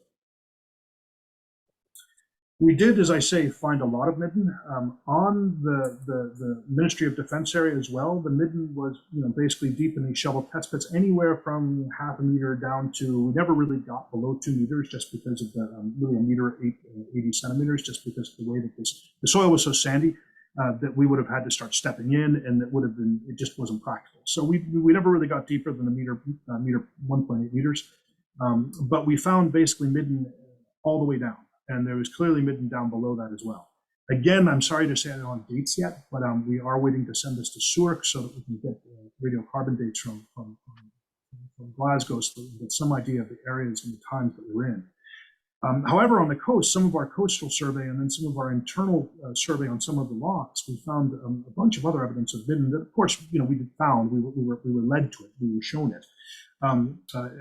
In this case, basically a late Iron Age midden, a massive one out of Ballashire, which I've been out there a few times, once with Tom Dawson. A beautiful, beautiful midden. And then this basically in the backyard of the hostel we were staying in, not really the backyard, but farther out, a really interesting 18th century site that looked quite elite in terms of all the coins and metalwork that have been found. They've been found by our host, who is a metal detectorist. But he came out and showed us, you just basically cut yourself a hole there, 30, 40 centimeters, and it pops right out because there's just a huge layer of shell right underneath it, right outside of the house itself. Not much else other than shell, but a really, really beautiful intact midden, again, all over the place. I would like to say a word to our host, because basically this, again, was our first time being there for more than just a meeting. We were only there for 3 weeks, but we did spend a lot of time out on the range, digging and excavating and surveying, but we also tried to spend as much time as we could, basically with our hosts, with the local archaeological community, the UHI people, and the crofting community, just because this whole season, large part of the purpose of it was just to get to know the place, which of course we only barely did, but we wanted to start that process. We were staying at a hostel, the Nunton House Hostel, who's owned by our host here, Donald McLean, who, of course, we didn't realize at the time was a total archaeology enthusiast and an avid metal detectorist. This is his incredibly excellent dog, Fergus. So we actually ended up spending a lot of time with Donald, just basically walking in the commons in Benbecula, going from site to site, and basically he would bring a shovel with him, we'd bring our gear, and we'd go out with him and basically dig. To the right, this is Donald's father, who lived right behind us, and he would walk around with his excellent Chico, and then actually give us impromptu tutorials in Dalek, which was a blast. But again, Donald McLean, was a total surprise to us.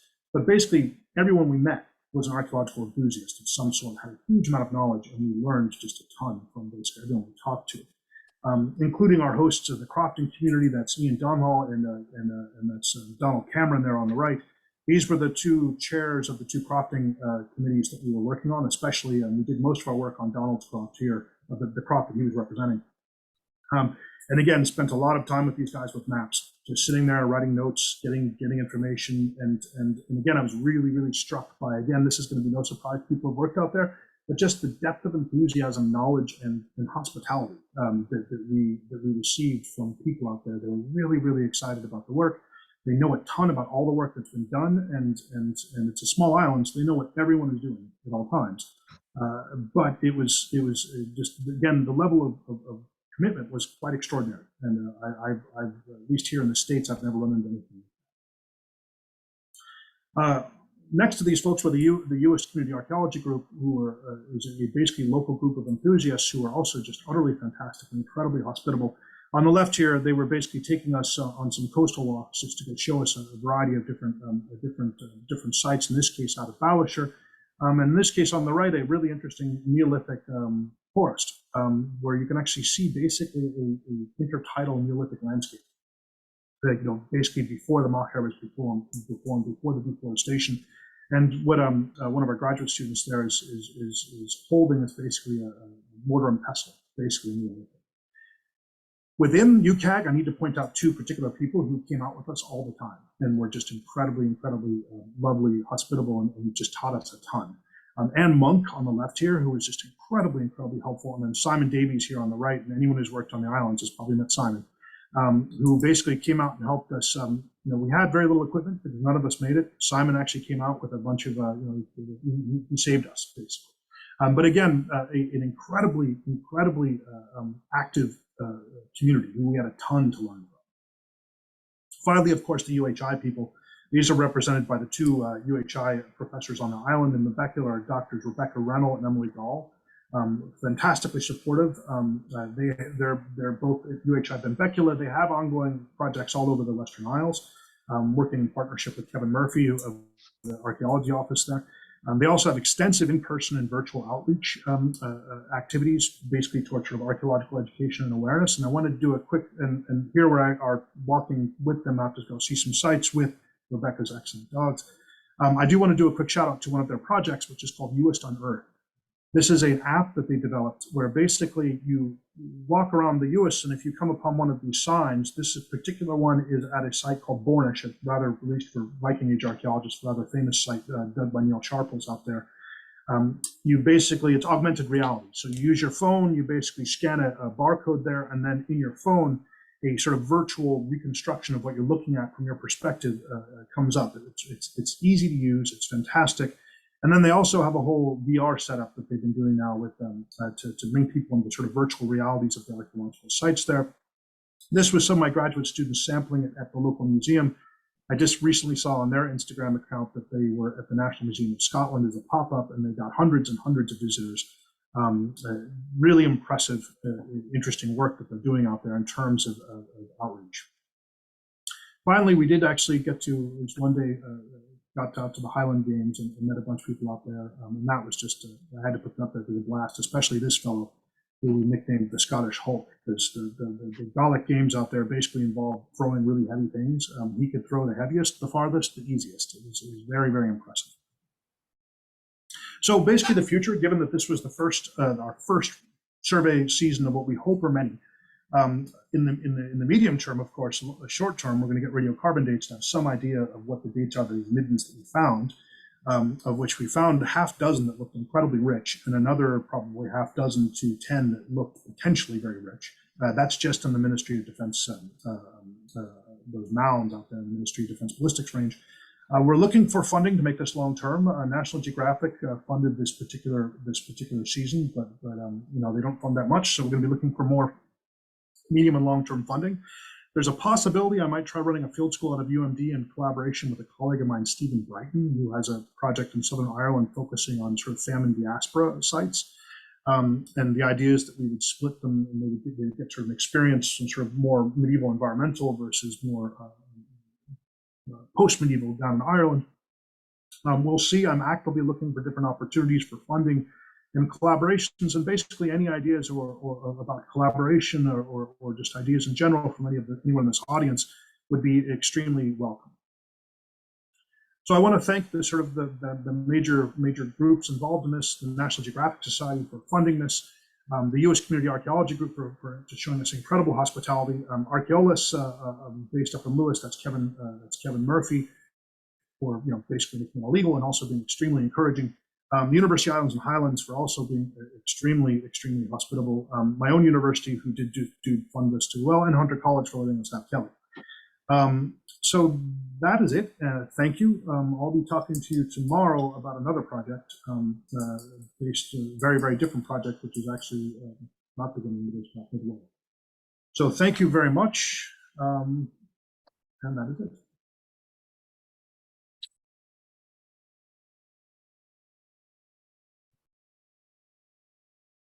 Great, thanks, George. Okay, I think Kat is on next. You should just be able to share your screen. Okay, let me give it a try. Can you hear me okay, or do I need to put my microphone on? I think you're good. We can. Okay, I will just. Okay, great. Okay, share screen. Let's share screen too. So can you all see that pretty well? Yes. Okay, and you're seeing my actual screen and not my presenter view. Yes. Okay, good. All right. So thank you so much for this. It's been great to hear all about everyone's work today. I'm not going to spend too much time on introductions because I've got a lot that I want to talk about, but this is all about the work that we did this summer at the very small dwelling site of Cohabiting on Hegraness, funded by the National Science Foundation. So thanks very much for that support. I can move forward. There we go. All right, just a little bit of a background here. In general, as we know, the idea of settlement is that large dispersed farmsteads have been considered to be the basic unit there. That's documented a bit in the Landnama book. It's clear from this and other sources, including archaeology, that this settlement included lots of household members, from family members to enslaved laborers. But it's generally been thought that these people lived in or very close to the main longhouse, so it's been hard to parse them archaeologically. Most household archaeology is focused on longhouses like Hofstadter on the screen, all the ones Tom was talking about earlier. Some excavation at small buildings, potentially dwellings close in to the Scowley, some of these being pit houses, some of them reused. A little bit of excavation at specialized outstations. Usually these have dated to a little bit later than that very first moment of settlement. And we also know that there's a lot of variation and diversity in terms of what the settlement period looks like in terms of settlement patterns all across Iceland. So Skagafjörður seems to be a little bit different from Mývatnssveit and so forth.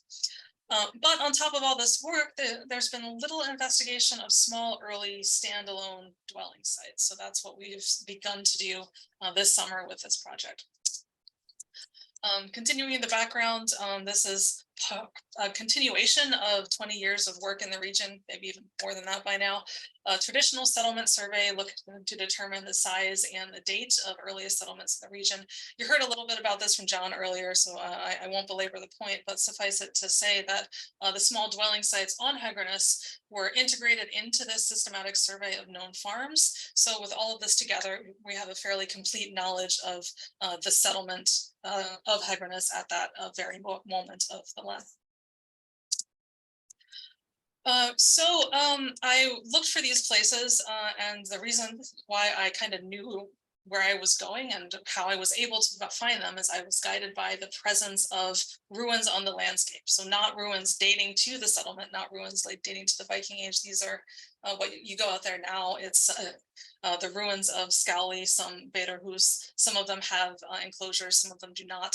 But these date to the early modern, late medieval period, and they're not domestic. So they have to do with farming infrastructure. All of them are in marginal areas. They're around the edges of the modern farm properties. There was no guarantee I would find evidence of habitation here. These sites had been described in the Yarda book, or at least many of them had. They've been in part of more recent historical surveys. They're in the Ernefnisbrau. Hjalti Paulsen went and put GPS coordinates on them in his Saga work, so that was a great help. And there were hints of stories in these sources. That there had been tales of people living there. So as with the Yarda book on your screen, this had been with considerable skepticism. So there was no guarantee that there would be any settlement here, but as it turned out, almost all of them did have evidence of very, very early dwellings. Again, you got background on how this sort of size date survey works from John's talk, so I won't get into great detail here. But all of the sites that I investigated were teeny tiny, so about less than 700 square meters for all of them. And I'm gonna get a pointer up so I can circle stuff on my screen. All these down here, these little triangles, these are the small dwelling sites. They are teeny tiny compared to these farm sites. Even tinier compared to what you heard from John about Holar. And again, they're dispersed around the edges of the farm sites, dispersed around the edges of that farming landscape. All of these black triangles, these are the small dwelling sites. I do want to point out from here, all of these dots on this map here, these are all cores. So in order to locate these places, you need to do a 10-meter coring grid, if not a 5-meter coring grid. So it takes some targeted work, and you sort of have to know that where you want to look before you start looking. I'm not sure how you would even find this place without having that ruined farming infrastructure on the top of it. Okay. All of them date to the 9th or 10th century, so that's the moment of settlement right there. They're all long gone before 1104. This profile from Granigardi, there's that 1104 Tephra layer right above a layer of sterile soil above the midden. So very, very early, also gone very, very early. And so far, no indications of seasonal use. So it looks like people were out here permanently year round, but we'll see what Culted tells us. So all these sites, what I had done up to this year was small midden excavations, 1x1s, 2x2s. Zooarchaeology, you heard from Ceecee about that. There's the full range of domestic livestock, but also some specialized foraging, use of foraging resources, especially wild, especially marine foraging resources. So I'm kind of intrigued to talk about how that fits in with Tom's fish story from Svegakat. Svegakat has always been a comparison that I've had in the back of my mind for these places, so that makes it even more interesting to compare, I think. Paleoethnobotany, charred barley present at almost all of these sites, and we're getting the same range of artifacts that the main farms, including up to this year. We had 2 really lovely bone pins, one from Culted, the other one from Granigardi, similar kinds of artifacts to what we see at any kind of farm site. There are similar sites potentially in other parts of Iceland.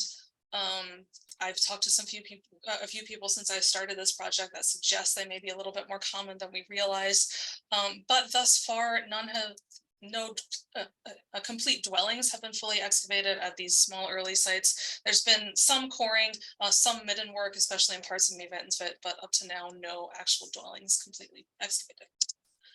Brief summary. These sites are very early, they date to the settlement, they last a century or less and then they're gone. They're different from farms in a few different ways, similar to farms in some ways too.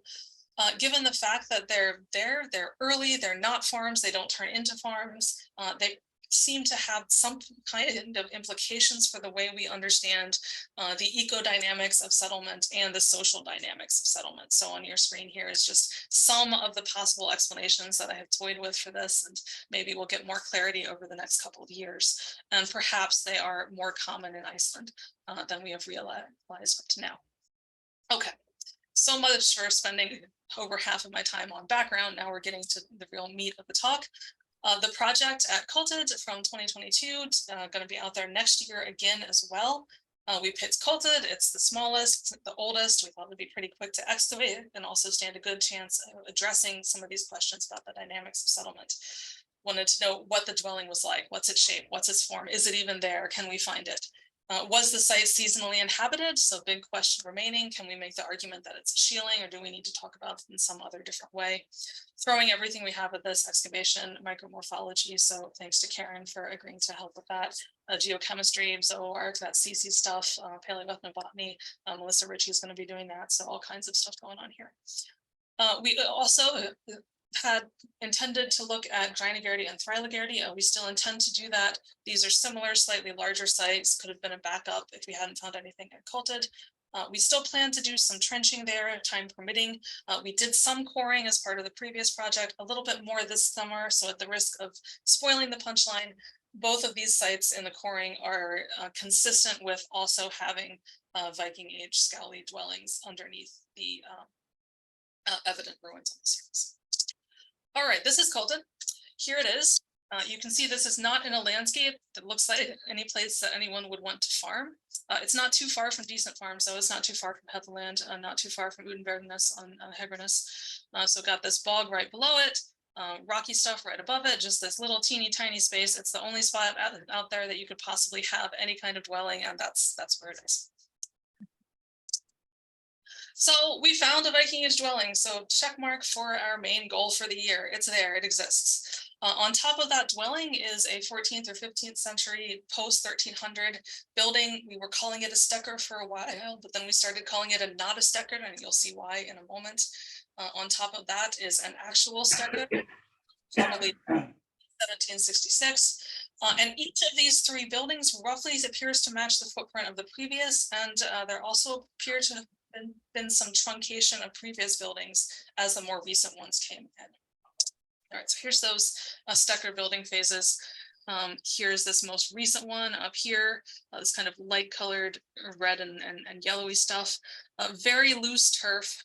Most of the walls that you see on the surface seem to go with this most recent building phase. So underneath that, this really nice layered stringer with the 1300 and the 1104 in it. That goes with the building that we're calling not a stekker. It's definitely some kind of farming infrastructure. It had a clear livestock floor with what may have been roof collapse on top. So if it was roofed, that suggests not a stekker. It also had a fairly substantial wooden door. I'll show you that in a moment. So not sure how else to think of this other than a stekker, but how much do we really actually know about farming infrastructure of the immediate post 1300 period? So love to talk more about that. Here's that not a stekker building. So one wall here, the south wall here, another wall up here. This red stuff is what remains of that roof collapse. A lot of this wall got taken out with the backhoe, and some of it had been truncated. Here is the doorway. This is in the southwest side of the building. So here, it's large, it's substantial. It's got a pretty substantial stone foundation, stone borders here coming out of it. Here is the wood that appears to have made up an actual real doorway. There's one piece there. There's a couple more pieces under Doug's knees there. And once we got the wood out, there what appears to even potentially be some stone steps underneath. So this seems like rather more investment than one would expect from agricultural infrastructure, but it doesn't have a domestic floor. So this is definitely being used for livestock, but we're not quite sure how to think about it yet. Finally, underneath this not a stekker, we get to the world's tiniest scowly. So again, here is one of the walls. Here's another one of the walls. It's about 2 by 5 meter interior dimensions. So this is even smaller than that tiny little thing that Lísabet showed earlier, I think. It appears to have bowed walls. So you can see this kind of traced trowel line out here. The walls were definitely truncated by the later construction of that not a stekker building. And in fact, it even appears that they may have been messed with soon after the dwelling ended. So it seems like someone came out here and deliberately flattened it. Still lots of questions remaining there. Here's that same slide that I shared with Ceecee that she showed you earlier. So wall here, wall here, wall here. We're not sure how far it goes this way. There may be more to it than we realize. We're also not sure how far it goes this way, but given the way the floor kind of seems to become a little bit less thick at this edge, we think we're just about to the southern end of the building. The wall's probably just beyond the limit of excavation. So we did not excavate the floor. We got right barely above it, and then we covered the site back up for next year. But we did do a little peekaboo sondage at that south end near where the floor seems to be thinning out a little bit. So it's clearly a domestic floor. It has thick, dense charcoal, ranges from about 2 centimeters at the edges. From coring, we think it gets to maybe about 10 centimeters deep in the middle. Again, we think this is at the far end of the floor, unlikely to be heavily trampled. We haven't seen evidence of a hearth yet, but again, we haven't fully excavated the floor yet, so maybe we'll see something like that next year. From the large quantity of charcoal in this floor, we're expecting there to be some kind of hearth somewhere.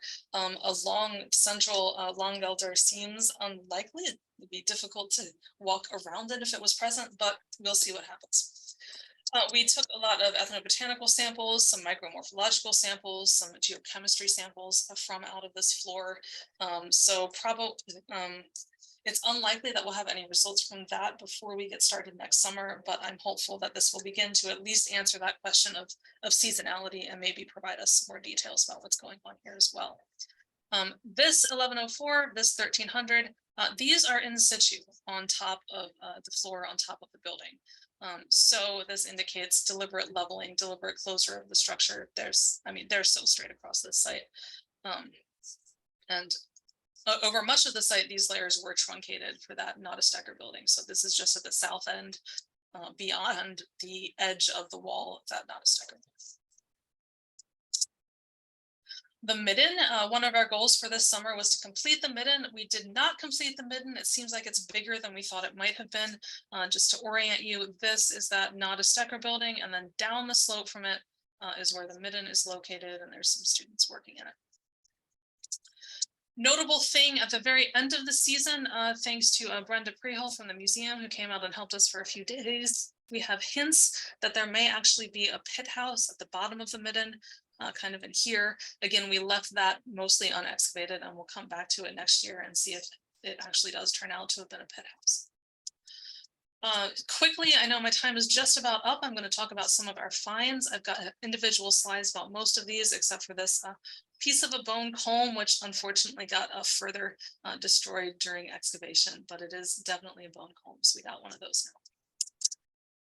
We have a history of keeping pretty pebbles, so we're continuing to keep pretty pebbles. There's quite a range of them, from these almost prismatic ones, very shiny, clear, round ones, different colors, round blue ones, lots of these white ones with black dots. So we started from the hypothesis that they're not all that common, but we have so many of them from this and other sites that they may be more common than we realize, and need to do a little bit more thinking about what they mean in general.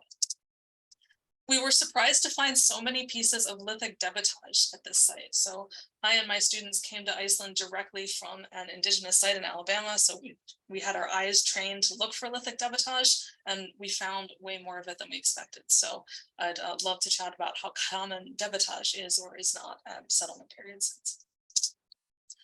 Bunch of iron things, more rivets, more nails, some globs of iron, may or may not have a button in there. We'll see what happens when it gets cleaned up. The previous midden excavation also had several rivets in them. It's been suggested that these are bolt rivets, so more of these coming out now that we need to think about. Another bone pin. So now we have two lovely bone pins from this teeny tiny little postage stamp size site, possibly even a waster over here. So this one has been worked, obviously not complete. It's maybe the beginnings of a bone pin that someone discarded. We'll have to take a closer look and see. So now there's two bone pins from Colted, 3 overall from these small dwelling sites, including that one from Gleinagarity that I showed earlier. A stone bead from this site. It looks just like the stone beads that are coming off of these necklaces that women would have worn in the Viking Age. So maybe we're beginning to be able to address gender at this site. We'll see what happens next year, what else we can find. It'd be nice to find evidence of weaving. We did have a bead previously, a bone bead, not the same shape, but now we've got 2 beads from this site too. So all of these analyses are still pending. I'm not going to go into any details here because we don't really know the answers to any of them, but hopefully we will soon, or at least within the next couple of years. Conclusions. Seems to be more farm-like than we expected going in. There is a tiny, tiny domestic dwelling, probably a larger midden spread than we think. We're going to definitely be keeping our eyes open for activity areas across the site next year, possibly a pit house, maybe evidence of gendered use of the site, but it's still very, very, very small, still a marginal site. And the big question is, how many more of these are there out there? And is there any way to find them without this guidance of looking underneath abandoned Stecker, because we can look under abandoned Stecker, but they probably won't all have a little dwelling under them, but maybe they will. I don't know. I guess we should look. So we'll be back out there in 2023. We're going to expand the excavation area, excavate the dwelling, do more of the midden, do more of the pit house, see what's going on, and we'd love to have anyone come out and hang out with us. With that, I have taken up all of my time, so sorry about that, but I look forward to questions and discussion.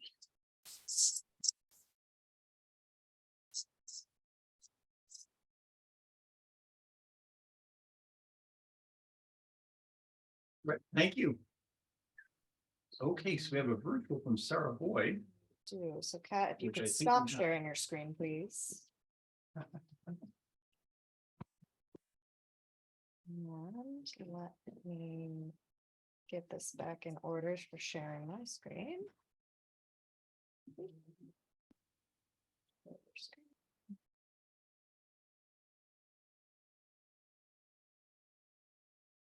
Seeing what we should be seeing. Is this the full screen button? How do I make it full screen? Okay, it looks like we're all seeing what we should be seeing, hopefully. And good afternoon, everyone, and thanks very much for inviting me to give this talk today. My name is Sarah Boyd, and I work as a project officer for the Scape Trust, alongside Joanna Hambley and Tom Dawson.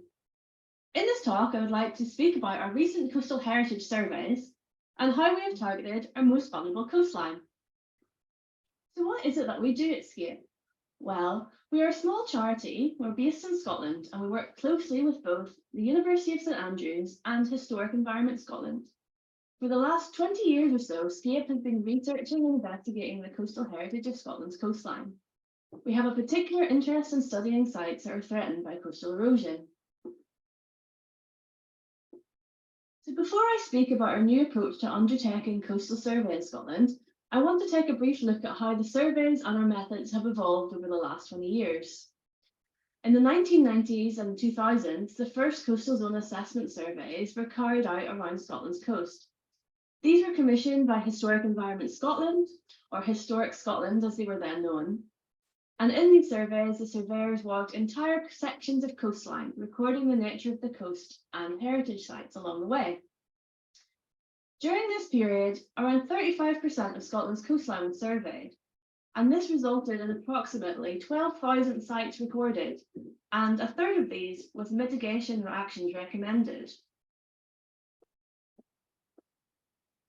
After this period of coastal zone assessment, in 2010, the results of all of the individual surveys were assessed, and desk-based prioritisation was carried out to standardise the results between surveys and to identify priority sites. The site priority was calculated taking into account both the archaeological significance of the site as well as its vulnerability to erosion. And so after the desk-based analysis carried out by Tom in 2010, Scape then launched the Scottish Coastal Heritage at Risk project, otherwise known as SHARP, through which we developed a volunteer network to visit and update the sites which had been identified as being most at risk of erosion. And it was during this time our Coastal Archaeology recording app was first developed to help volunteers get involved in the updating and recording of heritage sites. Through our app, you can use the interactive map to access site forms and then use these to update records, including information on the location and also to update photography of the site. And here are just a few photographs showing the volunteers who have got involved with the SHARP project to help us update these sites. Both the original Coastal Zone Assessment Survey reports, as well as a detailed review of the SHARP project, can be accessed on our website. So this year marks a new wave of coastal zone assessment surveys in Scotland. We are now undertaking these surveys along coastlines which have never before had a systematic coastal heritage survey undertaken. Our first region, which we've been focused on, is the coastline of East Scotland, covering the area of Aberdeenshire, Moray, and a small section of the Highland coastline.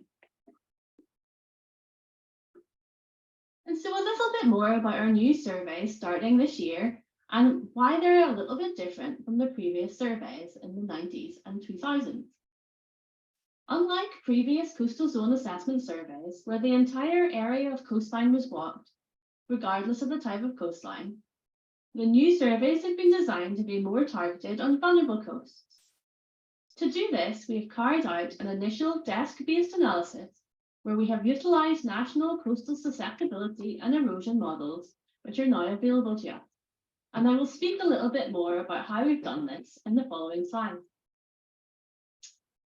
Whilst we're doing the surveys, we update the site records of existing sites as well as recording new ones using our recording app. And we're assigning a priority score to these heritage sites as we go. All of this information is then moderated by us back in the office, and this data will then ultimately flow back to Canmore and the historic environment records. We aim to undertake our surveys around low tide where possible, and we've also designed our surveys to involve local volunteers.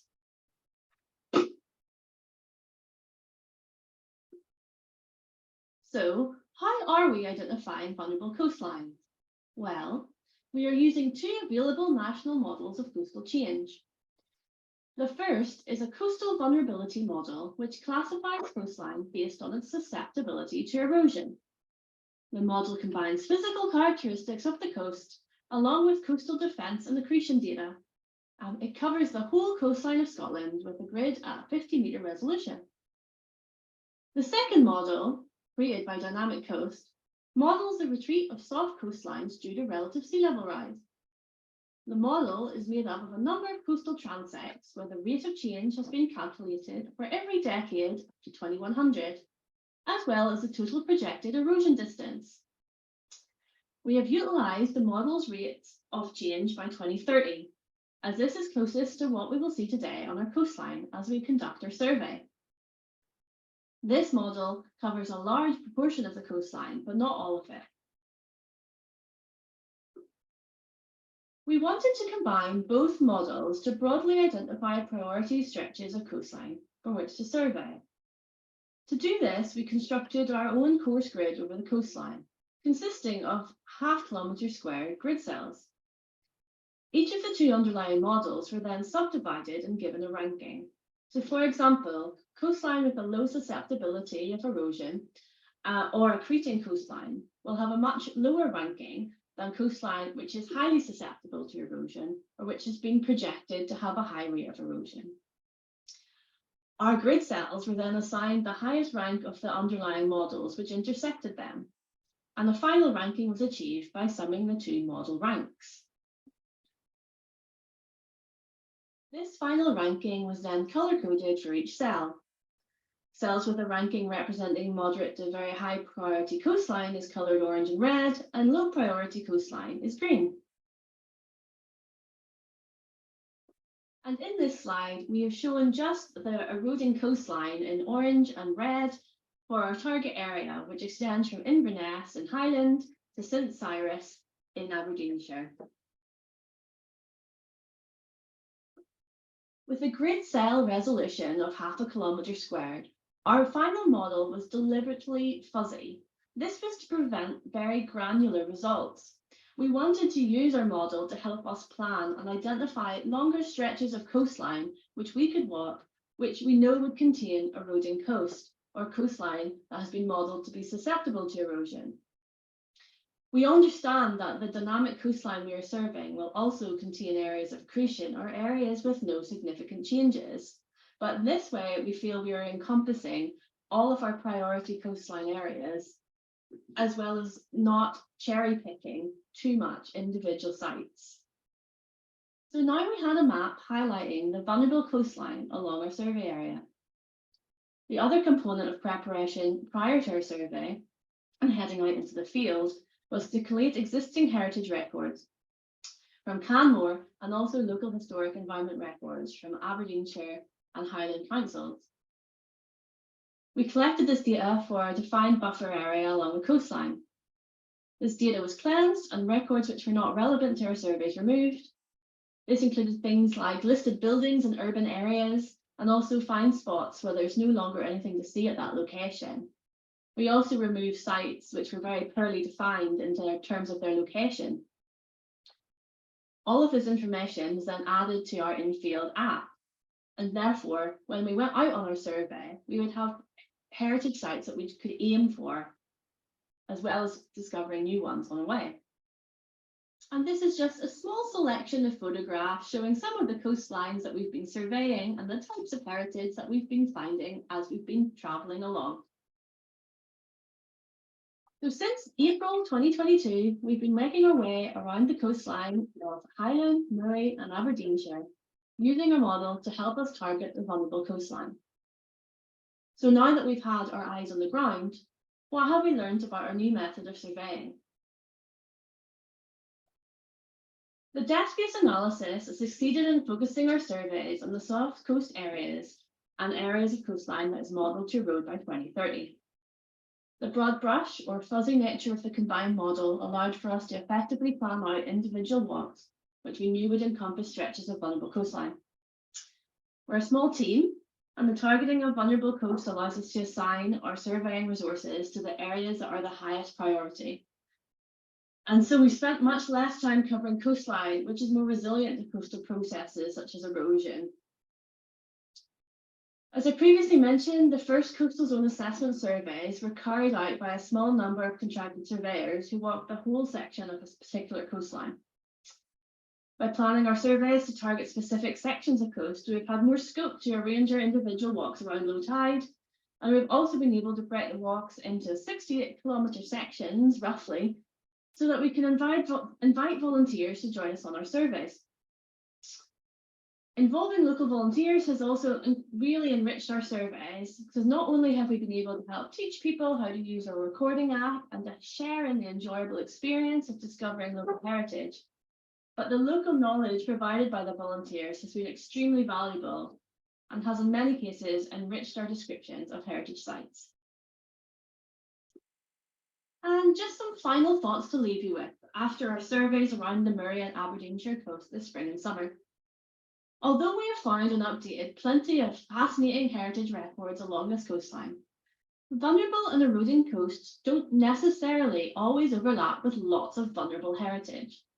For example, we have come across large open stretches of sandy beach and dune systems or shingle storm beaches, which are dynamic systems and are definitely experiencing erosion in places, but which are not home to a large amount of vulnerable heritage. Often the main heritage site types that we're finding in these areas are the remains of World War II defences, such as concrete anti-tank blocks or pillboxes, or in some cases things like shipwrecks in the tidal zone. Our model of coastal vulnerability is great at helping us target the most at-risk coastline. But other models, such as models of past sea level change, are also incredibly useful to predict the character and age of the foreshore archaeology that you're likely to find on a survey. These models help explain why we don't find lots of vulnerable heritage on eroding Moray and Aberdeenshire coasts, where there's been a relative sea level fall in the past 10,000 years. However, in other areas of Scotland, we do find lots of prehistoric settlement remains on sandy beaches, such as in the Northern and Western Isles, where there's been a relative sea level rise in the past 10,000 years. National models are great at giving you an idea about the type of coastline to expect. However, it's worthwhile keeping in mind that local geology and geomorphology can be more influential on determining coastline change at a very local level than can be explained in national or modelled trends. We are very much looking forward to continuing our surveys in Aberdeenshire this year and for future surveys in other areas of Scotland. Thank you very much for your time. Does anyone have any questions?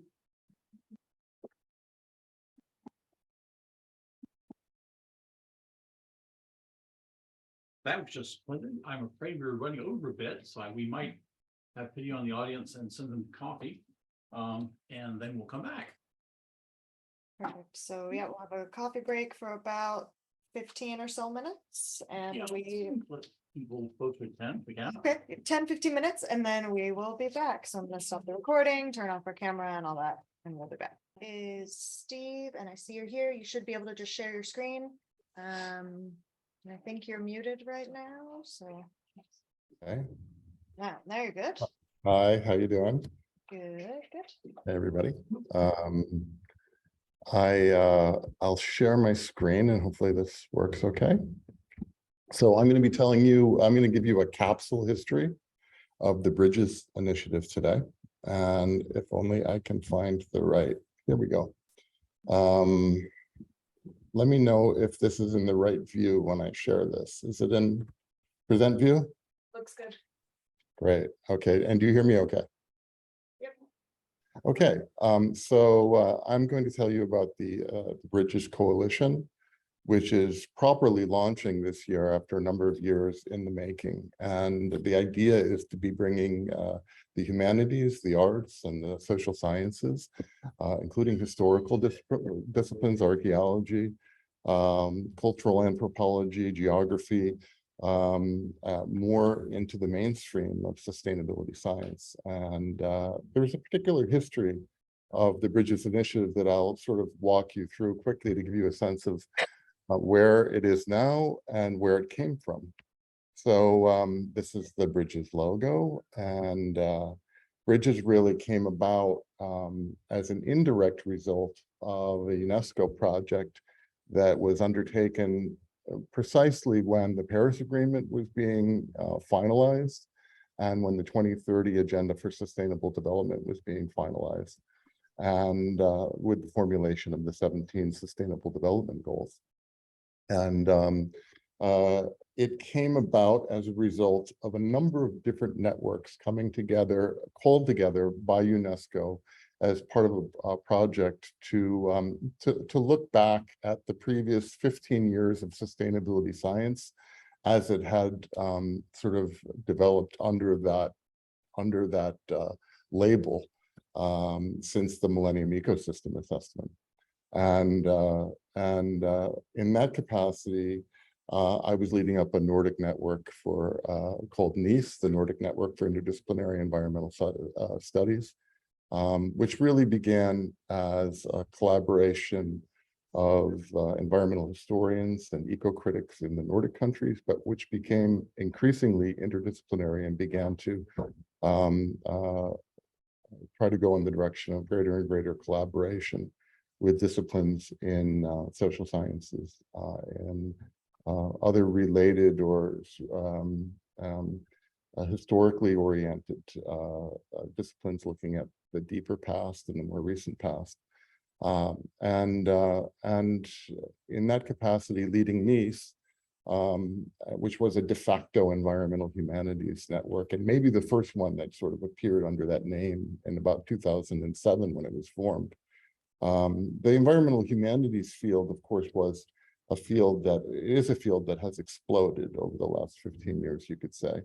There are no shortage of publication series, independent publishers, journals that really foreground research in the environmental humanities.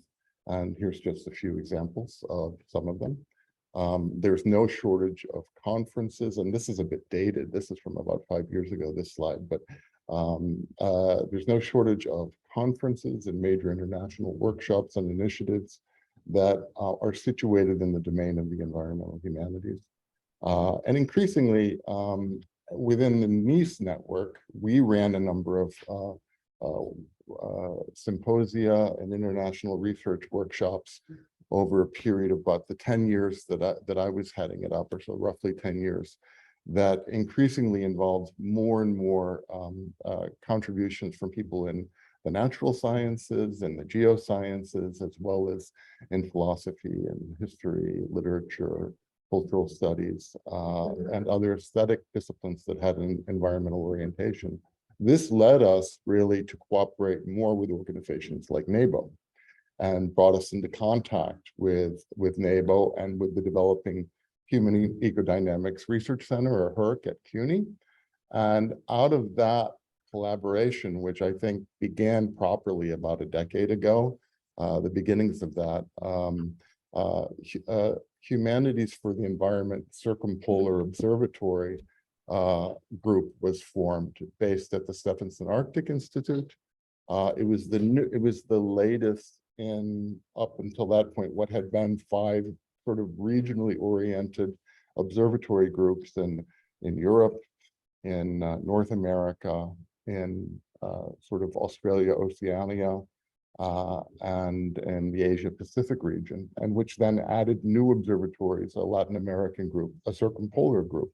And that circumpolar group itself came out of these increased collaborations that had resulted in things like the field school or the summer school at Zooarchaeology, which we ran 2 or 3 summers together with our NABO colleagues, that is the NIS people together with the NABO colleagues. And as we began to do that, we began to collaborate more in the context of the I.H.O.P circumpolar networks, or the emerging circumpolar networks group, which I think had a considerable degree of overlap with the creation of the new circumpolar observatory group in the Humanities for the Environment Global Observatory Network. Paul Holm, who I think is at this meeting, leads the European Observatory. Joni Adamson leads the North American Observatory. Xinyo Wang in Taiwan leads the Asia Pacific Observatory. And I began to lead the Circumpolar Observatory Group, which was really a network of networks. It's not an actual physical observatory, but it attempted to begin to create greater collaboration and stimulate greater collaboration between more disciplines that previously maybe hadn't collaborated a lot with one another, and that could aim to hook up different kinds of research exchanges, focuses, and so forth across not only the North Atlantic, but ideally moving into the North Pacific and even into Russia, and through Scandinavia and into Russia.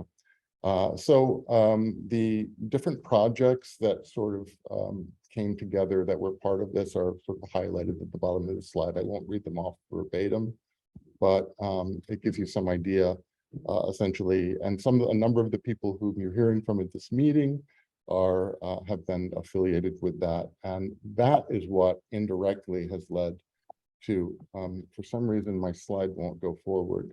It seems to be, that's led to the creation of bridges. So going back to where I started this talk in the first few minutes, in 2015, when the Paris Agreement was really being finalized, when the Sustainable Development Agenda was being, or Sustainable Development Goals and the 2030 Agenda were being finalized in 2015, UNESCO undertook a project called Advancing, or it's not, Advancing the Sustainability Science. It's not the actual title of it. Oh, here it is. It came out of the project called,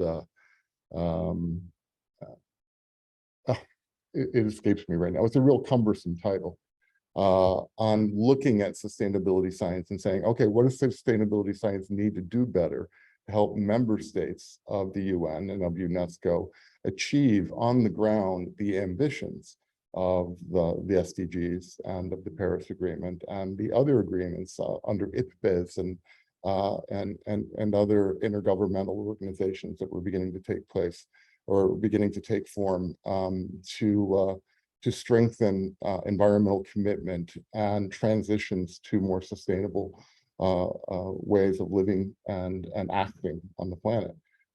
So this project produced, it was a 2-year project funded by the government of Japan, produced an outcome document called Guidelines on Sustainability Science and Research in Research and Education, which essentially was a series of policies that UNESCO wanted to take forward with member states and with national commissions of UNESCO around the world to help stimulate new interdisciplinary and transdisciplinary cooperation with non-academic stakeholders, with communities on the ground, indigenous communities, other local communities who have valuable knowledge to contribute to our understanding of global environmental change and the challenges that we're facing. So this was the sort of background behind bridges and the what had led to bridges. So after this 2-year visioning or this 2-year process to rethink sustainability science, that document's widely available. I could make it available through this meeting, the guidelines document.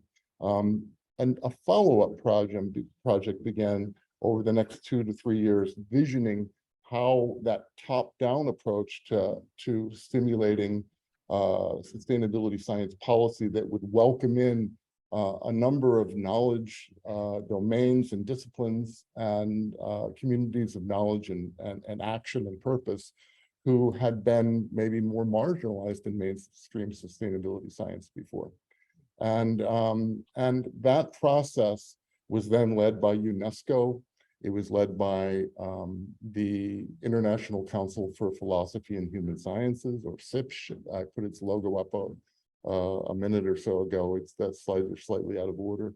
And it was put up by the Humanities for the Environment, it was co-chaired, this visioning process by the Humanities for the Environment Circumpolar Observatory.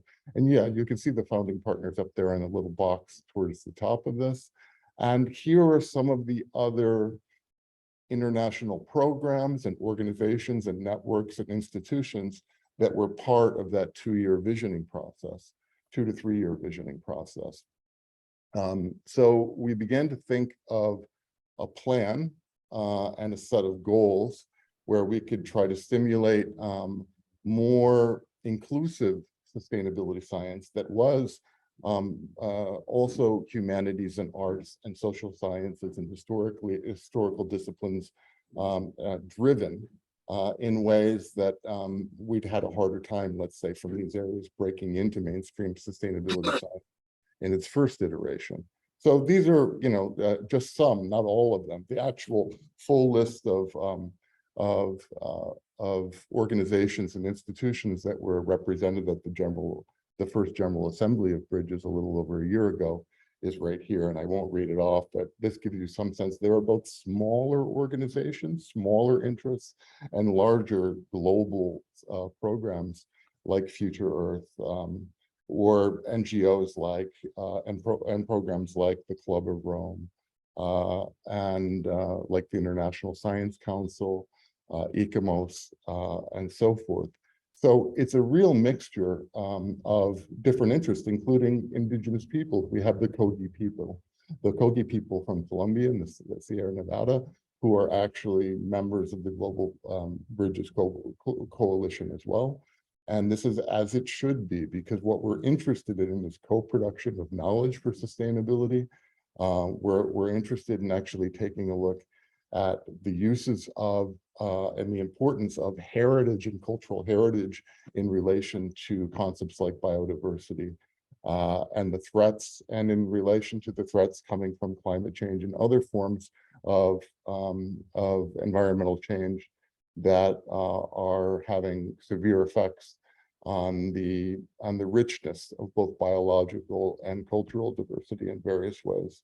One of the things that Bridges did when it was formed, I mentioned we had our General Assembly a year ago, and we had that because we had put in a proposal to UNESCO, to the Management of Social Transformations program in UNESCO, which is the only international science program within UNESCO that's based completely in the social and human sciences.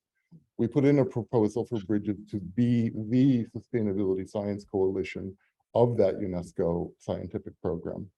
And after essentially a 1.5-year process, where we had to augment that proposal with a vision of governance and a roadmap moving forward for Bridges, we were approved by UNESCO and the Management of Social Transformations as the Sustainability Science Coalition of this UNESCO program. And as part of that, one of a number of roles that we have is to initiate a labeling and sort of a branding or endorsement scheme, whereby projects that exemplify the principles of Bridges' organizing principles all of which are going to be made available on the Bridges website, by the way, that's launching this fall.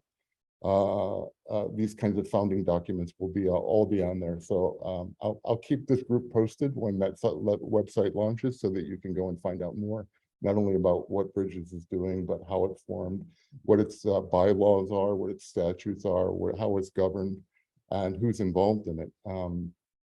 But part of our role is to actually be, on one hand, an important voice of arts, humanities, and social sciences within the UN ecosystem for on matters relating to sustainability, relating to climate change, relating to other kinds of environmental change.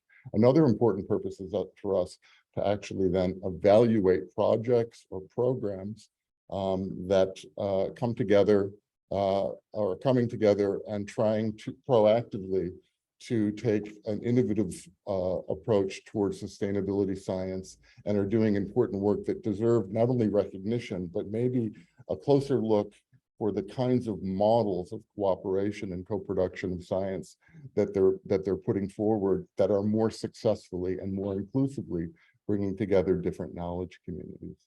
And two of the first four of the sort of trial balloons of the branding scheme came from the NABO network, and they were the response to threats to science and heritage in Greenland and the Gateway to the Atlantic activity proposal submission that came out of the NABO partners from Northern Scotland. Julie Bond, Ingrid Mainland, Stephen Dockrell, and Jane Downs, all represented in this meeting as well. Tom McGovern represented in this meeting for the NABO Greenland work, especially on the threats to science and heritage in Iceland. Another one was the management of low density territories and sort of culturally integrated landscape management coming out of Portugal.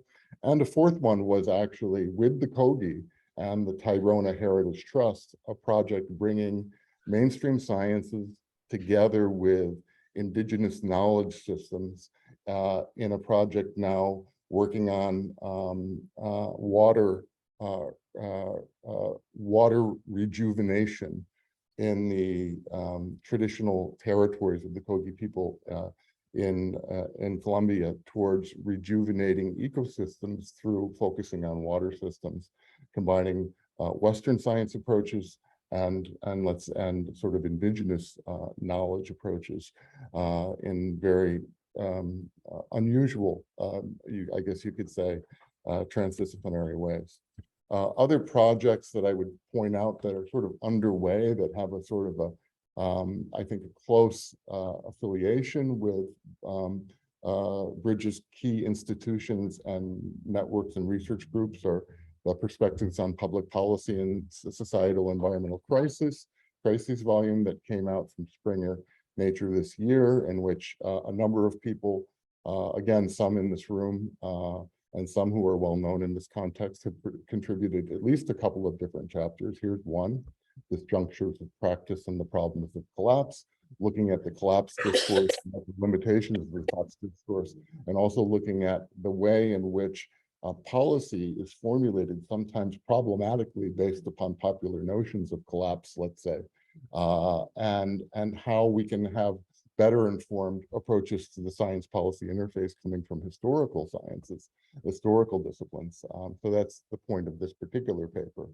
The whole idea with Bridges is really to be building communities of knowledge, purpose, and action that have an ability to actually help us to face the considerable challenges that we're looking at right now in the present era, in the coming era, the era of our children and grandchildren, and the world that they're going to be inheriting, and thinking more responsibly and being more responsive to both the policy needs and the knowledge needs of the critical sort of global challenges we're facing, but also toward how we can mobilize communities of knowledge, purpose, and action much more effectively than has been the case, let's say, over the last 50 years in the science policy interface. And that's Bridges' purpose. We have now 5 hubs. I think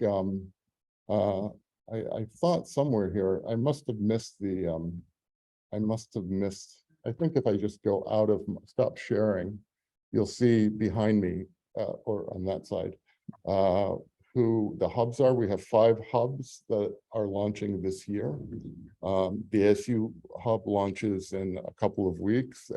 It's up and running actually already, but it's going to have a week of launch activities. Tom McGovern as co-leading one of the hubs at CUNY, and Hunter and Herc is going to go out there physically to be there for that, but a number of the other hub leaders from the other hubs will be joining us virtually.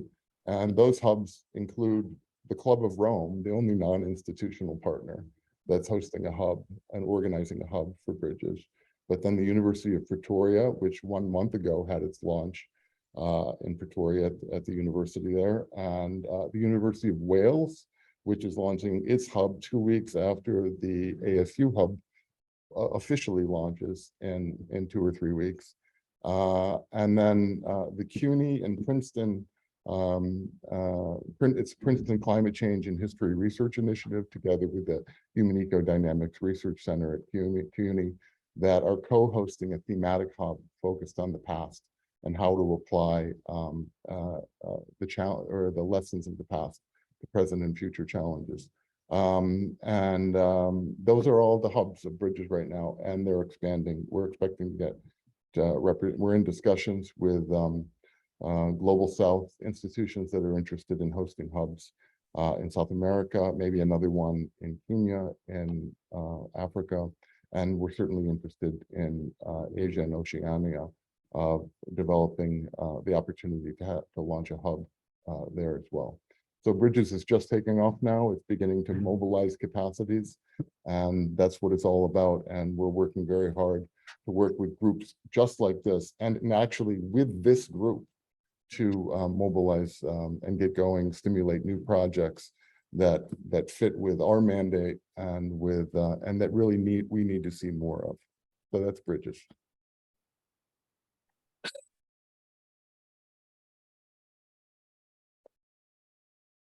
Okay, I don't know. Thanks, Steve. Okay. That was great.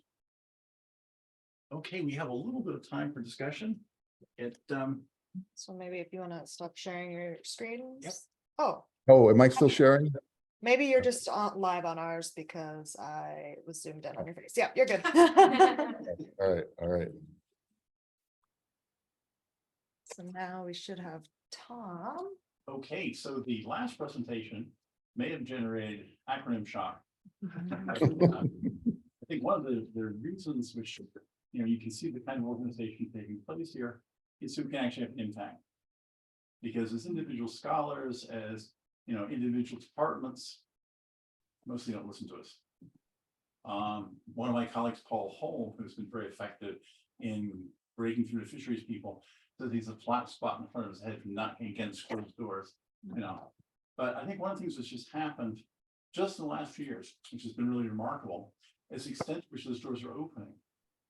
That I was just participating, representing all of our various acronyms and us at a University of Washington presentation done by the Oceans Past Initiative, another acronym, OPI. And in that, it was a joint presentation by oceanographers, fisheries scientists, historians, archaeologists, and it was a full week operation. So the oceanographers went first and we came in second. What was great is there was some great overlap between the different people participating. So there was North Atlantic folks, there's a lot of North Pacific people. They know a lot about integrating archaeology with First Nations knowledge and with resource managers. So at the end of the first day there, one of the fisheries people who is responsible for managing herring in for the US, so, I couldn't imagine doing a project going forward without archaeology. And I thought in my head, just 5 years ago, I bet you could, but that's going to change. So now we're really seeing a situation where people are starting to really systematically listen to us. And the question really comes is how are we going to make it? How are we going to give them good information? How are we going to do something better than Jared Diamond? Having facile sort of what past can tell us kind of thing, and get something which is a little more focused, nuanced, useful. So I think we're seeing a bunch of things happening. People are still finding their way forward. That's true of all of us. But one of the things that are interesting is, for example, is the Max Planck Institute, which Adam Isbetsky, whose name came up quickly here, has been part of. Basically, they have a thing which has been actually actively used by EU managers and ministers for talk to an actual trained historian. If you're interested in lessons from the past, if you're interested in connecting your project with something deeper, you want to talk to someone who's actually an expert, we'll find it for you. We'll make the connection, and it's happening as we speak. So we have these situations where there's some new structures coming together. It's an awful lot of meetings. It is a lot of acronyms, but I think it's really worth doing. Not for everybody all the time, but for us, group, occasionally to participate. I've spent a lot of time not getting wet and dirty the way I would like to, but going to meetings and filling myself up in coffee like this one, and talking to the acronyms. And I think it's been worth it, because I think we actually are making progress. We are being listened to. So the question for us then is how to organize ourselves so we're worth listening to. So I think that's one of the big challenges, and that means we have to work on our data, we have to work on our visualizations, we have to work on our outreach to the public, and go beyond outreach. Because again, you see one of the themes running throughout everything is going from public outreach, where we're reaching out to them and poking them, to a situation where they're reaching back to us. We're really having respectful conversations, and we're trying to integrate what they know, which is a lot, but what we want to know. So I think these are some of the threads that you're seeing come together here. And again, going to this Science Week just a few days ago in New York, there were a lot of very high-powered groups there, including major Fortune 500 companies, some of whom were clearly interested in greenwashing themselves, but some of whom were actually really serious about trying to make a positive impact on the world around them, and they had money. So this is one of the things we should need to think about. Archaeology is expensive. Our archaeology is washing away.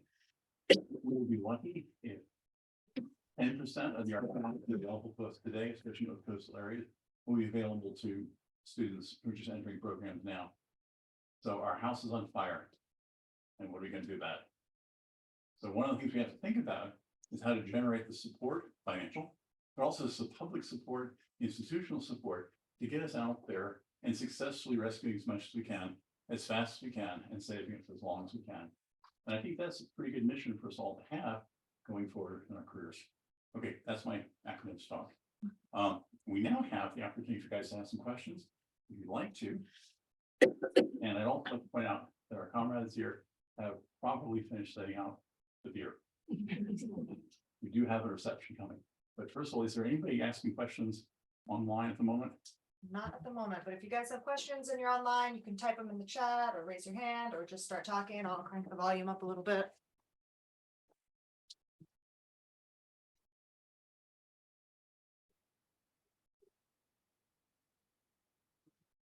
And if you all want to go get some beer or coffee, depending what your time zone is, that's okay too.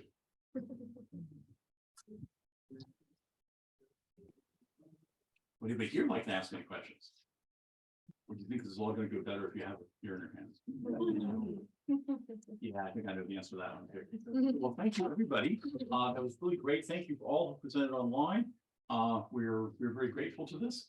We will start again tomorrow around 9 o'clock Icelandic time. Again, apologies for those of you in North America. That's quite early, but we hope you'll have a chance to tune in. I'd also like to point out we are recording, so that this will be available for folks to look at later. Asynchronously, I think we wanted to say. Okay, great. Thanks so much.